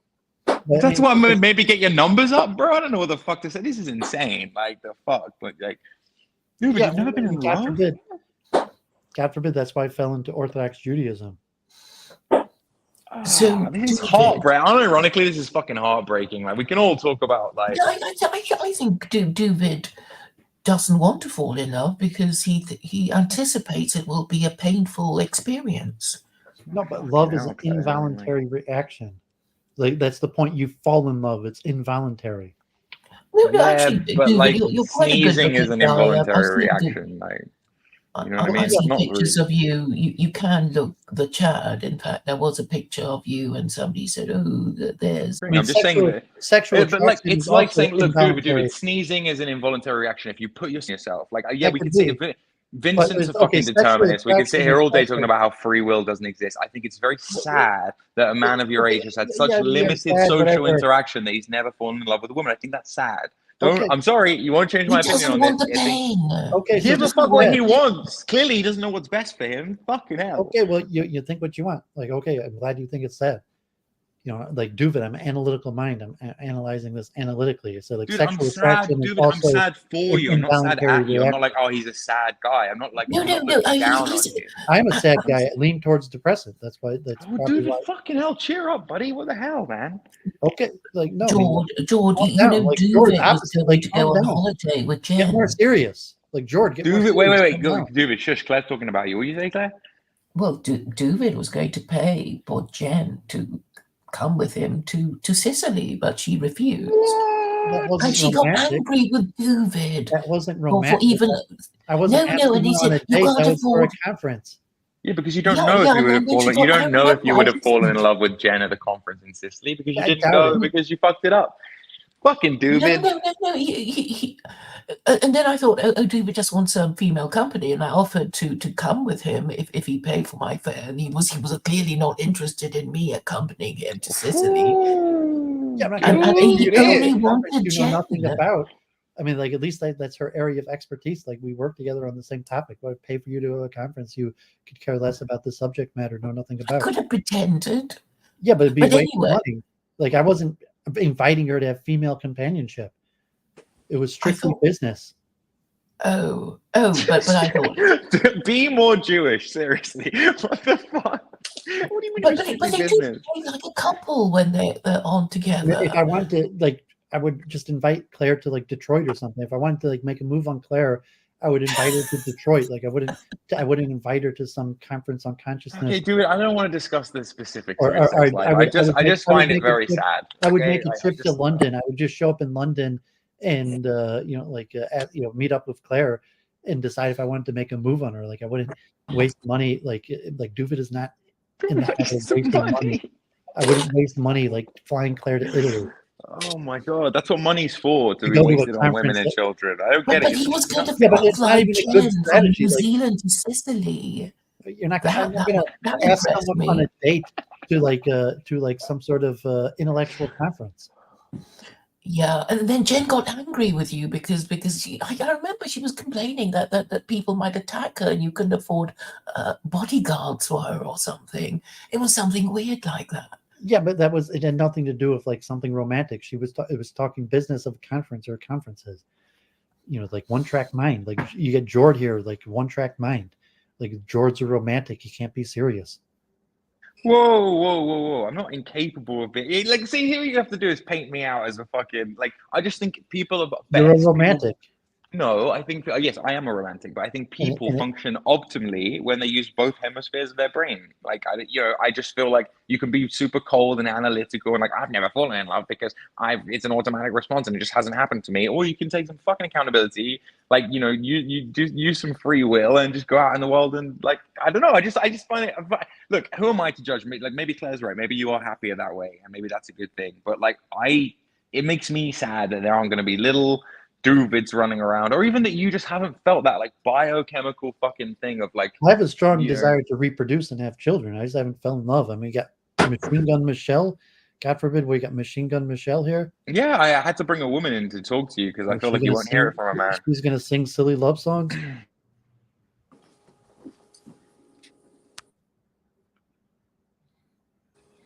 And then George, like simple, like just you're basically projecting, saying like, even though I don't have any expertise on the topic, let me just assume that you'd be better Listen, dude, off. I do have a lot of I do feel like I have a fair amount of expertise on the topic. What I kind of feel like you could fall in love with On anybody. the opposite You really have sex. to like. You have to be careful about who you attach yourself to because it's easy to fall in love. No, love is involuntary action. So if you fall in love easily, you will To a tend point, you will tend to but it's fall in love. also it's You will not fall in love with the involuntary. people It you're requires associated with. effort. So Well, it's saying like like the basic strategy. Like It needs to be cultivated. You can't yeah. just So like there's be in many. So somebody's we should probably presence and define then terms. you're talking We should about probably infatuation.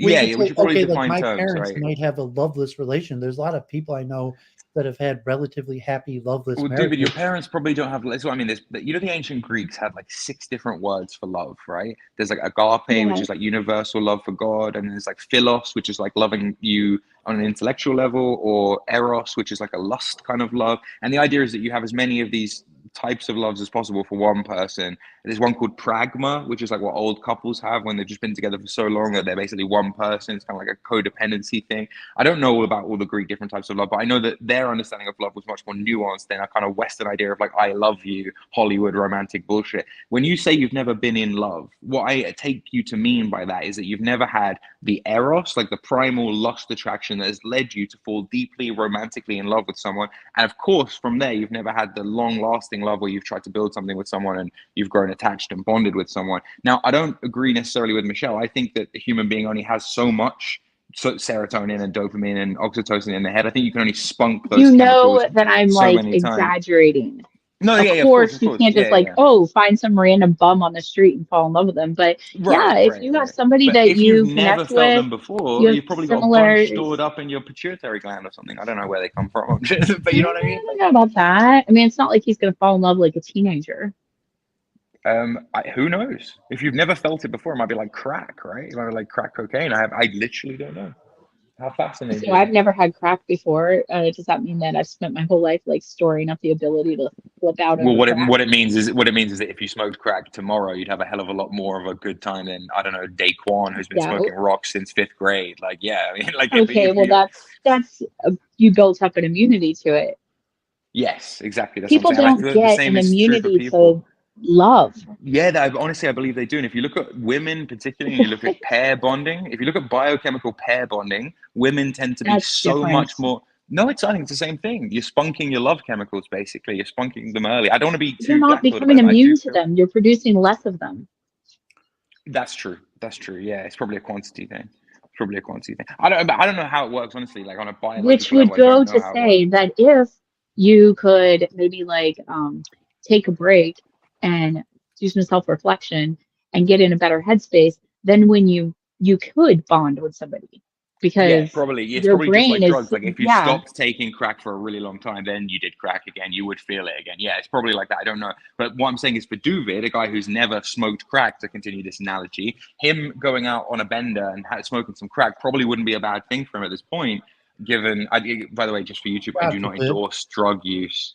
I'm saying you should fall in love, Duvid. You should have that life experience. He does endorse it. He does. YouTube. I just want YouTube to know he does. Like strongly. He has merch. No, but so what about Vincent and Claire? Have they been in love? Yes, I'm married. Great. Yeah, Vince is There you go. married. I mean, I think Claire wasn't Claire like a widow. I mean, you could have had a loveless marriage. So I mean, even just Vince saying he's married doesn't necessarily mean he's been in love. It just means he's married. I think Vincent has a loving relationship with his husband. We kind of hear it in Yeah, the but I have background. a friend who's like a young, athletic, good-looking guy. He's a professional, semi-professional boxer. His name is George. And Vincent sent him a bunch of DMs like, "Can you be my boyfriend? Can me and my..." That was I awkward. mean, if you're doing all that, I don't think, again, I don't look, call me old fashioned, but I don't believe that you can have this same feedback loop of biochemical love between a man and a man as you. I can believe you can become obsessed and infatuated. There are people out there who want to fuck automobiles, right? They want to put their literal penises in the exhaust A pipe girl that married of cars. Like, it like does happen. You can the have Eiffel weird, Tower. but I don't think it's the same thing as a man and a woman Yeah, but falling there's in love with each platonic other. love. It's like actually love among the male bond. Love friendship is stronger. Yeah, and that gets a than the little bond corrupted between man and woman. I think you you can mix have in the like sexual friendship love. I think degeneracy you with can have that. the friendship love with a man, definitely, and I think you can have the But lust that's love actually with a man. stronger But that's than the not love you'd romantic have. love like between a man and a woman. It's Yeah, not I'm the saying same it's thing. actually stronger than the love you'd have even for your wife. It's Or not stronger, it's Well, just different. David, the idea Does it even, with your wife. No, do you hold on. think The it still idea with has your like the wife. same productiveness that you would have Do, for a woman, like that kind of no, love? but hold on. The idea with your wife is that you have all three. The optimum romantic and life partner for you would be someone you are sexually attracted to, at least initially, then have romantic attachment to, then develop friendship, platonic feelings for. That's yeah, the you've got whole. protectiveness. If you're saying loyalty, you say, well, actually, okay, you could be more protective towards your wife, your female friends, but you actually be more loyal to your man love friends. Well, why? Why would that be the case if the bond is as strong over time? Like, you just some sort of metaphysical, like bros before Yeah, hoes. What are because you your saying there? man bro friendship is over love is over common ideals. So your love of your wife for protection of your children, you don't necessarily have the same ideals of your wife. You protect your wife even though you don't share ideals, but the loyalty that your friends that you have the same ideology. Like so No, I disagree. I you're not disagree. necessarily gonna I have the same disagree. I think ideology. a good You woman don't will necessarily adopt gonna your have the ideals. same ideology of the woman you love as No. where your man friend. What is this ideal? Why are you saying Ideology. women don't have ideology, bro? That's just retarded. A good And woman will even the adopt your point of ideal. like I take loyalty, offense to that. even the loyalty point, to say Facts. that it could be more important to be loyal to your male friends than Where did even Claire get her ideology from? She's a A widow. man, So who's a man, influencing? a man. At some Is point, that she read a true, book by a Claire? I man, or get it she heard from a the man talk. Quran. Yeah, written by a man. There you go. Go on. Are you a And where did loyal Vincent person? get his What do you even from? mean by A loyalty? man who had sex with him, probably. Well, shit. You Do might have a it. point. Well, I mean, it's a combination of my opinion and a higher authority. So there is Well, some see, feminine then now you're input. just backing up George. That's Yeah, well, I mean, look, obscene. it's fine. We all get it. But all I'm saying is, David saying, I don't know about my wife if she'll have the same ideology as me. I'm like, just stop being Jewish. If a good woman will Yeah, if adopt you're your the higher values, authority, then yeah, I if you're guess the you would. authority and I you're a just good said that. woman, I said that I shared ideology is not as important for your female no, companion. you're missing the point. No, You no, said that no. the Yeah, Yeah, bond that you you don't have have to with a have male them shared friend. initially. That's why I Exactly. said You the said, shared ideology is more important for man love, and that's why the certain man love could be higher than even your spousal. okay, well, you sound gay when you say that, all right? And I think the Well, pure from a love between girl's a man and You're perspective, talking non-sexual love. it's very important to know, like, if I'm going to pair bond to a guy, that his ideology and mine line up, because I'm going to bend to his will. Like, whether or not I like it, that's just going to happen. So I would be really cautious about that. But for a guy, it doesn't really matter as much to you. I mean, either way, she's going to follow Yeah, you. it's quite feminine to care about that, is what I'm saying. It's a good point. But anyway, but that's not the point. The point is, do you even care? Like, do you even want to fall in love? You don't seem to have any desire for. If your rabbi has already told this to you, you're not going to listen to me, are you? Like, your rabbi literally said you're soulless or some shit.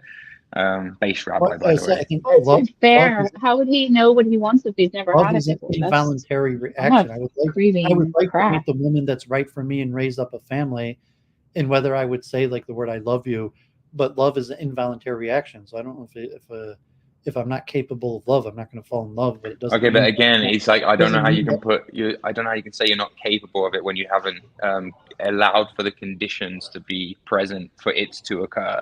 You got to give love a chance. Yeah, I mean, love is Wasn't that a song? Yeah. Was it a Beatles song?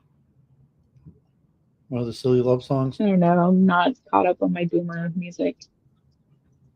But to be fair, I'm not caught up on any music. But no, I'm saying a lot of people have loveless relationships. If you're looking as a personality type, okay, Duvid's an INTP, a highly intellectual, analytical person. Love is not something natural to me. My parents, I don't know if I use the word found love. Like, I mean, they got married, they had a stable relationship, they stay together, they're loyal to each other, but they're not necessarily the type to tell each other they love each other often. They're not very emotive people. So like, Yeah, I don't necessarily think that love is like screaming it from the rooftops or proclaiming it every 5 minutes. Love is definitely a lot more about what you do than what you say, right? So I don't even disagree with you there. But It just I sounds think like you're I saying think your the parents situation, aren't romantic. Not that they yeah. don't love So each and I other. think There's that's a quite million beautiful, ways actually.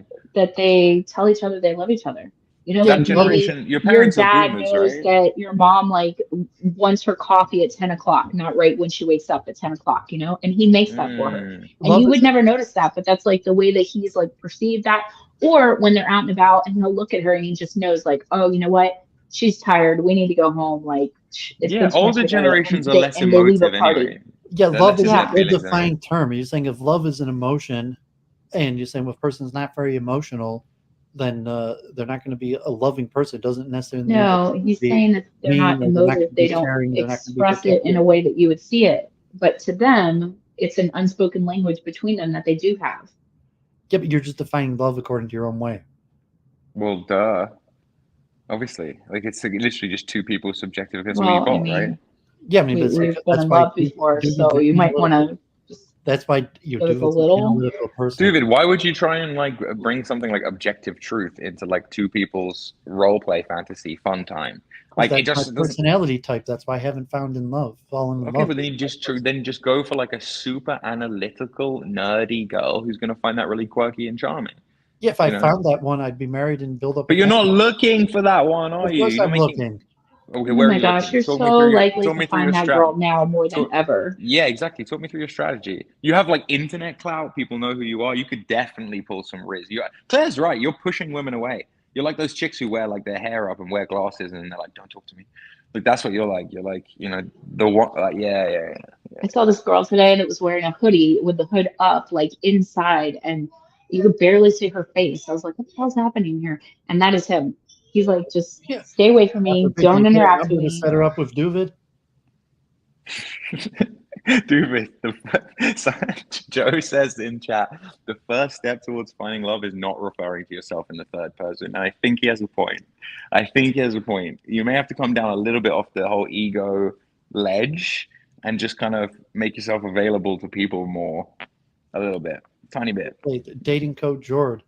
No, it's advice, friendly advice, Okay, friendly like platonic man love advice, unsolicited bro. What the advice. fuck? Like in case you didn't know, like George's this famous dating coach, so he's just gonna Bruh, give you I'm not even offering you. I'm unsolicited, literally, bro. This isn't even unsolicited dating advice. advice. It's like life advice, is what it is. It's kind of just like you. Okay, I think you're very. unsolicited life and dating coach advice from Jord, famous dating coach. You Life said coach. you were looking for it. A girl is texting me right now that I don't want to be Okay, texting this me. is You know, I have different completely problems. unfair just because Jord is successful at this and you're like looking at him like you just like you're lashing out. It's not right. He's trying to help you. That's He's just being genuine. unsolicited advice.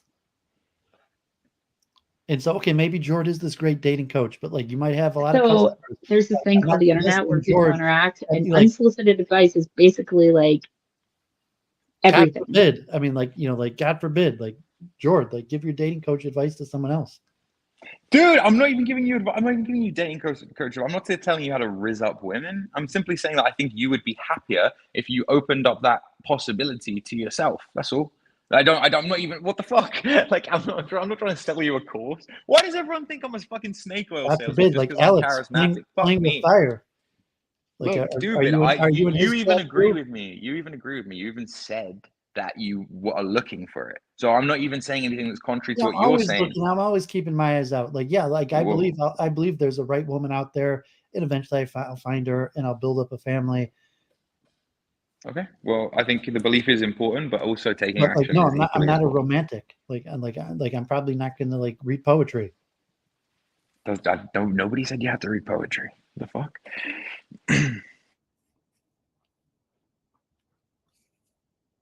And yeah, I'm sorry for bringing this up. I'm not trying to give you like unsolicited advice. I just find it curious. And Claire is right. You're not.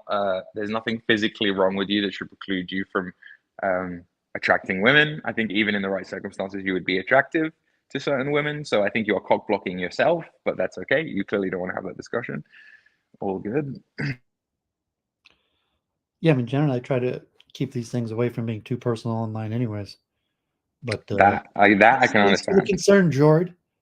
In Machine Gun Michelle, God bless. Bruh.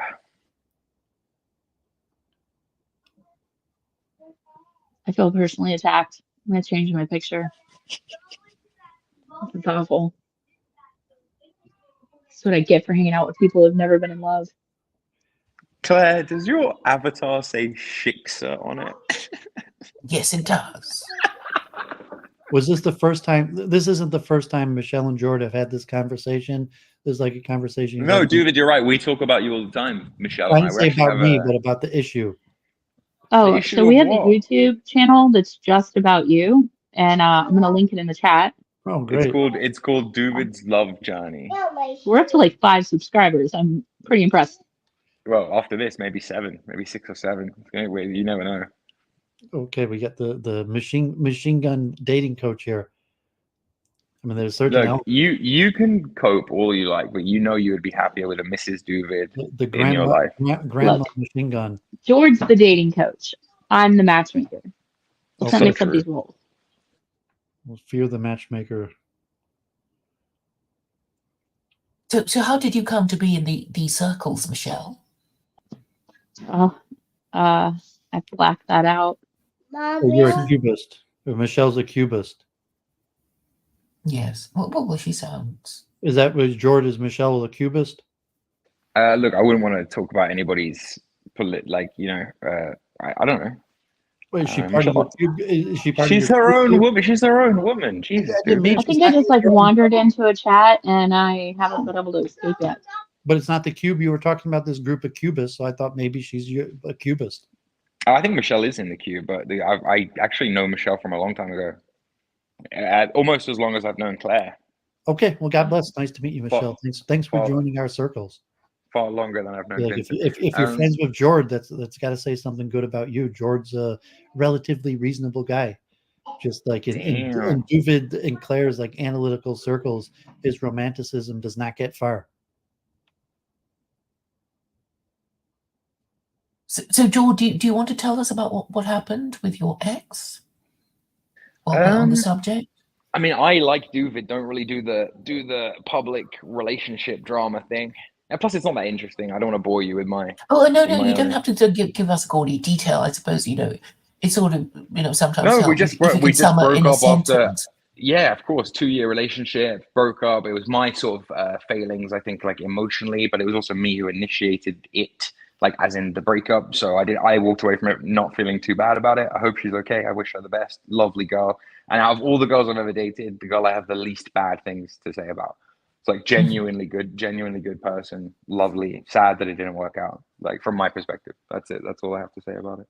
You want to sing a song, George? None are coming to mind, but we can do karaoke if you want. All the young dudes. All the young dudes. That's in honor of Vince, isn't that like the gay anthem?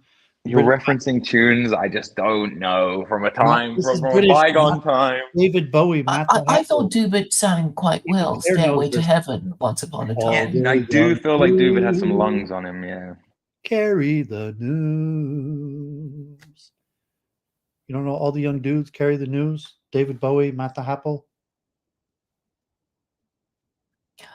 No one's heard this song? Like I know Joe knows the song. Like, I know the song. Well, yeah. Isn't that like the gay anthem? All the young dudes carry the news. I never heard of it as a gay anthem, but I've heard of it. But Claire, I kind of get what you're trying to imply, right? The idea being that, like, who am I to give relationship advice? And I would kind of agree with you on that. I just feel like in terms of falling in love, it's such a foundational aspect to being like a man. It's kind of like you have to have the shit kicked out of you. I don't care who you are. I don't care if you're like a loser who's like whatever, or if you're like an MMA fighter or whatever. You have to go through that as a man. You have to go through the experience of having the shit kicked out of you. You have to get mugged or bullied in the playground, or someone has to fucking sucker punch you in the street. Like you have to go through some humiliating experience so that you can pick yourself up and dust yourself off and realize no one gives a fuck about you.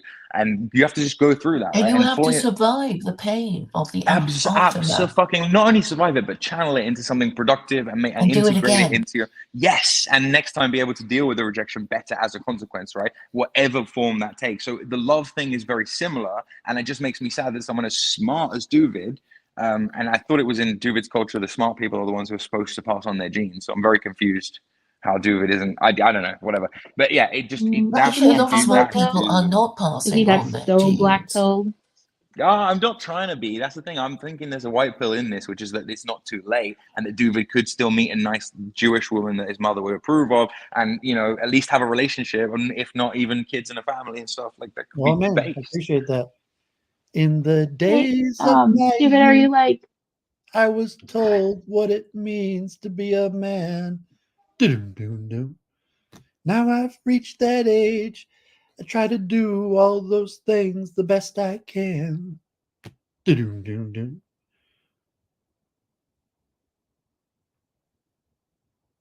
You don't like Duvid singing? No, I thought we might love it. all I love sing it. a crystal Some shit Led together. Zeppelin for you. Good times, bad times. I've had my share.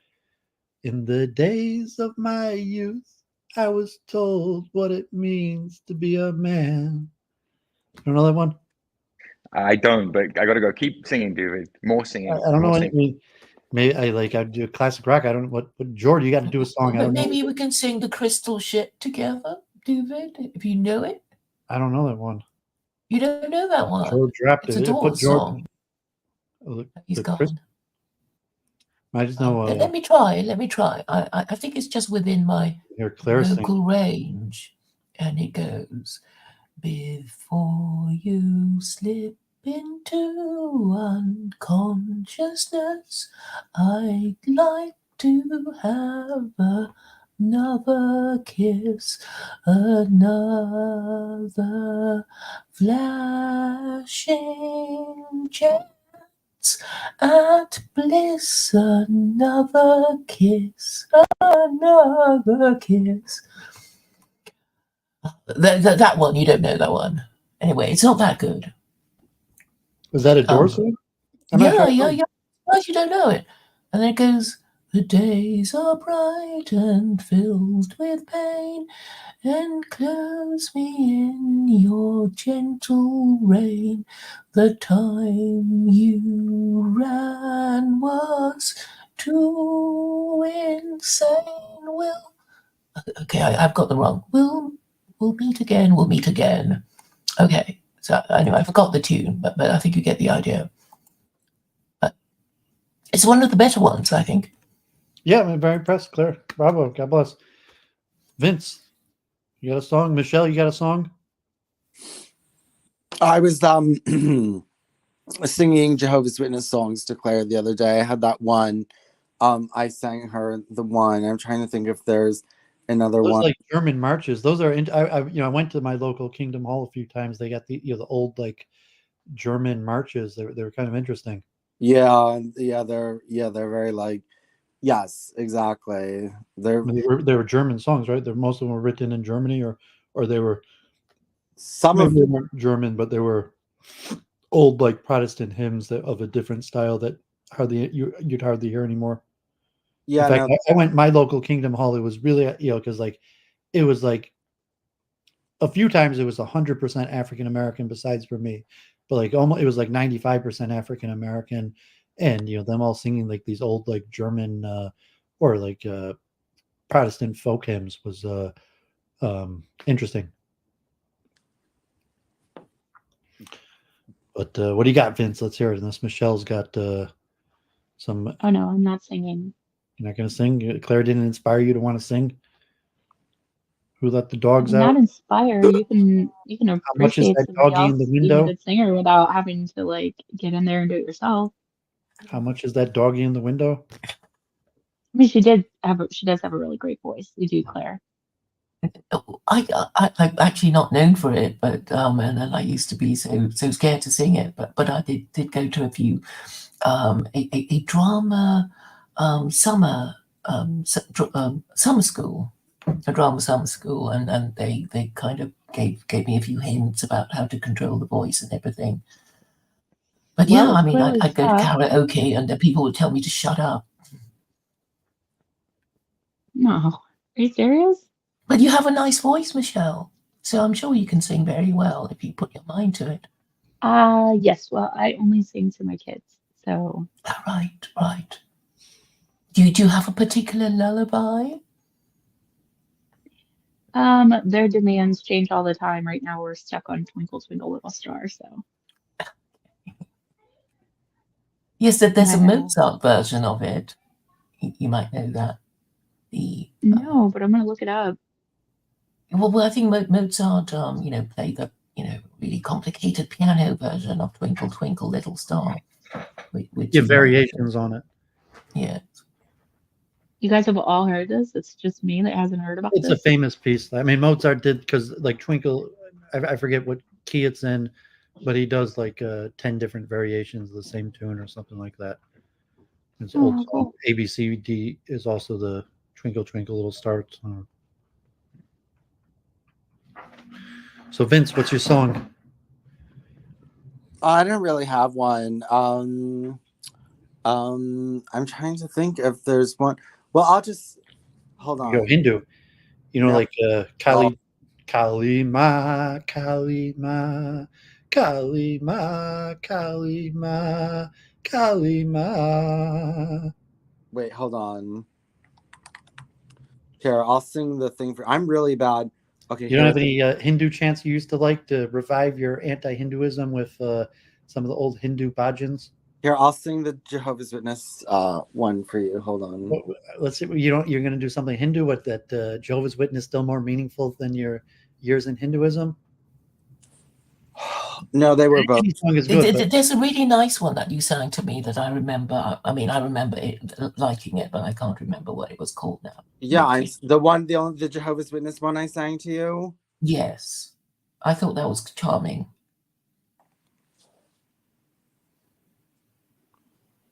Hold on. But I also like Invincible, Invincible. You know that hymn. Invincible. God, I can't remember it properly now. Okay, let's see if I can do it here. Hopefully you'll be able to hear it. I'm not a good singer. Okay, let's see if I can do this. wait, Vince. Let me sing out joyfully to Jehovah. David has the Jehovah's Witness songbook. Which song are you singing? How did you come across that? Forward, you We can witness. sing it. This feature allows hosts the ability to proudly Forward, video you call guests in a witnesses. rerun, where they can check.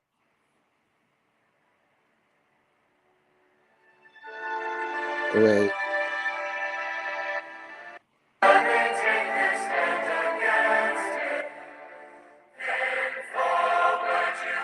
Okay, why don't we play? Okay, this is like a nice dramatized version of it. We should play this. This actually sounds much prettier. Actually, this is this was my favorite song when I was Jehovah's Witness, and it really is one of my favorite songs like ever. But here, tell me. Hold on, let's see. Was it firm and determined in this time of the end? This one? Yeah, yeah. So here, let's listen to it. Hold on, let's listen to it. Tell me if you can hear it.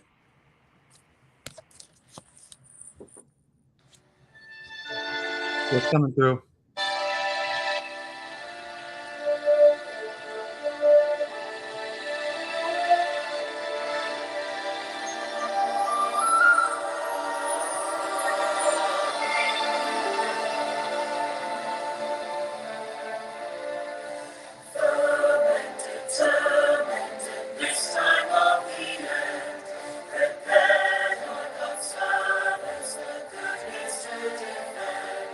Your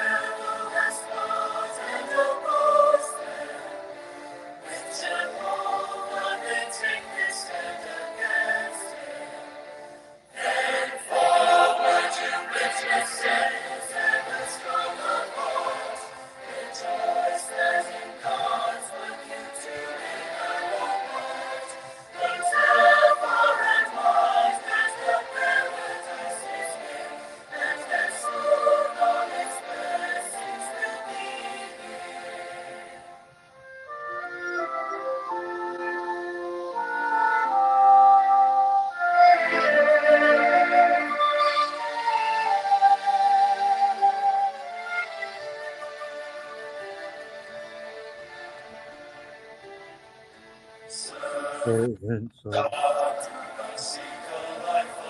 peace. Rulers, you do not care to please.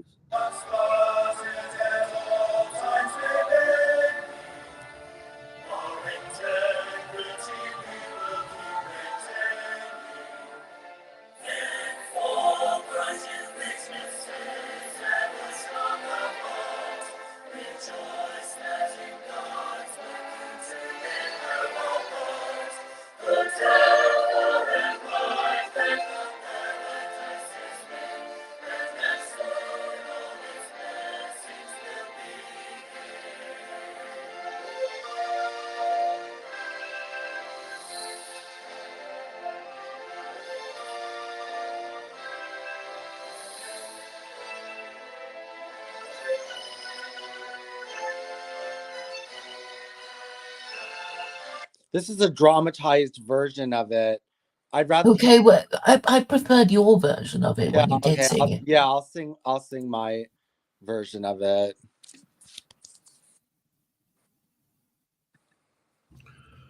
Hold on. Firm and determined in this. Wait. Hold on. Forward, you witnesses, ever strong. Hold on.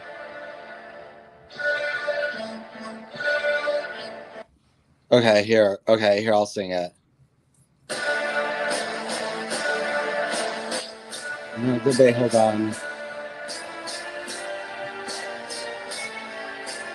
1, 2, 3. No, that's not it.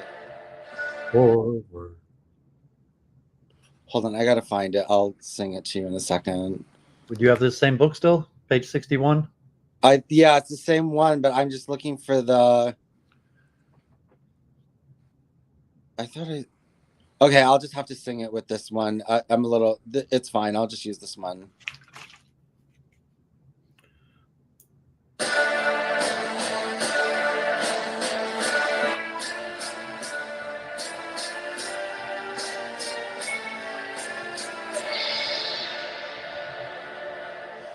Firm and determined in this time of the end, prepared are God's servants the good news to defend. The devil has fought and opposed them. With Jehovah they take their stand against him.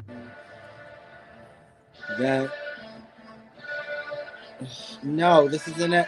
I can't. Here, let me just read the fucking thing to you because I don't know what happened to the fucking thing. But here, I'm just gonna read it. Here, I'll try to do it without the music, and I'll just try to do it the way I remember it. And the chorus part or the refrain?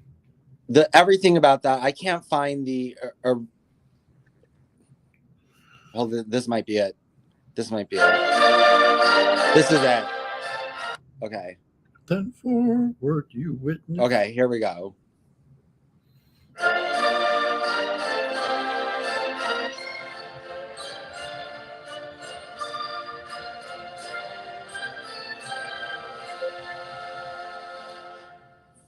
Firm and determined in this time of the end, prepared are God's servants the good news to defend. The devil has fought and opposed them. With Jehovah they take their stand against him. Then forward, you witnesses, ever strong of heart, rejoice that in God's work you too may have a part. Go tell far and wide that the paradise is near, and that soon all its blessings will be here. Servants of Jah, do not seek a life of ease. The world and its rulers do not try to please. Unspotted at all times remaining, our integrity we will keep maintaining. Then forward, you witnesses, ever strong of heart, Rejoice that in God's work you may have a part. Go tell far and wide that the paradise Life is near, and that and soon that's soon all all its this blessings will be blessings. here. God and his kingdom And are mocked and pushed just aside. like His great name is slandered, his holiness holiness denied. denied, Let's share in its sanctification sanctification, and declare declare it it to every tribe and nation. then forward Forward witnesses, ever ever strong. strong of heart, Rejoice that in God's work you too may you have. have a part. Go tell far and wide that the Paradise is near, and and that's that soon all its blessings blessings will will be. be here. That's Bravo, bravo. thank you. That was my favorite. Oh, Well done. Do you know Immortal Invisible, Vincent? no, I do not. Is that a witness song? Well, one stanza it goes, immortal, invisible, God only wise, in light inaccessible, hid from our eyes, most blessed, most glorious, the ancient of days, almighty, victorious, thy great name we praise, unresting, unhasting, and I'm sorry, I messed it up. Anyway, you get the hang of it. Yeah, I see Did you know Walter that? I sort of feel most people would have heard of it. Walter Chalmers Smith. Yes, I mean it's actually okay to be sung by Muslims and Jews because it's about saying God that you can't see God because He's invisible. The witnesses, they only sing their own songs. They don't sing other people's songs. They just have their approved songs. If it's in this book, if it's not in this book, they don't sing it. Mm-hmm. No, yeah, we don't, and there's no rock bands in the churches or anything.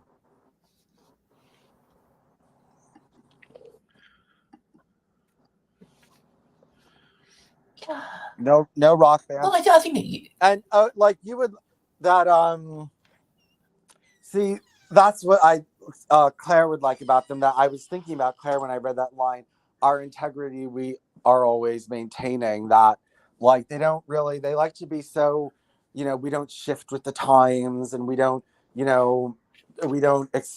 accept what, we're not like the Catholic Church. We don't liberalize, and we don't change. Okay, and the declare it to every nation, tribe, and nation. That wasn't because Claire's in this one, in the third stanza, and declare it to every nation and to every tribe and nation. No, where it said our integrity, we are always maintaining. Yeah, I'm saying the third stanza, and it's actually the same word under integrity is declare it. Oh, I don't know. But well, you have to declare it so people know what you stand for, so they can hold you accountable for what you're supposed to do and believe.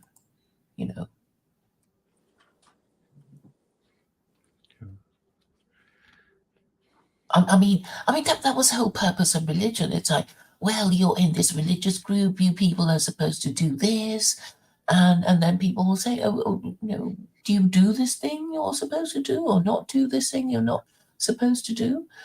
And then I guess from that you can judge the whether somebody's principled or not. I mean, I think that was the traditional way of kind of getting the measure of a man. Because I mean, I guess liars would say, "Oh, I believe," when they don't. It's ironic because Vince got defensive when I was saying that, like, he still has this Christian influence on him, but then when asked to, sing a song, you see that it is the Christian influence on him because, like, the most song closest to his heart is still a Witness song. Well, because it's about like not pleasing rulers and just going forward and doing like speaking out boldly and stuff. Yeah, I mean, it's not bad that Witnesses had that much of an influence on you, but that was mean, what about Hinduism? Like, you didn't. I mean, Hindus have really good music and chanting sometimes. They do. They do. I really did like the music when I was involved in it. Anyone I would know? Like, did you know I bhajans? have a proper understanding of Hinduism. I mean, the thing is, in the end, everyone told me, you don't understand Hinduism. You're not a Hindu. I was interpreting Hinduism in more of a European polytheistic way, and that's just not the way that most Hindus interpret it. And That could be, but it doesn't mean that you didn't know the songs. I mean, like, I knew the songs, but I didn't know. Yeah, fine. I mean, but the songs aren't enough for me to call myself a Hindu. do you know Bolo Om Namah Shivaya? Bolo Bolo Sat Mila Bolo Om Namah Shivaya. Om Namah Shivaya. Om Namah Shivaya. Yeah, well, you know. Do you know that one, or what type of songs did you sing? I liked Kali's songs. I never liked the bhajans. I didn't like the slow, like, bhajans and singing. I didn't like that. Kali Durga Namo Nama. Kali Durga Namo Nama. Kali Durga Namo Nama. Like that one, or I mean, like, stuff. I used to listen to more like upbeat, like crazy Kali music. what's upbeat, crazy Kali music? Like really like drummy and like really drummy and. But I mean, Like, what were the two? I mean, it was just Kali, or it was like Kali Ma, Kali Durga, Namo Nama, or it was like longer. It wasn't exactly chants like that. It was more like musicals that were put into religious movies that I used to like listening to.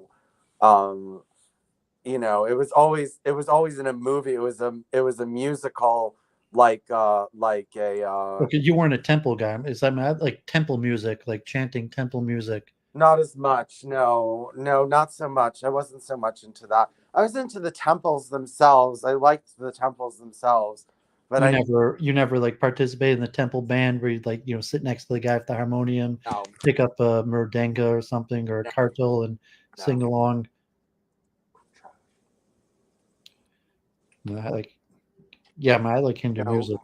Like that's not why I'm involved in Hinduism. That's not what drew me in. Hare Krishna.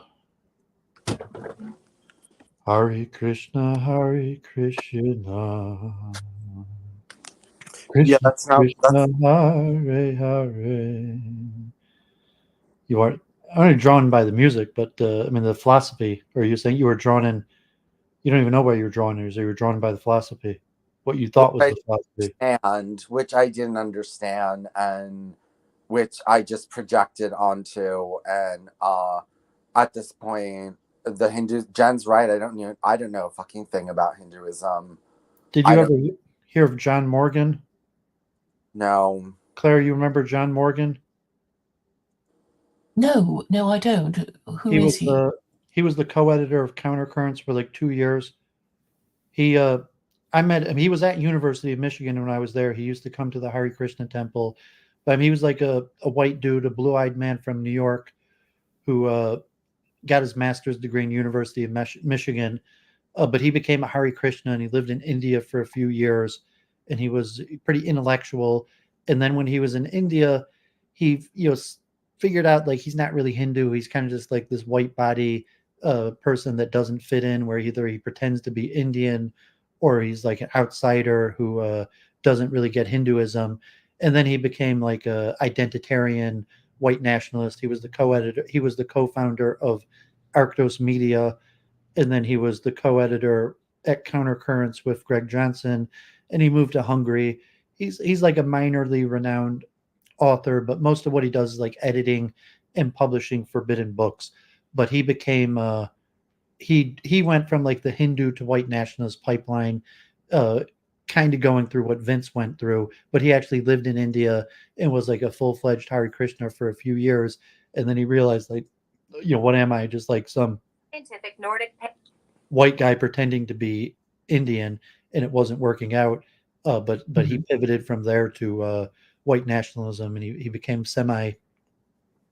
He lives in Hungary. He still writes occasionally. You'll see him on Countercurrents, but Mhm. so I thought maybe you would have heard of him. No, I did interview Tom Sunik though. What's his name? John Tom Sunik. Morgan. Yeah, the Sunik Journal. You interviewed you interviewed I interviewed Tom Sunik. I'm sorry, I don't know this John Morgan person. I didn't mean to. Okay, yeah, I just brought him up because he started as a Hare Krishna Hindu and then became pretty big in the white nationalist, and he mentioned the kind of what Vince was saying, where like he didn't like no one believed him that he understood Hinduism or that he was a Hindu, and he was either like a white guy pretending to be Indian or like a white guy that was like trying to be Hindu, and no one actually believed in him that he was Hindu. But then he came on to like European identitarianism and European pagan stuff. Although I don't think he became a pagan, but he became, then he became like an anti-immigration identitarian nationalist, and even left the United States to live in Hungary. But he was relatively big, that he was like the number 2 guy on Countercurrents for a few years. Do you know of Tom? I mean, what do you think of Tom Sunik? He lived in California for a bit, didn't he? I'm not sure I heard of him. I mean, you had him on Chronule? No, I had him on before that, but I mean, he just seemed a bit confused to me about what he really wanted. I mean, he's another pagan, and I'm trying to explain to these pagan people, that if you're shopping for a religion, you should think of it as shopping for wine or cheese, because there's no advantage in being new or fresh. No, but that's the people want a religion with a track record. That's the Duvidism, saying the pick and chooseism application. What I recommend, but like Duvid's already a product of miscegenation and mixed breeded, basically all in on multiculturalism. So I take the pick and choose approach. But the question: do people want a religion or they want an identity? And so one gives the other. Paganism offers both at the same time as a form of white European identity and a religion in one. So they don't want to be Christian. They don't necessarily want to be agnostic. They need rituals, a community that provides them identity. So the paganism, it's not just a matter of religion or belief system. It's also a matter of identity. Well, we won't have a respectable identity if we don't have a religion, and but that I think point is the problem of Western man. The we is the point. The identity that the people, many people who become pagan, the purpose is to reject the we. That if you're a white identity type person and you become a pagan, the point is that there is no we, me and you, Claire. My religion, it's for people like me, and it's not for people like you. So that's part of the identity aspect of becoming a pagan, is to say that. I don't think even Jews can say that, because there is a process for conversion. So you can't say, because I'll say, well, I'll just convert then. Yeah, but no, I'm saying like, well, speak for yourself. Like when you say we, like, no, just speak for yourself. I'm a Jew. You don't speak for me. And however much you understand Judaism, you don't. Okay, so if you say that to aspect. somebody and they don't like it, they can say, well, I'm going to convert to Judaism. Yeah, you could say you could try, but you're like, converting to Judaism is near impossible, and it's like you're probably not going to do it. But I mean, we argue the point. I'm just saying that the paganism, it satisfies that identity aspect. It's a way of saying, like, I'm white, you're not. Okay, my religion. These are my customs. They'll have a rubbish religion because their Christianity has crashed and burned, and it's been failing for hundreds of. But at least it's there. Yes, and they haven't even noticed. It's like Judaism. Like, so okay, it might be rubbish, it might be nonsense, but at least it's mine. And so paganism could have that same aspect of identity. Like, however dumb it is, at least it's mine. It's what separates and differentiates me from you. Yeah, but it won't protect these silly people who think they can just create a religion that they don't even believe in. I mean, Scientology hasn't got very far, has it? That's what, like, Leon, or Nation of Islam. He's trying to do both at the same time, but by saying something, the return to European paganism has the identity aspect of you want something that's legitimately white, Yeah, but it failed. I mean, it's like legitimately European that could be exclusionary of other people, because Christianity can't be exclusionary of other people. And you're saying yeah, like, but Islam has that flexibility for. yeah, but that's what they don't want about it. They want I something know, that's but I mean, exclusionary. they I don't know Tom Sunik if that, but things it's like can't be choosers. if that's why Tom Sunik is interested in paganism, because he wants something exclusionary. Yes, I know, but it won't work because there was a reason why Will it work at excluding? Christian paganism Will it was work? superseded by Christianity. But will it work for the purpose of exclusionary identity? Well, you can only exclude other people's, I not mean, of say, your like my nation. goal is to say, I'm part of something that you're not. You can't be part of this. I'm sorry. This is for me, not you. And so that's like the power of the identity of paganism is that, like, I'm sorry, Claire, you're excluded. There's nothing you can do to be Yeah, part but of I this. don't want It's to not join made this for silly you. religion. And all the big So ones, you're the saying, important, powerful ones, you can but join. are you saying it won't work because they won't get away with excluding you? No, it won't protect them from anything. Well, it won't even protect them from excluding you? Well, but then I don't want to be. Nobody would want to be a member of a low status religion. But if it worked in excluding you, then it worked for some purpose. Yes, but excluding me is really not a good reason to have a religion, because it's like, yes, they want It has some their reason then. skin to be their religion, but It it has some didn't work. reason then. What? But I'm saying that's why paganism is popular among European nationalists, because it has the Yes, I exclusionary know they value. think they can sort of go back to their ancient Well, pagan no, I mean, pantheon. even if it's not that, but it's just something that could be used to exclude non-Europeans. Like, Yes, this is for me, fine, not you. but the thing is that You people can't be don't part want of to. this. It's for them. It's not for me. It's not for Yeah, you. but they It's for can't. them. Yes, I know, and the thing is, nobody wants it. So they feel safe in Well, they saying, have a "You handful of can't come people. here," but actually, nobody wants to go there. Well, they could have their small, like, European group that has no non-Europeans in it.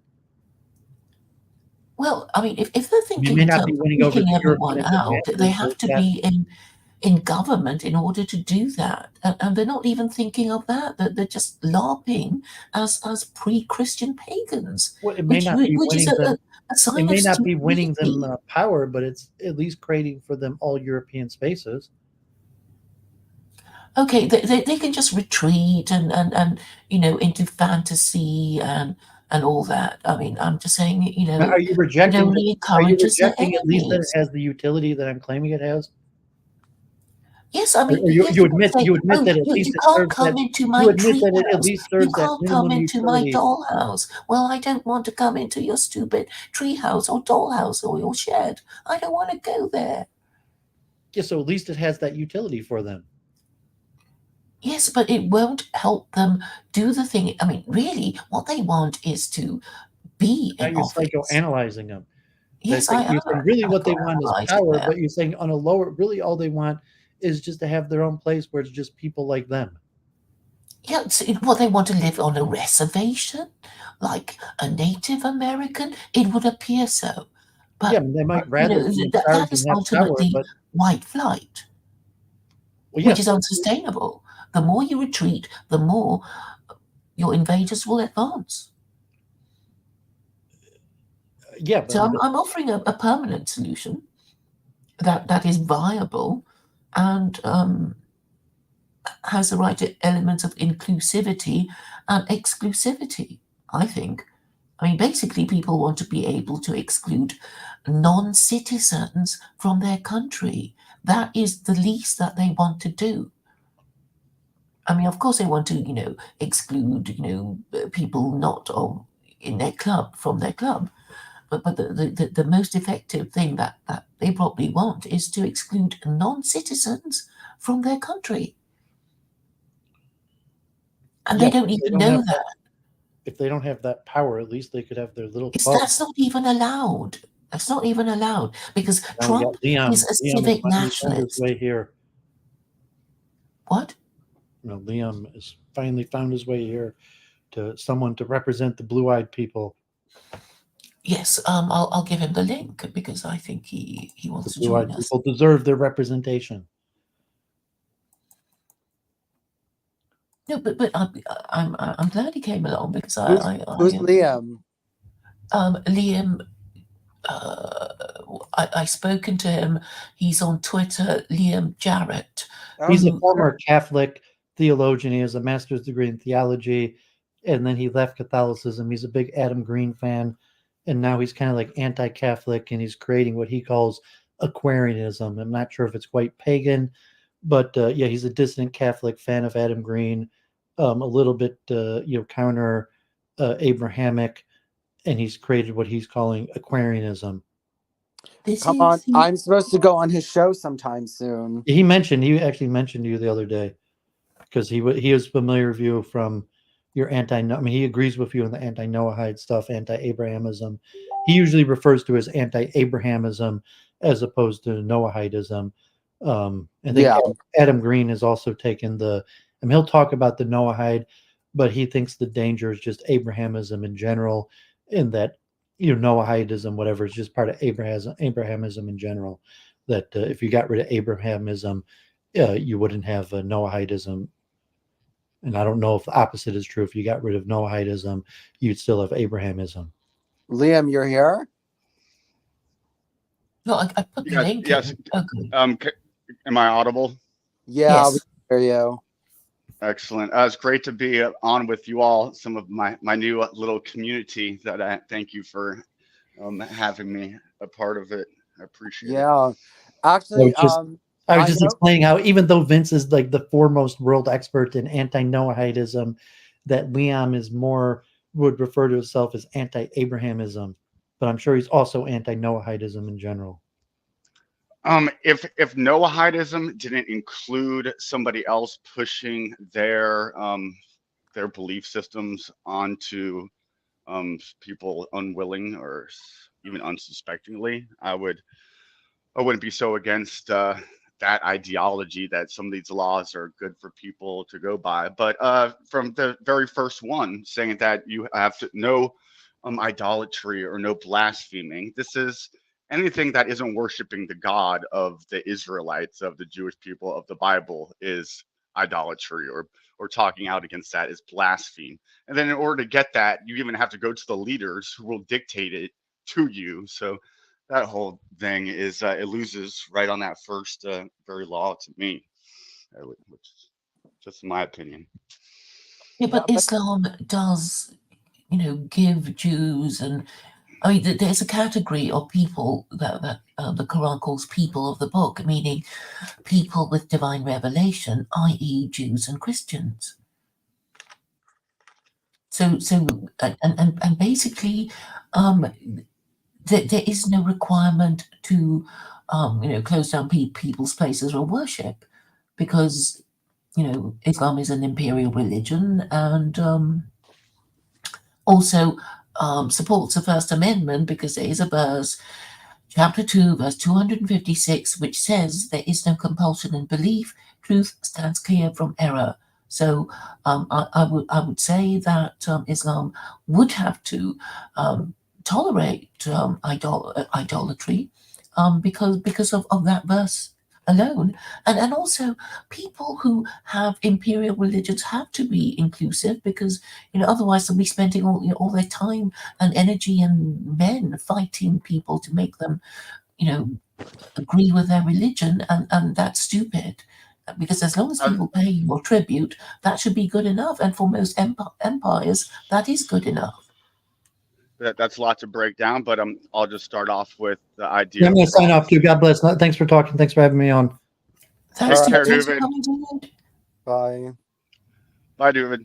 Yeah, the idea of prophecy and revelation, and so Christians give that up to the Jewish people, pretty much, and so I would advocate really sovereignty in spiritual matters, and such ideas as having other people being the mouthpiece of God, and I think that is that makes little sense to me, nor is that desirable. Well, you deny the prophets of God? Or you want As what? to? As interpreted by who? Well, there is a list of prophets that Jews are supposed to acknowledge, and What? Abraham, Moses, What? etc., what etc. that, those stories are foreign to me. They have there's first of all, they're totally fictional characters.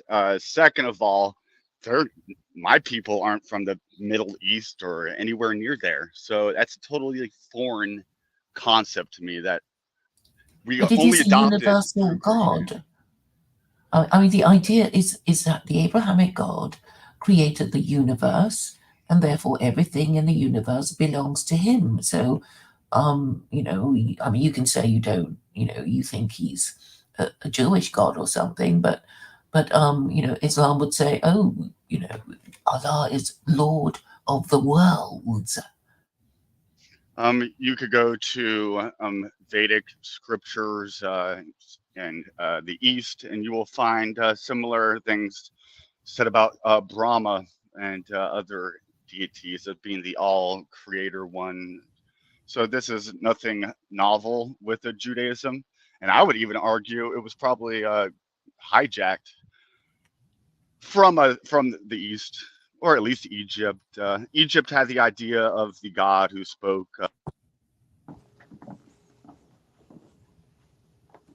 You've gone quiet.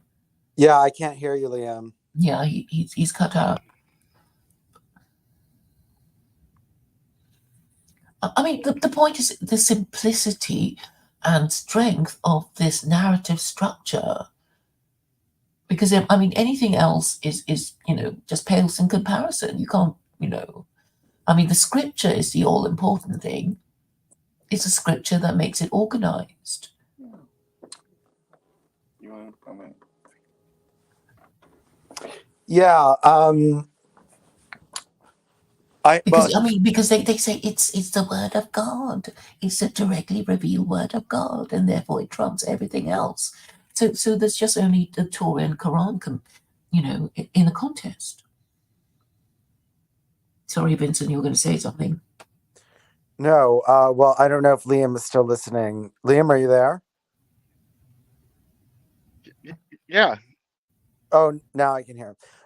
Liam said the thing is that yes, Judaism really got its monotheism from the East, and when I'm on your channel, I really want to talk about a bunch of theological things, but one of them is that I say Europe is hard polytheism. That's what our religion is, whereas Asiatic, the Judeo-Asiatic Hindu model is monotheism, and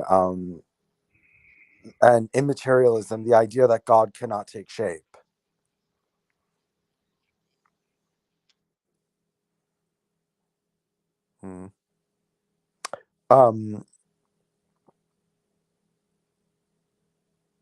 So yes, I agree with you that Judaism actually took a lot from Hinduism. I think I'm getting muted. I didn't mute you. You're getting Oh, I might be muting myself. So can you hear me right now? Yeah. Okay, I see that.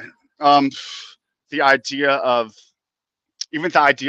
you could accuse Judaism of not being truly monotheistic because our definition of theos, deity of God, if you will, it differs, and it's such an ambiguous title that could really be morphed and explained in many different ways, such as the Kabbalistic truth.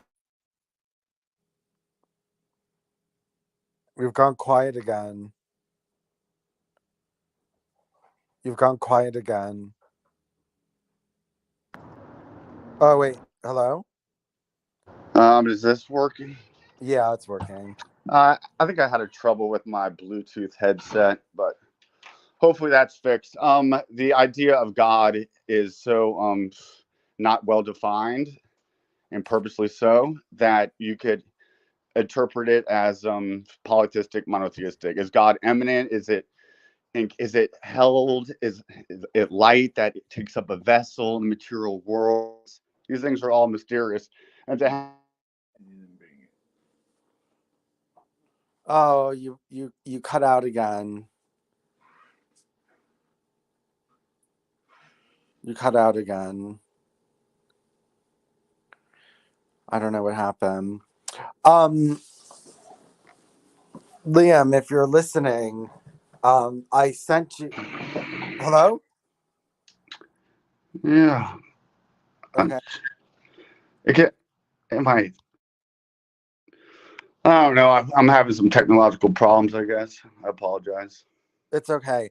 I sent you something on Twitter, and I know we're gonna do a show or a podcast or whatever on all of this, and these are the type of things that I'd like to talk about in regards to the Noahide laws, but also in regards to other things, paganism, and I sent you the stuff on Beyondism, which you said you were going to look through, but I sent you something else on. Have you ever heard of Mathilda Ludendorff? Just in passing, I haven't gone into no. Refresh my memory, if you will. I just learned about her. She you know Erich Ludendorff, the one that was a big supporter of Hitler and kind of helped get him into power. His wife started a religion, and it's actually still in existence today in Germany. But she basically, I have to read her book, The Triumph of the Immortal Will. But basically, she tries to blend Nordic paganism and science and philosophy into a single ideology. And I have to read through it, but I sent you the links on it. And that's exactly how I came across. Was I was looking into just that, and I respect people kind of loosening the chains of Abrahamism and reaching into their own ancestral traditions, but without having this kind of retroactive attitude, but like looking forward. So not like recreating exactly how it was, but perhaps taking elements of that forward, which I think we could even do with the Abrahamic traditions. It's been so inexplicably tied into our.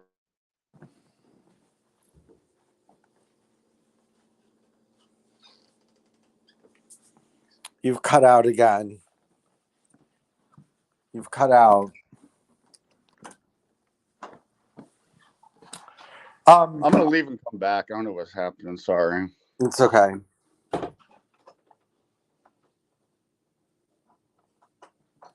Turned out to be quite a long stream after all. Yeah, it did. It's still going. Some compliments about it on new TBR loyalists. Oh, really? What are they saying? Yeah, they said it was quite entertaining, and yeah, so that's nice. Yeah. And I'm glad Michelle came on, which is also nice. We don't get nice sounding women. Yeah.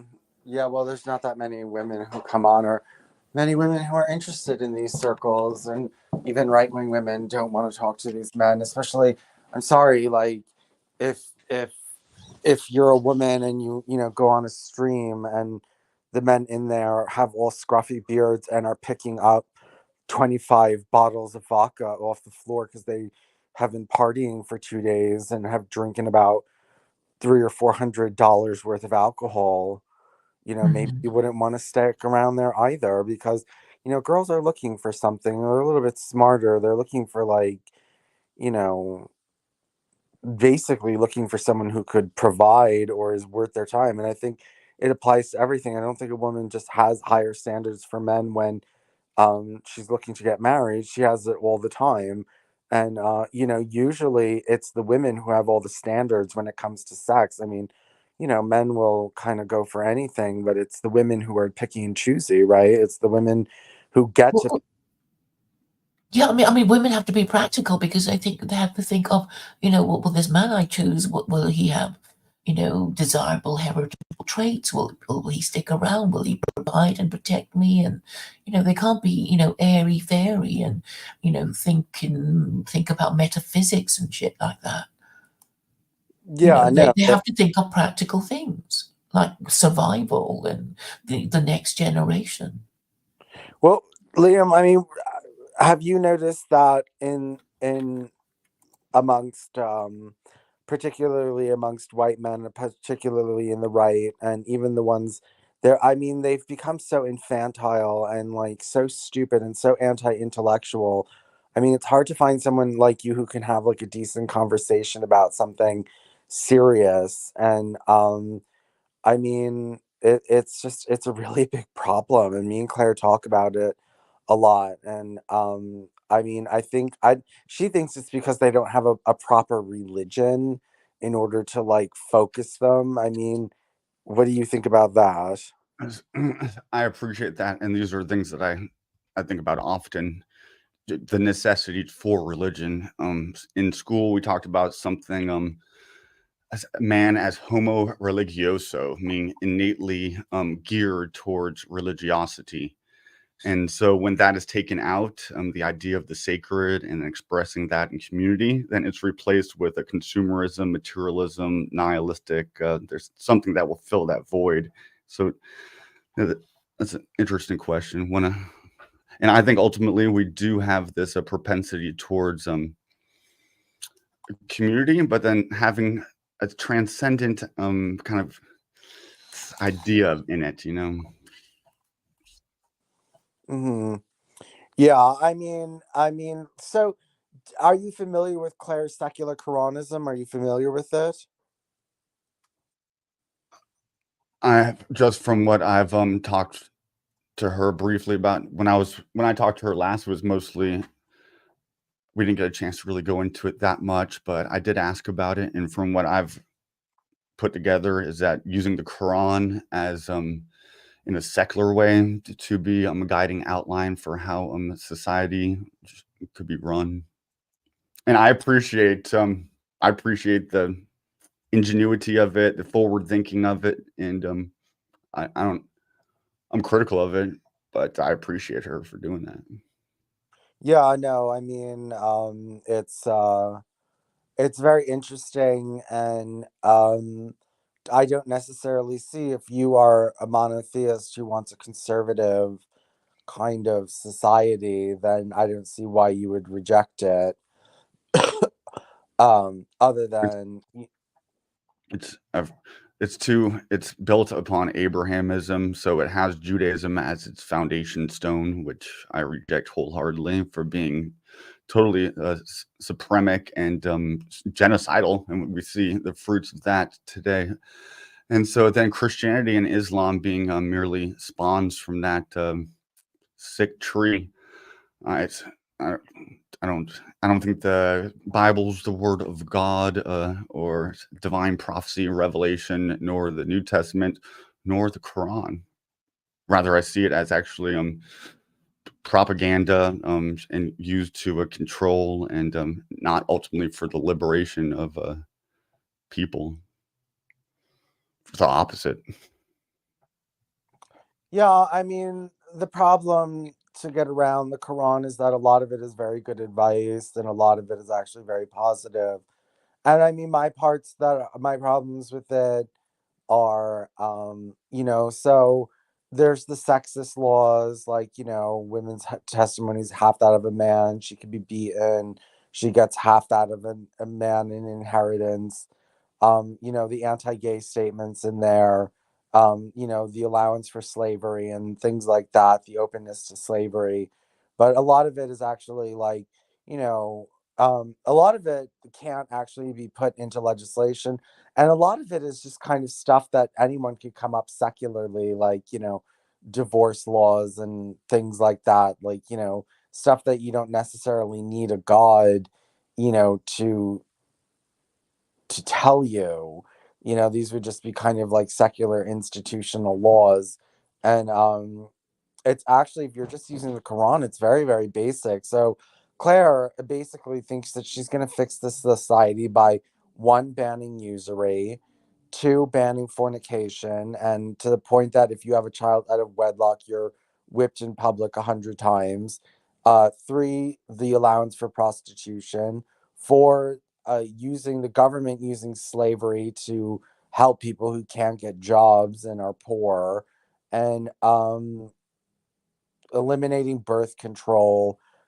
Basically these are her it's not that much that she's actually going to be implementing to like get society. I mean, yeah, I guess it's just, her big thing is banning fornication and banning, she wants to make everyone get married and have children. So she says that, because people can fornicate and have sex outside of marriage, now they don't get married and they just do whatever they want. And she wants to increase the population this way. So it's basically a lot of fear mongering about sex, and it's anti-gay and it's anti-feminist, and these different kinds of things.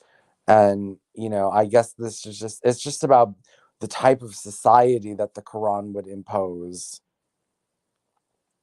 A traditional society not exactly unknown to our own ancestors. Can we? What countries go by that use the Quran as their guideline for government right now? So this isn't. And how's it working out for them? Do we have practical examples, or is it something so revolutionary, or is it something that's old, Iron Age, 500 years old? I mean, Okay, I'm saying the Iranians used Islam to get their country back. I know that Western propaganda says Iran is a shithole. I know a liberal whose parents had a lovely time in Iran. And Carol, okay, I'm basically saying that, we may hear people saying, lots of countries are shithole countries, and maybe they're not so bad. But maybe there are people who want to think that certain countries are shithole countries so they can feel good about themselves. And even if they had the money, they wouldn't even want to go to these places to see if Western propaganda about these countries is correct, because they would want to pay money to, go to a place and find that it's actually better than their own country.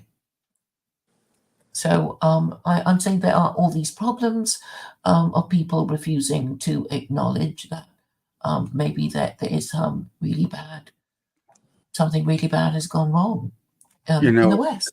It's interesting that the title of this is idolatry. And when Iran was at its highest and its most glorious, it was a totally pagan, idolatrous place. It was Zoroastrian, yes? Oh, it goes back to even before. I mean, we had the different empires, going back into the Bronze Age, the Macedonians, the Achaemenid Empire, Cyrus. Yeah, but they crashed and burned. They crashed and burned, and then there was the Shah of Iran, and he was a bad guy, and was overthrown. So all these empires you mentioned, they have become extinct.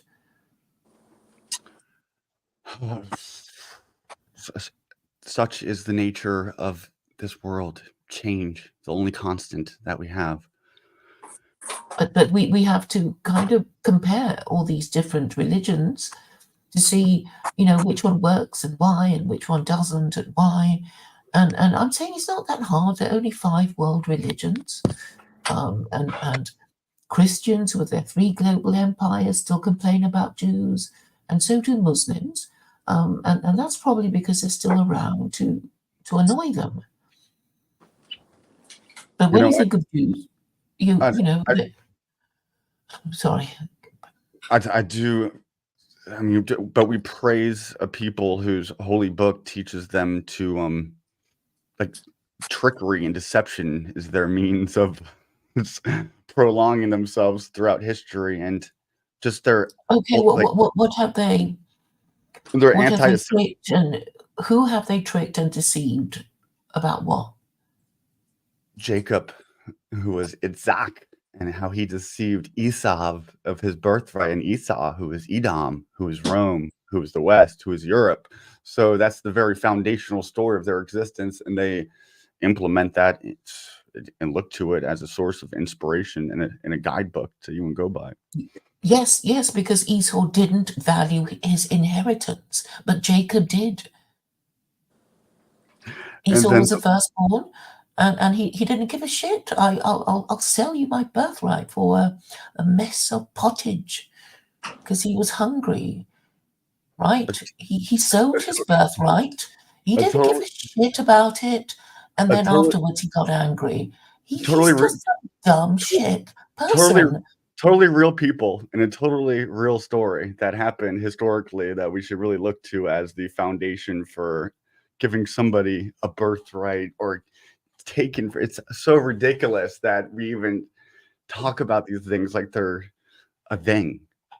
Yeah, well, that's a power of the stories in the Bible. And one thing I think you mentioned them first. One thing I do think of, I'd say, in order for a new religion to go along and move forward or come into existence or to come to fruition, do we need a founding mythology? Lots of empires and nation states, they do this. Remus and Romulus for Rome, and Castor, Pollux, Greece. But we have the Aquarian, which I'll call what I'm doing, the Aquarianism. Do we need a mythology and then to have people think that it's literal? I wonder. We need a narrative for the revolution, don't we? I mean, liberalism also has a narrative, because the idea is that liberals will get to heaven on earth when they can be, when they can have lots and lots of liberty. Yeah, yes? one thing that communists have a narrative. That's different than like a myth, a founding mythology with heroic characters and. I mean, they have their similarities, sure, to like an ideology, which is a shared thought idea, and kind of that being an umbrella that people could gather under and give them hope and some cohesion of thought. But as far as like these stories, like this person came down on a donkey, fulfilling revelations and prophecies, and walking on the water. Okay, we don't have to believe in all that shit. We don't have to believe in all that shit, right? We don't have to believe in any of that. We just use the scripture that gives us the most rights, which is the least restrictive. That's all we have to do. We don't have to believe in any of that shit. So it seems like you're using the Quran to come up with lots of restrictions, and one would say even against liberties and freedom. What I think that respects humans' dignity the most is the least amount of laws pushed down upon us. Which is yeah, and I'm choosing the less restrictive version, because I mean, if you believe in the Abrahamic God, he only made 2 revelations to the first to Jews through the Torah, and then the final revelation to humanity through the Quran. And Islam is Judaism light, and yeah. So I mean, it seems obvious to me. You choose the one that is most suitable for your group. We are, most people are Gentiles. I'm Gentile. You're Gentile. So is Vincent. So are people in the chat. So I'm choosing the less restrictive. But if you want to be, completely free, you can stick with liberalism. But I guess there's a problem with it, because so many people are complaining about it.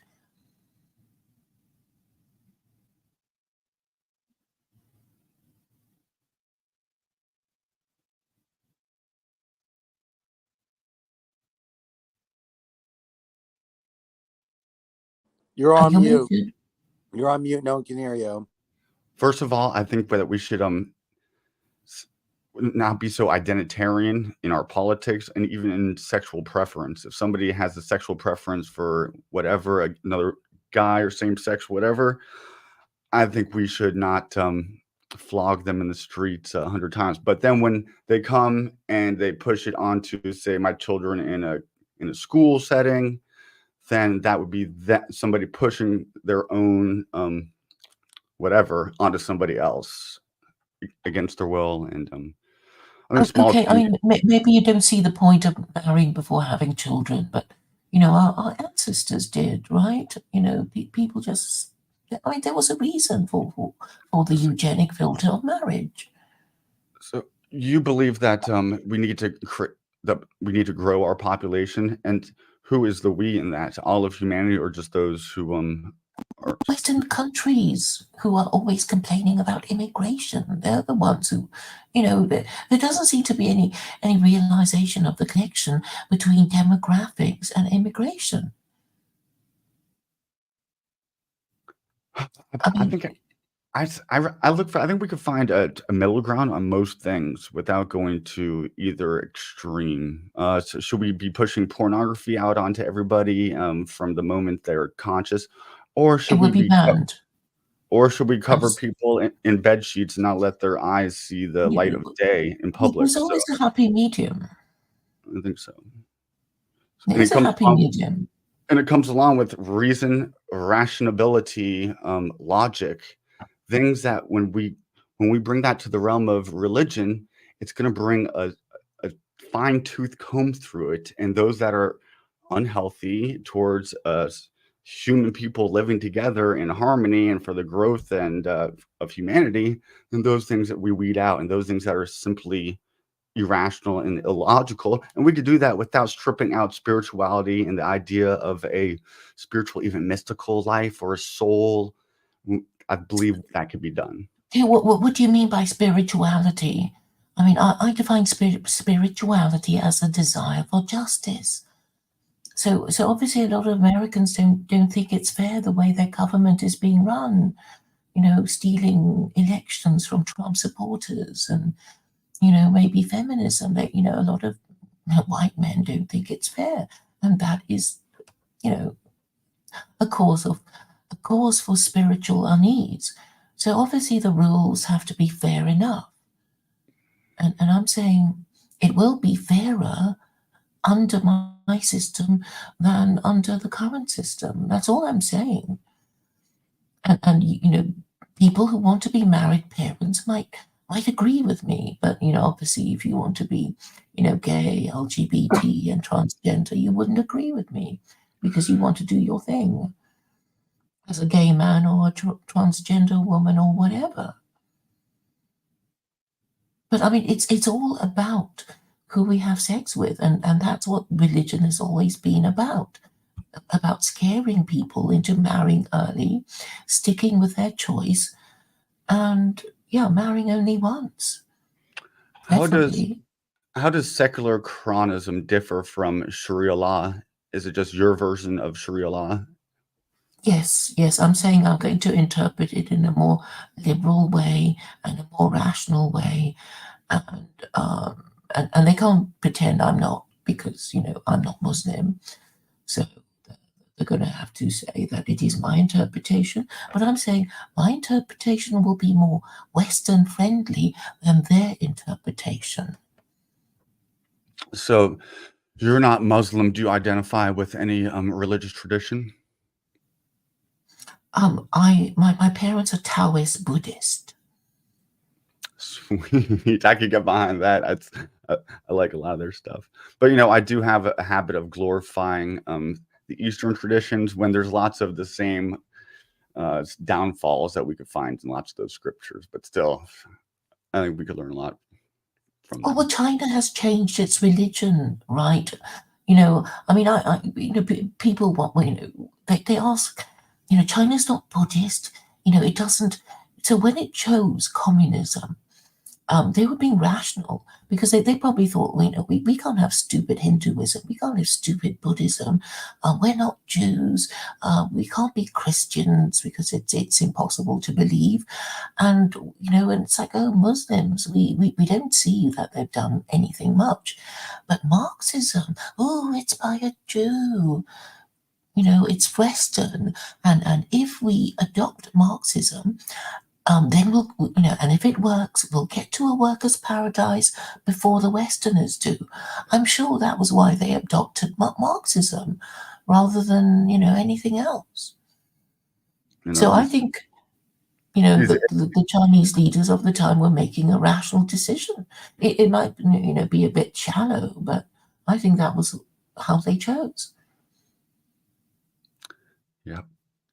And so were the Russians. And when people are feeling poor, they will find all kinds of justifications to take stuff from rich people very attractive.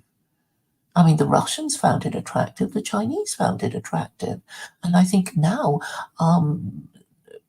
communism is maybe becoming a thing in America as more Americans are feeling poor. Yeah, we use these terms, communism, socialism, and I don't think we even have common agreed upon definition of those things, and so they're thrown out, and it's almost to the point where they're meaningless. I mean, we have communism. Right. Which is why China's, said, "Oh, we practice socialism with Chinese characteristics because we know that our socialism won't be quite the same as the Cuban kind or the Russian kind." So they try to categorize them, but it's really state capitalism, and they run a mixed economy, but they just kind of run it better. Actually, I think it's China who are better at National Socialism than the Germans, because I think that's what they're doing.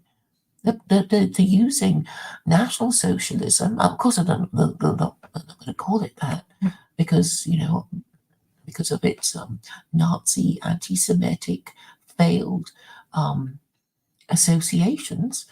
But obviously the Chinese are being nationalistic and they want to be socialists. They want to live in a people's democratic dictatorship, as opposed to what we have in the West, which is called a dictatorship of the bourgeoisie. Yeah, I just don't see that much different than China. I mean, just replace the word bourgeoisie with whoever else is up in charge there. And a people's dictatorship. That those two words just they're oxymoronic. I hate using that word. I think the idea of using these labels is to say that in China we're going to be looking after the people, while in the West the banksters are going to say that we're so clever, so we should command. We should have the lion's share of resources and screw the workers because we're so clever. I think that's all it really means. And I do see this Christian nationalism rising in response to the state of America, like led by people like Nick Fuentes, and it's not American nationalism, and that's the idea of America. That's a whole other topic, but it goes into Christian nationalism. So even he calls for the execution of pagans. So there's been stuff showing that he's like Sephardic. Fuentes is like a Sephardic thing. I'm like, God, that would make sense. To control the opposition, the best way is to lead it. Well, I mean, I don't think Americans would want that, because when Christianity was working properly, there was a practice of heretic burning, and that wasn't very nice. And probably the founding fathers in starting the American Revolution were saying we reject Christianity because Christianity was a religion that supported the divine right of kings. And therefore the founding fathers wanted to reject monarchy and Christianity because, they both supported each other. They like to say that our nation was built on Judeo-Christian values. Like they were trying to get away from lots of the Jewishness of England at the time, and then before that, Spain with Columbus. It was really Christopher Columbus was a Moreno converso Jew. They love to. They don't tell that to you, but in their circles they do. They even believe Abraham Lincoln was a Jewish crypto. Well, I suppose if you want to say that Jews have any kind of characteristic, that they can be quite principled and quite focused in what they do, because I think the rules that they are subject to actually makes them more logical than Gentiles who don't have their rules. Yeah, so that would be a case for like racial identity religion, because we could see the success of Judaism. But then I just don't want to lose the moral high ground and be like, oh, just because this racist religion worked for them, then I need to go start my own or join a white supremic religion, or bring those elements in for Well, you don't need to. for the preservation of my people. I mean, I actually don't think you need to. I mean, the thing is, even Jews don't have a kind of racial look, do they? They don't.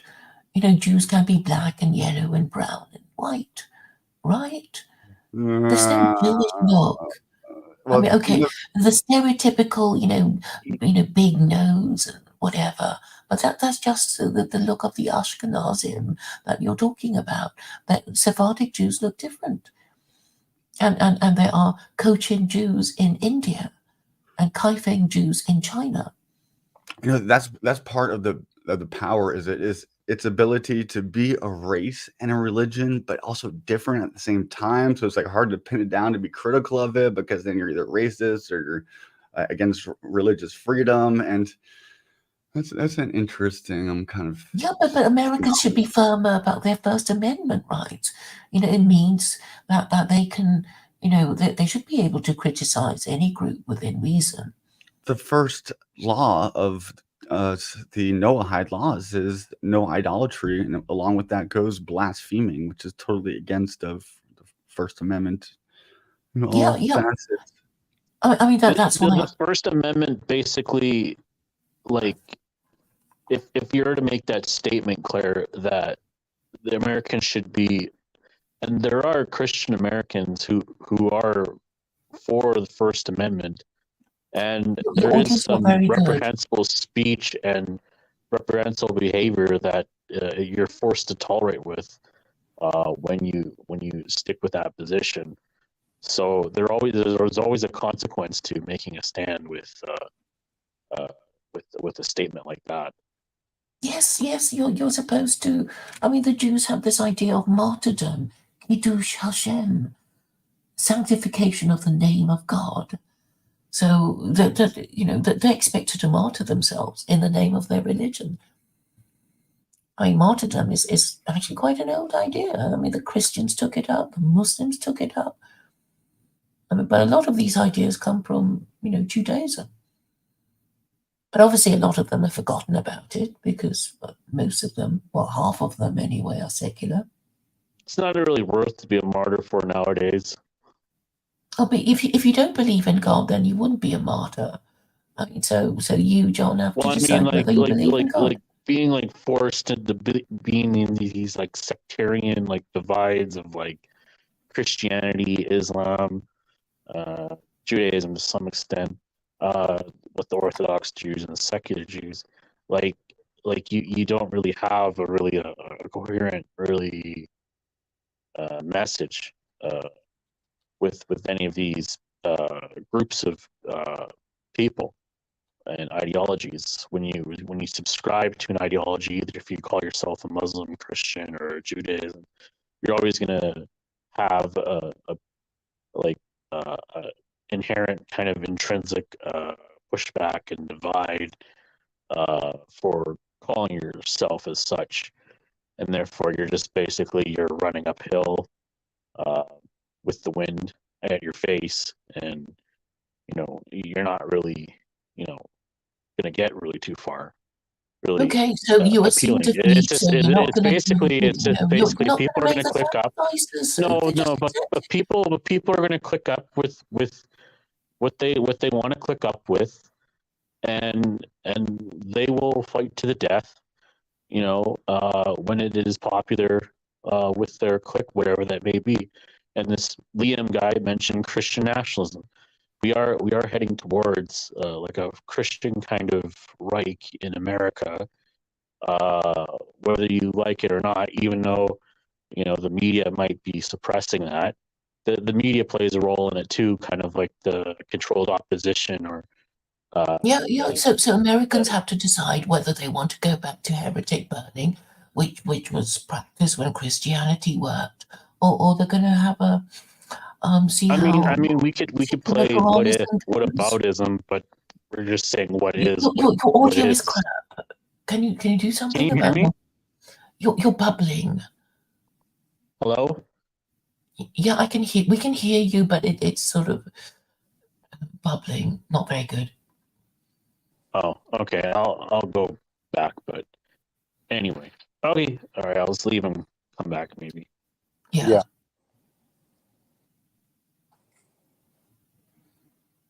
No, I mean basically, John was saying he didn't want to.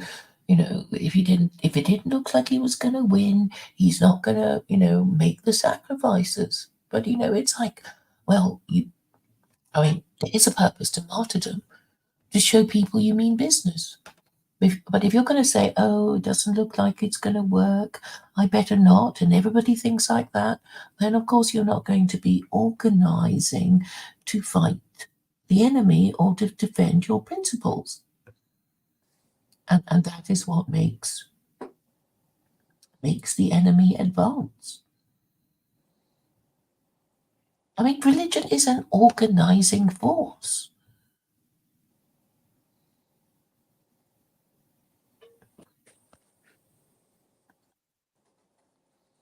And Christian nationalism would be crazy. We'd just be going back. Well, I think the founding fathers would be turning in their graves. I really think they would. I mean, after all the trouble they took to separate the church from their state, and 21st century Americans are talking about passing a Christian amendment, making America a Christian republic. Who's going to be their Pope or Archbishop of Canterbury? Or maybe they're going to start a new branch of the British royal family. They've got Harry in California now.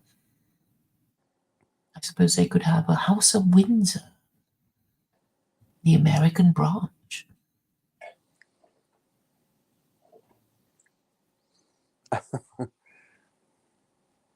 No, but I'm not saying that it would be a good thing. I think it's a crazy thing. I mean, particularly for Americans after the American Revolution, and they think, oh, we're just gonna go back and have a king, and Christian nationalism.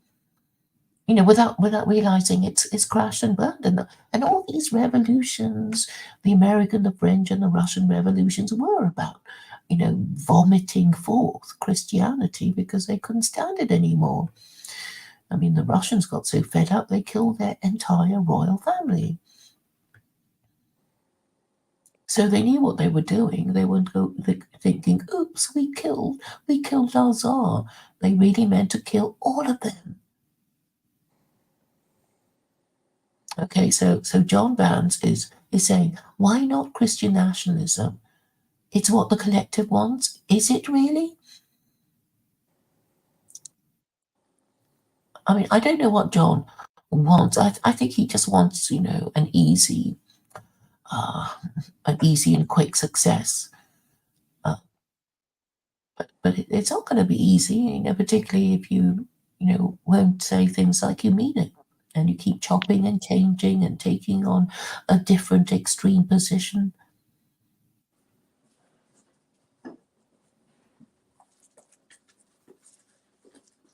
I mean, if Americans adopted Christian nationalism, it would show that, everything the founding fathers did meant nothing to the 21st century American.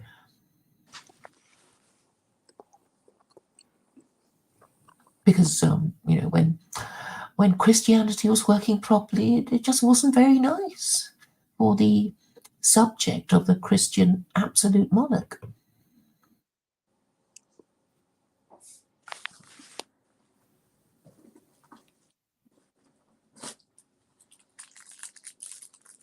So, paranoia agent, I bet you're not a confirmed Christian.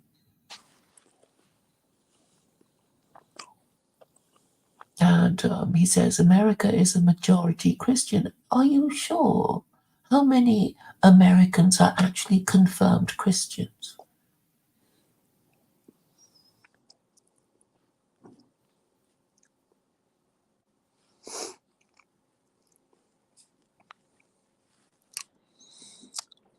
Look, Christianity, you can call yourself a Christian. It's easy. Just believe that Jesus is the Messiah, and that's it. No, but he's also God. The Trinitarians have to believe he's co-equal, co-substantial, and co-eternal with the Father and the Holy Spirit. So they already believe that God had no beginning. So why not just add another absurdity onto it? Well, why is it? It's not absurd to say God can take shape. It's just a belief that God can't take shape. No, I mean, their answer would be, well, God can do anything, so he did that, he became Jesus, etc., etc. And I'm saying, well, if God exists, he wouldn't contradict himself. He wouldn't say, no idolatry and no blasphemy, and then say, some centuries or millennia later, oh, it's okay to worship an executed blasphemer as he co-equal of the God he was convicted and crucified for blaspheming against.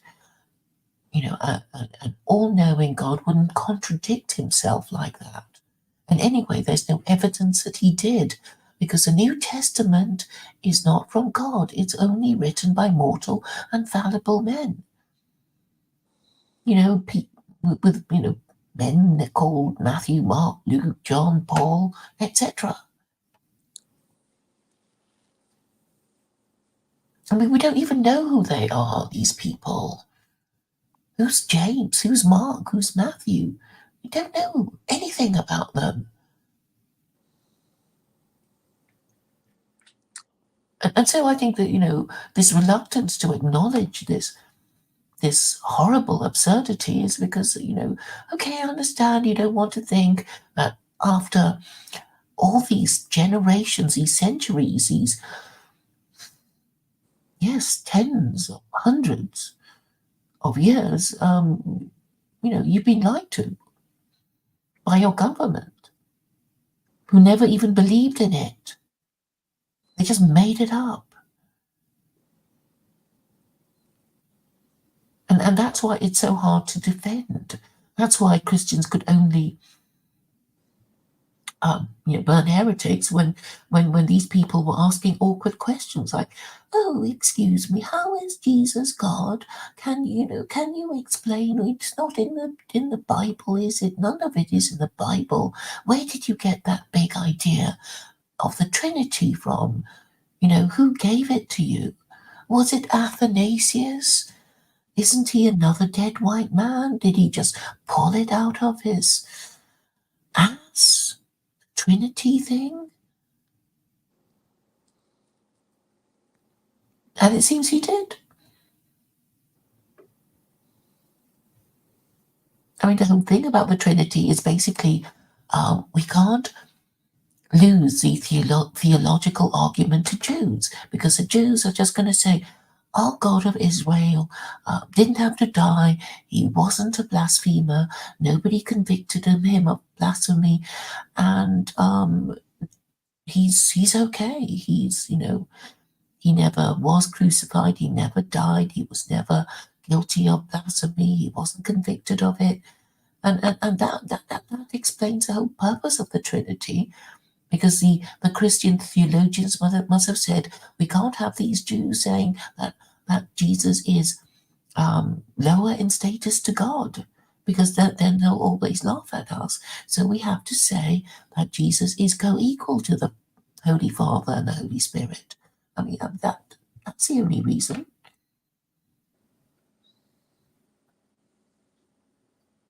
Vincent, do you understand what I'm saying? Yes, I mean, I understand what you're saying. I don't know if that's why they did it. Of course I can't. I don't know either, but there was something, I can't remember who said it. I think it was something I saw. No, I think it was Judas. Judas was talking. Was it Judas? Oh yes. It was on New Year's Day, and he was basically saying Jews aren't supposed to celebrate New Year's Eve because of this horrible Pope called Sylvester who killed lots of Jews. whose birthday was on the 31st of December. And then, anyway, so I think there was some story of Sylvester, Pope Sylvester, persuading Constantine to kick the Jews out of Jerusalem. And I think that might have been the reason, because the Jews were saying, no. No, Jews have a more powerful God than the Christians who worship, this dead Jew on the stake. Are we still on? And then we'll talk soon, Liam. Okay. Yeah, Vincent, I look forward to it. Claire, take care. Have a great evening, or wherever you are. I'll talk to you soon. Bye. Okay, thanks. Bye.